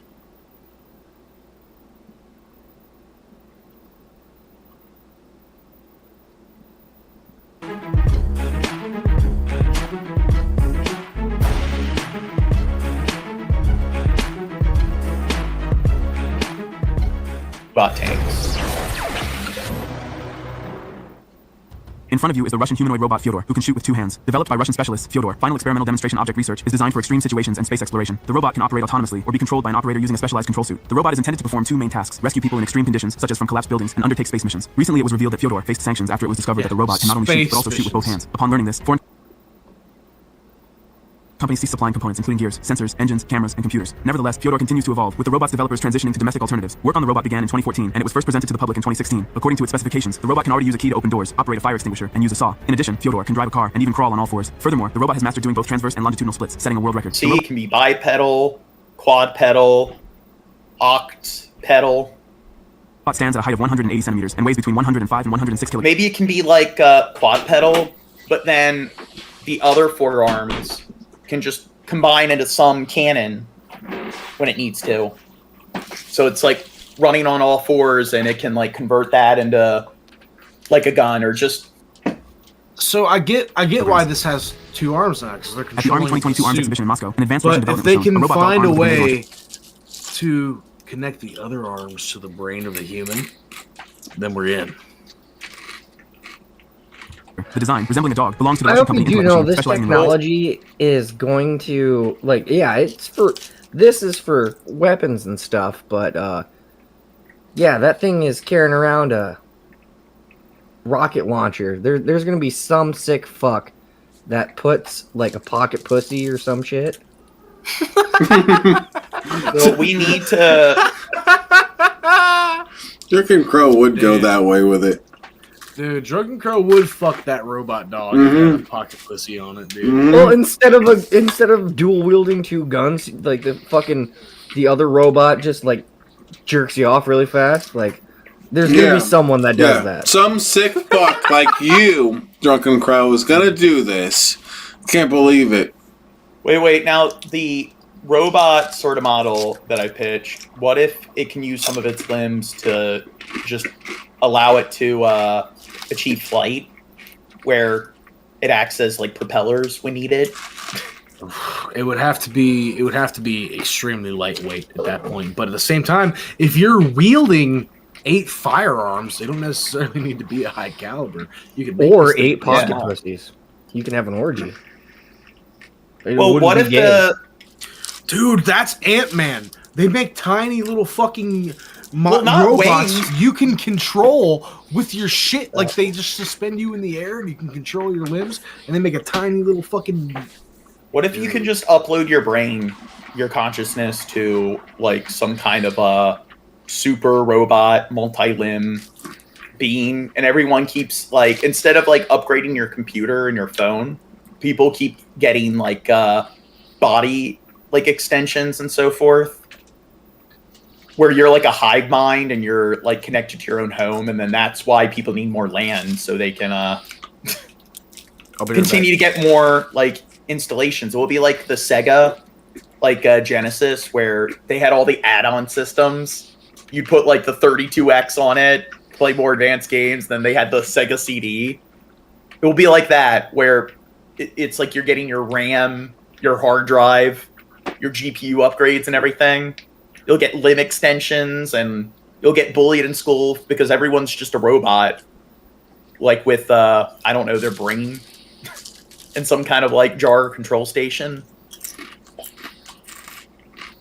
Yeah, but then that will be World War IV. World War III is like the robot wars and like the Space Force, like the like satellite sort of sabotage.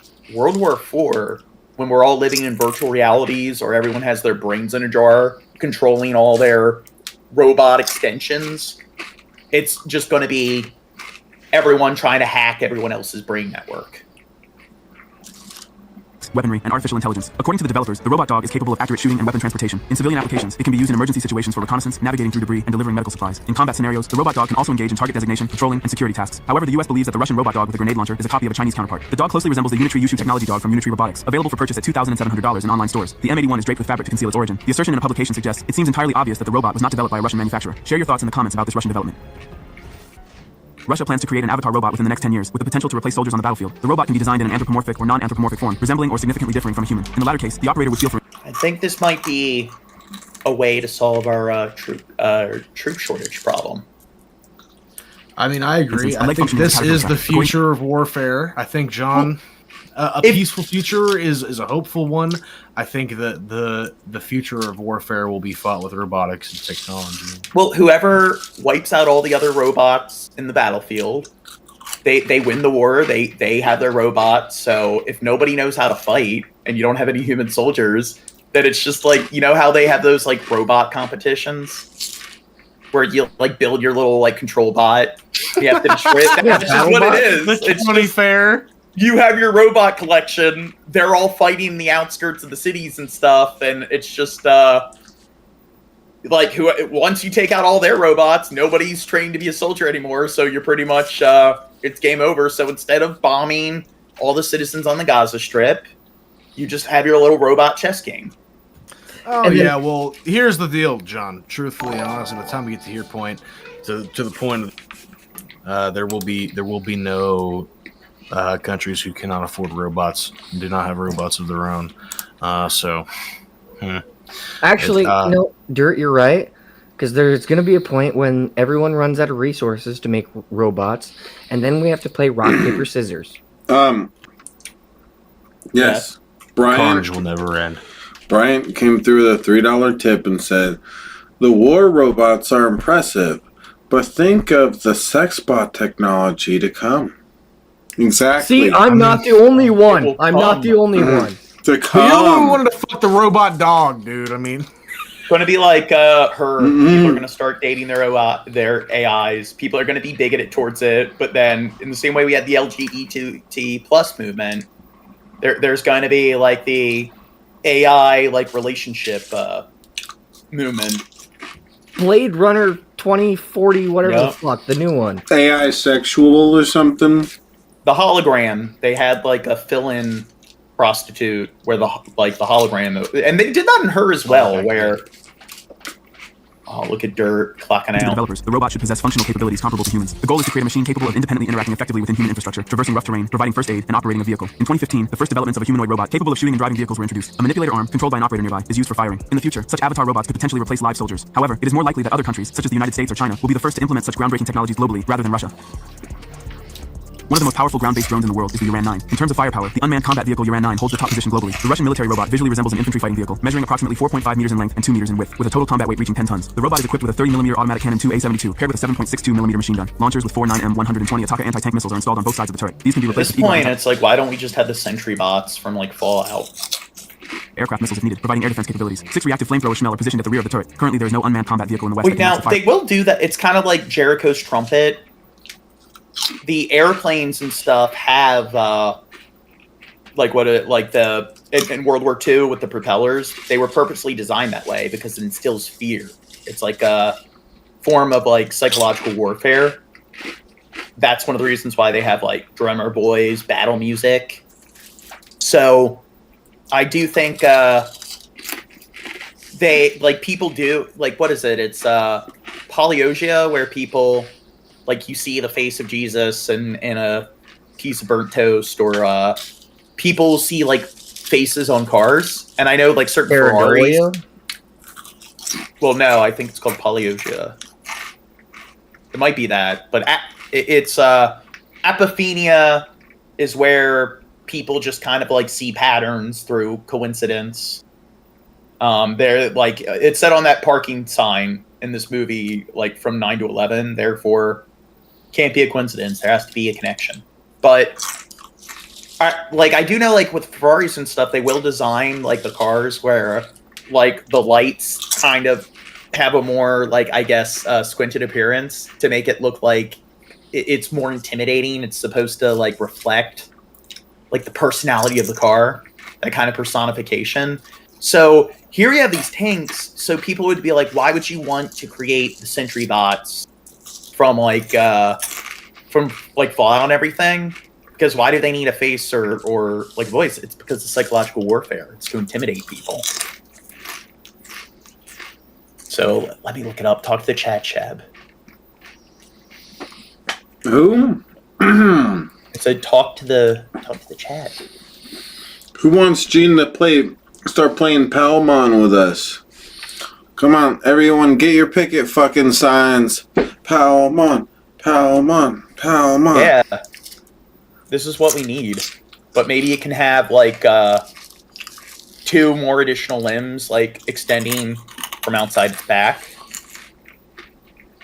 Now, this was one like plot hole I found in like the Fallout universe is they have these completely sentient robots that run on like these like nuclear batteries, nuclear generators, so they can pretty much operate like indefinitely. So why don't they just have the robots collect resources so they can make more robots, and then have the robots grow crops and irradiate crops and like purify water? Why don't they just have the robots make more robots and then start gathering supplies so the robots can create like a water purification plant? Like, it doesn't make any sense. It seems like when they have like AI with this level of sophistication, like the synths and everything, why don't they just use the singularity to fix the planet? It's a question as old as time, Gene. And here, it's like Mr. Handy. So he's like a maintenance robot, service robot. Why don't they just have these go out and gather resources? Mr. Handy. Yeah. So it just seems like, why don't they have Mr. Handies go out and build more Mr. Handies that then help accelerate the process, and then they can just build more factories and then use those factories to build even more factories, to build even more shelter for people, and then use Well, John, create with a name like solar Mr. panels, Handy, wind farms. with a name like Mr. Handy, there's going to be some sick fuck that turns it into, sex robot. Well, if here, what is the everybody chat had a thinking handy, about the that? world would be a better place. Well, it's true. Why don't they just? Well, it's true. They could just build endless like solar panels and like wind turbines and everything. They from there they'd be able to just build as many water purification plants and factories and shit that they need, and then Not if they're given handies. then they can use that to start like irrigating as many crop fields as they need and so forth, or vertical farms. Air power of the Uran 9. Importantly, this combat robot has already participated in real combat operations in Syria, where, according to the developers, it demonstrated its effectiveness. Details of the Uran 9 application in the Syrian conflict are unknown, but the machine's testing in a combat environment revealed several issues inherent to such technology. While the United States, the United Kingdom, France, I and other remember countries are hearing actively developing something combat robots about to reduce human Russia casualties on the using battle. robots in the Syrian conflict. Yeah. This robot operates in 3 control modes: manual, automatic, and direct control. The complex weighs no more than 7 tons and can reach speeds of up to 40 kilometers per hour. With remote control and direct visibility, the machine has an operational radius of up to 10 kilometers. The armored robot can also be used as a fire support vehicle, transporting ammunition and fuel, evacuating the wounded, and providing guard duty. It has an armored hull capable of withstanding gunfire up to 7.62 Now, millimeters. currently, I feel that something like this is somewhat of a sitting duck, because if they detect this, like, you already have current drones, like aerial drones, where they're able to shoot them down. So I kind of feel this is just like some kind of future technology worthwhile, like in the making. Caliber. The robot is equipped with interchangeable combat modules, which can be armed with 7.62 and 12.7 millimeter machine guns, various types of grenade launchers, and Cornet anti-tank missile. There is also the option of installing a high-speed 30 millimeter cannon and anti-aircraft missiles. The combat robot Erecta is a group of robotic systems united under a single control system subordinate to a human operator. The operator has the choice to stay behind and control remotely, or be with the robot on the front line to execute tasks. The robotic platform with a combat module is operated from a command post, which can be located anywhere, even in a separate armored vehicle or at a stationary point. Before the battle, the map of the area and grids of key landmarks to be What if eliminated. you can have this kind of like synergy network where like it works with like a surveillance bot? So the drone goes out and like through the aerial view, it maps out the region, and then these ground drones have the artillery, and it knows where to fire the artillery. I will say the problem I see with this is they said you could either bring it with you on the battlefield or man it from afar. I can't see the benefit of having someone control this thing on the battlefield when someone could control it from afar, or when that man could be having a gun in his hand and watching your boy's ass. You know what I'm saying? Like, I don't know. Mm-hmm. Are loaded into it. In combat, special forces do not need to control every movement of the ups and teletank. downs. Because, like, the way it's going, oh, yeah, we got all these robots and whatnot, so it's basically going to be, basically war in the future is going to be a video game, but with real stuff.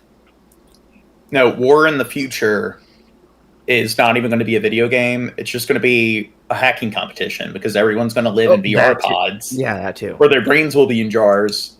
So it's like whichever nation on the world network can hack everyone else's brains in Neuralink networks. So that's all it's going to be. Well, you're thinking far future. I'm thinking Yeah. like 50 years or whatever. And the only thing that would stop that is, EMP instead of a nuke. And then maybe beyond that, when we build Dyson spheres and all our spacecraft are just the robots loading the VR pods and stuff, like all the cargo containers of everyone's brain jars. And it's just some network that's just they can still communicate. Maybe there's some delay or whatever, but they're still on the network in their shuttles and stuff. And they have their own networks and they can still connect to the Earth network, the Mars network. But then what's going to happen is it's just controlling the starships with their minds and stuff. Wait, isn't a Dyson sphere a model of vacuum cleaner? No. Sufficient to press a button and select one of several tasks. The Maybe it combat is, robot as a platform is designed for reconnaissance operation. It's where you harness the energy of your solar system. I know, John. Adjusting fire on enemy positions and the rapid delivery of ammunition and supplies to hotspots.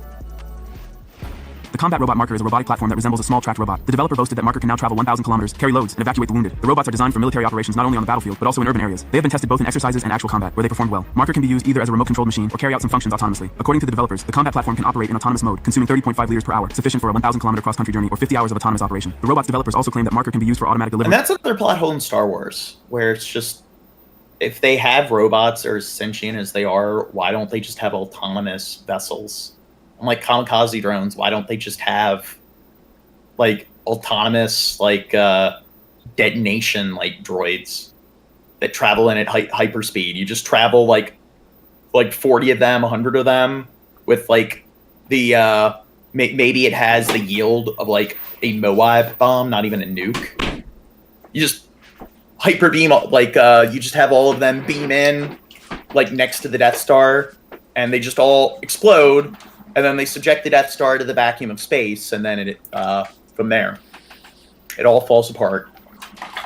And unloading of cargo. Additionally, with the help of a hydraulic manipulator, the system is capable of autonomously extracting cargo containers from storage. The Russian robot. Yeah, but even if they're stupid, just what I'm what about IG-88? It's just IG-88 was a bounty hunter. I know, but I'm saying he's talking about how they're all stupid, and if all you need them to do, you just need the AI to be sophisticated enough to here's location, fly in at hyperspeed, detonate. And it's not even really a droid, it's just it's a kamikaze drone. So it's some just automated projectile. So why don't they do that? A kamikaze spaceship nuke. You just have them they just beam in a bunch of nukes surrounding the Death Star. Body Complex Platform M is a remotely controlled robot on a tracked chassis. It is an armored robot, remotely operated, armed with a grenade launcher and machine gun system for engaging in combat without direct contact with the enemy. According to the developers, the complex is designed for reconnaissance, detection, and engagement of stationary and moving targets, providing fire support for units, as well as for patrolling and guarding important objects. The latest combat complex includes means of differentiated armor for the chassis and weapon platform. The complex can enable conducting combat operations at night without revealing factors. If you enjoy... To Brussels now, where NATO Secretary General Jens Stoltenberg has signed a €1.1 billion contract for artillery ammunition shells. Stoltenberg said the investment came as Russia's war in Ukraine has become a battle for ammunition. The supply of the 155mm shells used in Western guns has become critical. The European Union had promised to deliver 1 million shells by March of this year, but European Parliament lawmakers say only 300,000 have been delivered so far. Ukraine has long warned that its army faces a very real and pressing ammunition shortage in its war. So I guess Congress is still going to follow through supporting Ukraine. War against Russia. Let's talk to DW's Terry Schultz in Brussels, who's following that story for us. Terry, tell us more about what we know about this investment. Is it all going to Ukraine? Well, actually, Claire, we don't know if any of it will go to Ukraine. What people need to understand is that an order like this will take between a year and a half to be delivered. So they sign it today, but those 155mm shells will not be on their way for a So that when we're supporting Israel, we can also still continue to spend the billions on Ukraine as well. And that's where it's do we need to spend as much? Maybe in a scenario like this, if we're going to spend money on supporting a foreign ally. And that's why we should choose Ukraine and not maybe Israel's the one that we should just turn the other cheek to and ghost. Really long time. Who even knows what the situation will be at that point? And although NATO is coordinating the deal, it doesn't have anything to say about where the shells will go. With the countries who are purchasing them will make those decisions. So what the Secretary General said today is that it is important for countries to refill their own stockpiles because they have sent so much to Ukraine. But it will then be up to them whether they continue sending material that they. Next vid. Let's take you back to Gaza now. There's been fierce fighting around Khan Yunis. The idea of saying they have encircled the city in the south of Gaza. But also we understand there's fighting around some of the hospitals there that are there. So let's take you to Gaza. We can speak to Leo Kansas, the head of mission for Palestine with the MSF, also known as Doctors Without Borders. It's very good to see you, Leo. Thank you for joining us. Can you tell us where you are, firstly? I just arrived in Cairo yesterday, and I was in Gaza for the last 2 weeks. Were you in Khan Yunis? Yes, we were in the west. We were living in the west side of Khan Yunis, and I went to visit the Nasser Hospital and the European Hospital as well. What was the situation in those hospitals? And Leo, what was happening around them? Was there fighting around the hospitals? It's catastrophic. I just went there just a week ago, and it was already fighting quite close to the hospital. When I was there was a bomb who fell down just 150 meters. If you like videos, usually I like to skip them because I'm wondering, like, will they actually provide us with any like decent information? Away from the hospital, it killed 2 boys, 4 years old and 5 years old, plus six more people, and 80 wounded. So already when I was there a week ago, the fighting was quite close. Since a few days, it's becoming increasingly close in the immediate vicinity. I just talked with my team this morning. They are very scared about what is going on. They don't know where the troops are. They hear a lot of shooting and bombing. They are so scared to get out. Okay, I think maybe. What about this, Dirt? I'm going to propose something. I guess Stuart walked away. What if the Falkland Islands? My bad, I fucked off for a moment. What's the Falkland Islands? Okay, We're going back to the Falkland Islands like John always does. Well, it has a larger surface area than like Gaza. I think it's like 3-4 times the size, and it's off the coast of Argentina. What if instead of spending the billions on supporting Israel, what if we made the Falkland Islands New Palestine? And then what if we spent the billions and turning it into a very wealthy kind of like island nation, building cities? And what if we ended the stream right now at this exact second at 4 hours and 20 minutes and started playing Pal World? You want to play Pal World, Gene? Well, I'm probably going to go to bed when the stream's over. Oh, did someone mention Pal World? I have Pal World. Gene, why don't you ever play Pal World with us? That's all we've ever wanted. We haven't covered the Texas border showdown yet. Okay. Bunch of rednecks with their poop out and their pee. Oh, wait, I can't say There was that. a showdown at the Texas border? Yeah, like the federal government and the state government are butting heads. What? In a showdown? A showdown. Texas lawmakers are outraged over a Supreme Court ruling allowing the federal. Well, no. The irony is it's not even at the border between like Mexico and Texas. Yeah. It's the Texas border where the federal government's trying to get in, and the National Guard doesn't want to allow government to remove that razor wire along the U.S.-Mexico border. Lawmakers are ignoring that ruling now in the Lone Star State, and they've instructed the Texas military to install more razor wire at the border, and you can see them doing that. So the federal government doesn't want them to, and they're just like, fuck it, we're going to continue to do Ventura it. is in Eagle Pass, Texas. Dude, and let you've got them some have migrants in Texas. the area as well this morning. What's been the reaction? What are you seeing right now, Jorge? Maybe not. That might, I mean, consider that may not be bad. That may not be good for Hispanic individuals trying to immigrate to a freer United States. The last secession movement, like, it was when Obama won his second term. It was something like less than 1% of Texans actually wanted to secede. Remember the I Alamo. wonder where it's at now. And there's like Texas is like we saw the gerrymandering where there's slightly more Democrats. I think there's 5% more Democrats than it's like 55-45. So it's actually much more blue of a state than people think.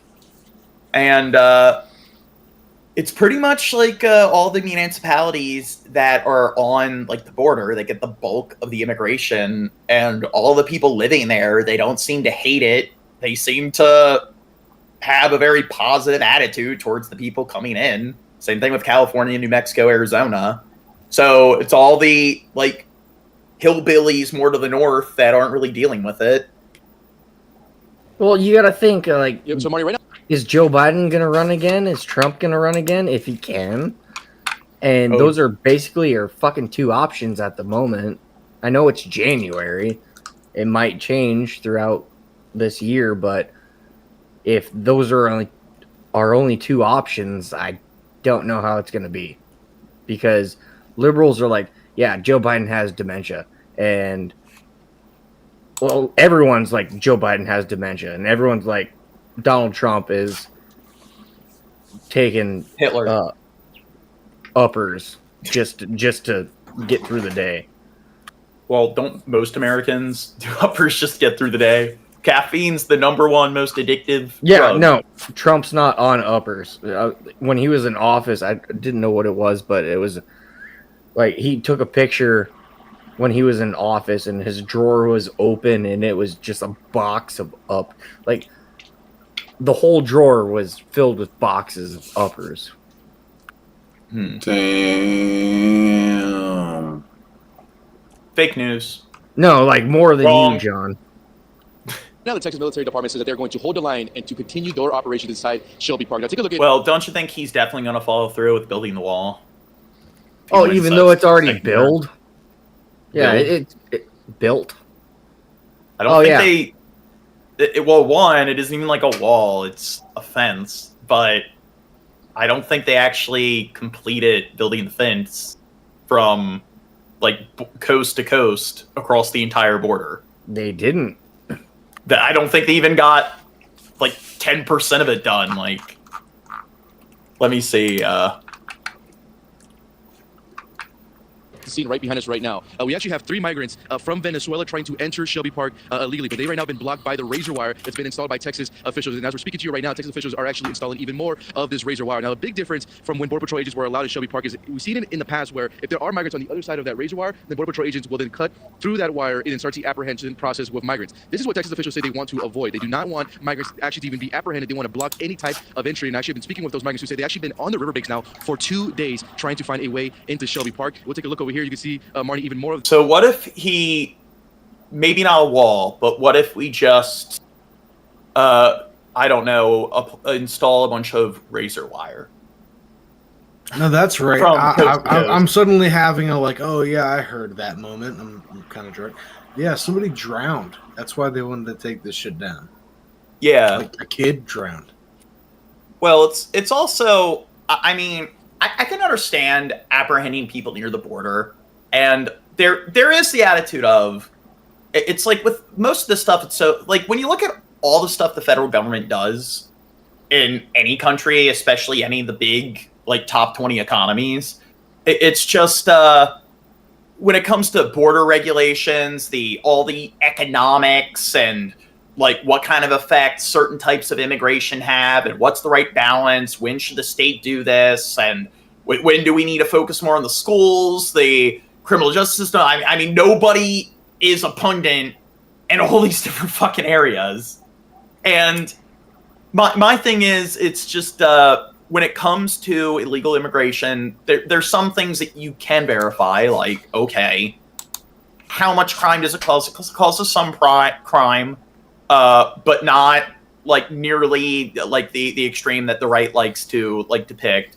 And people do tend to, it does benefit the economy to a notable degree, but it's like they do apprehend a decent amount of like immigrants. So what if they did that? They didn't do that at all.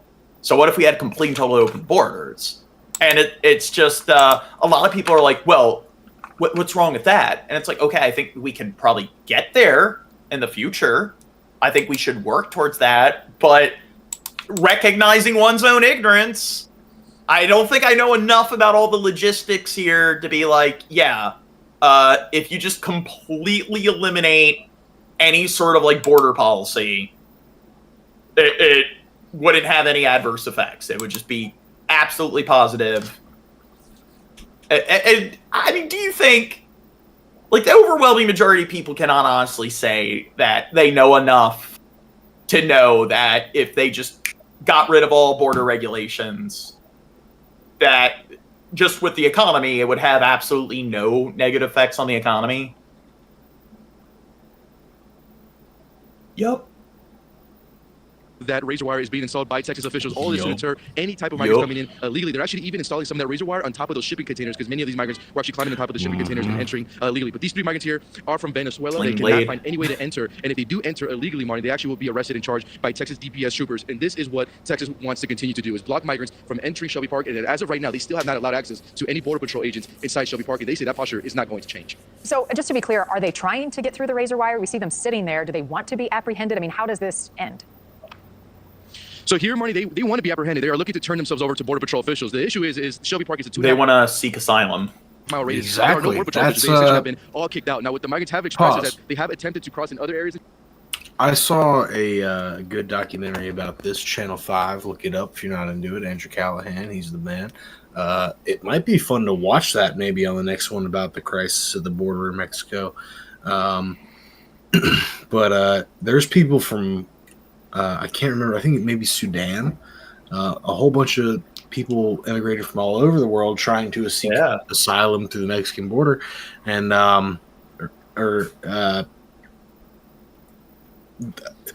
he said that basically from people he talked to, it kind of seemed like everybody knew what to say to be granted asylum.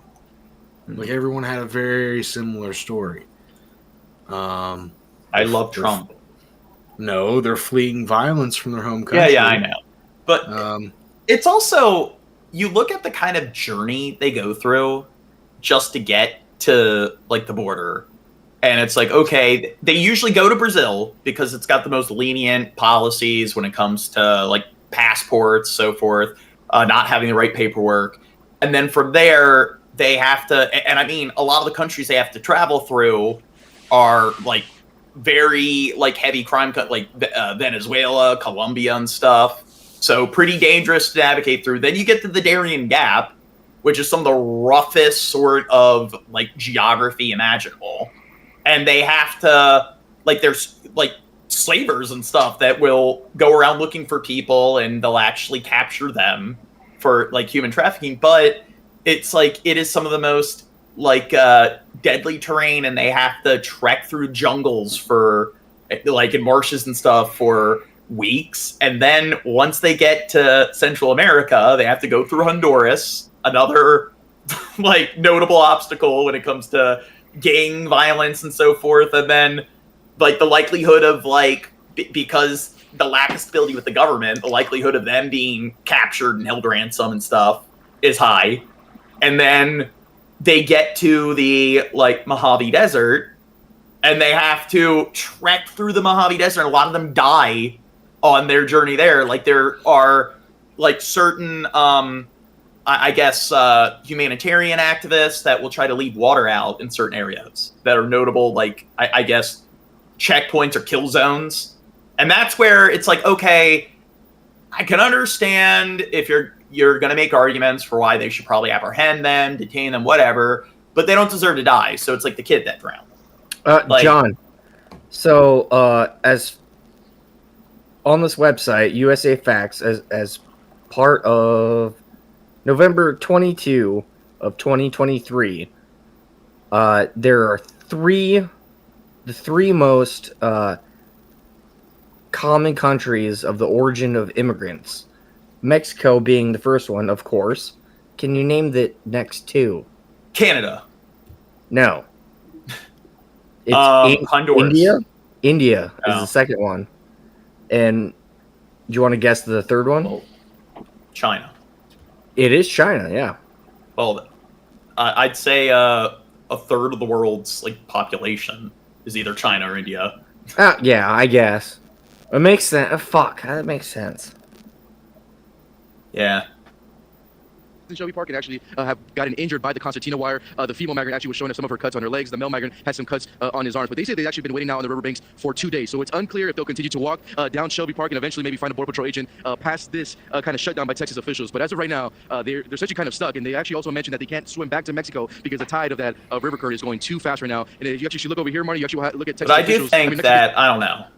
Mexicans Hold up, are stop, very... pause. I'm sorry, stop. I'm going to stop you right fucking there, John. What? I fucked off for a moment. I was going to go try to find some food to, maybe absorb some of the alcohol in my stomach. But I heard this statement as I walked across the house. He said, male migrants and female migrants. What kind of dehumanizing fucking language is that, dude? Male and female migrants. How about they're men and women, dude? They're men and women, dude. Like, get the fuck out of here. All right, I'm fucking off for real this time. Well, anyway, it's now I lost my train. Oh, when it comes to building the wall, it's like I think a lot of Mexicans, they're much more hardworking than most Americans and stuff. I don't think we should deter them from getting in. I think the one border that we really need to pay attention to, Canada. They drink milk in bags. They're at fault for Caillou.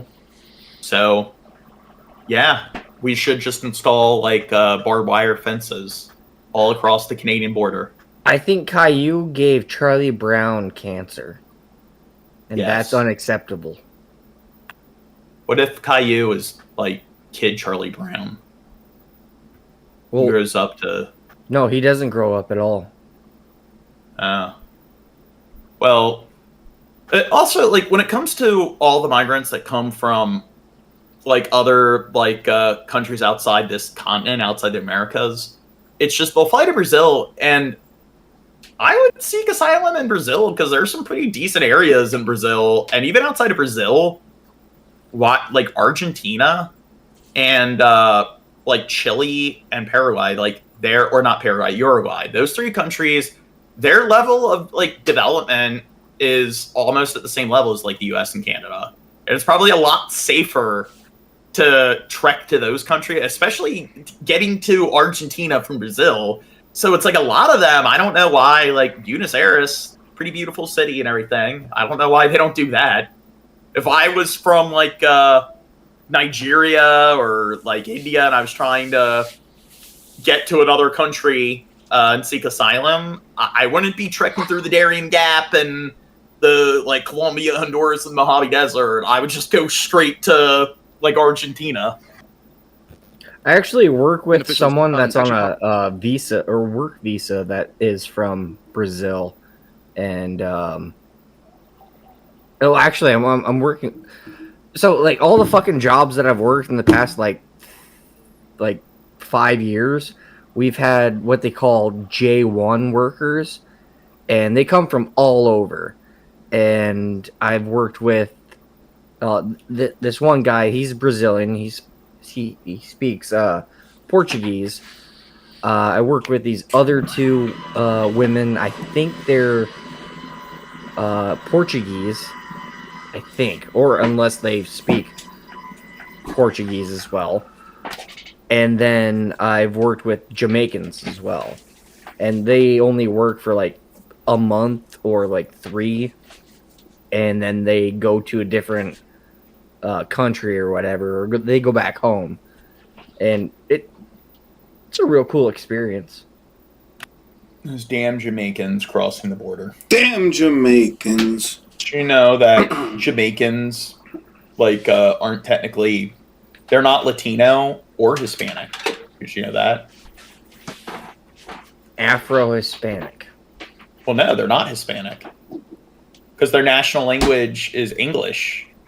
So it's like the U.S. and the U.S. and Canada. So because English is their national language, they're not a Latin-speaking country. I don't think your language defines your nationality.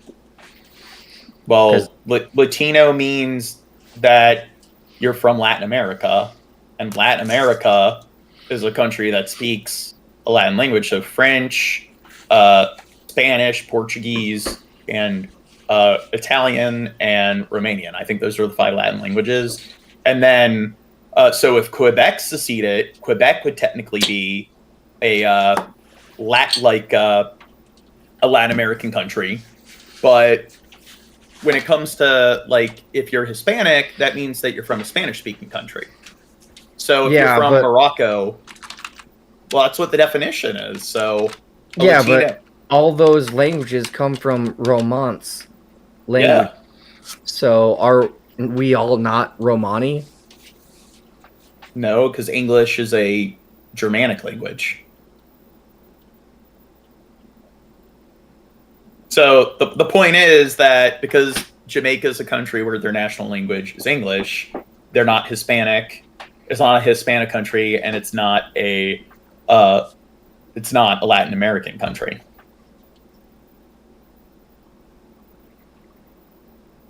Yup.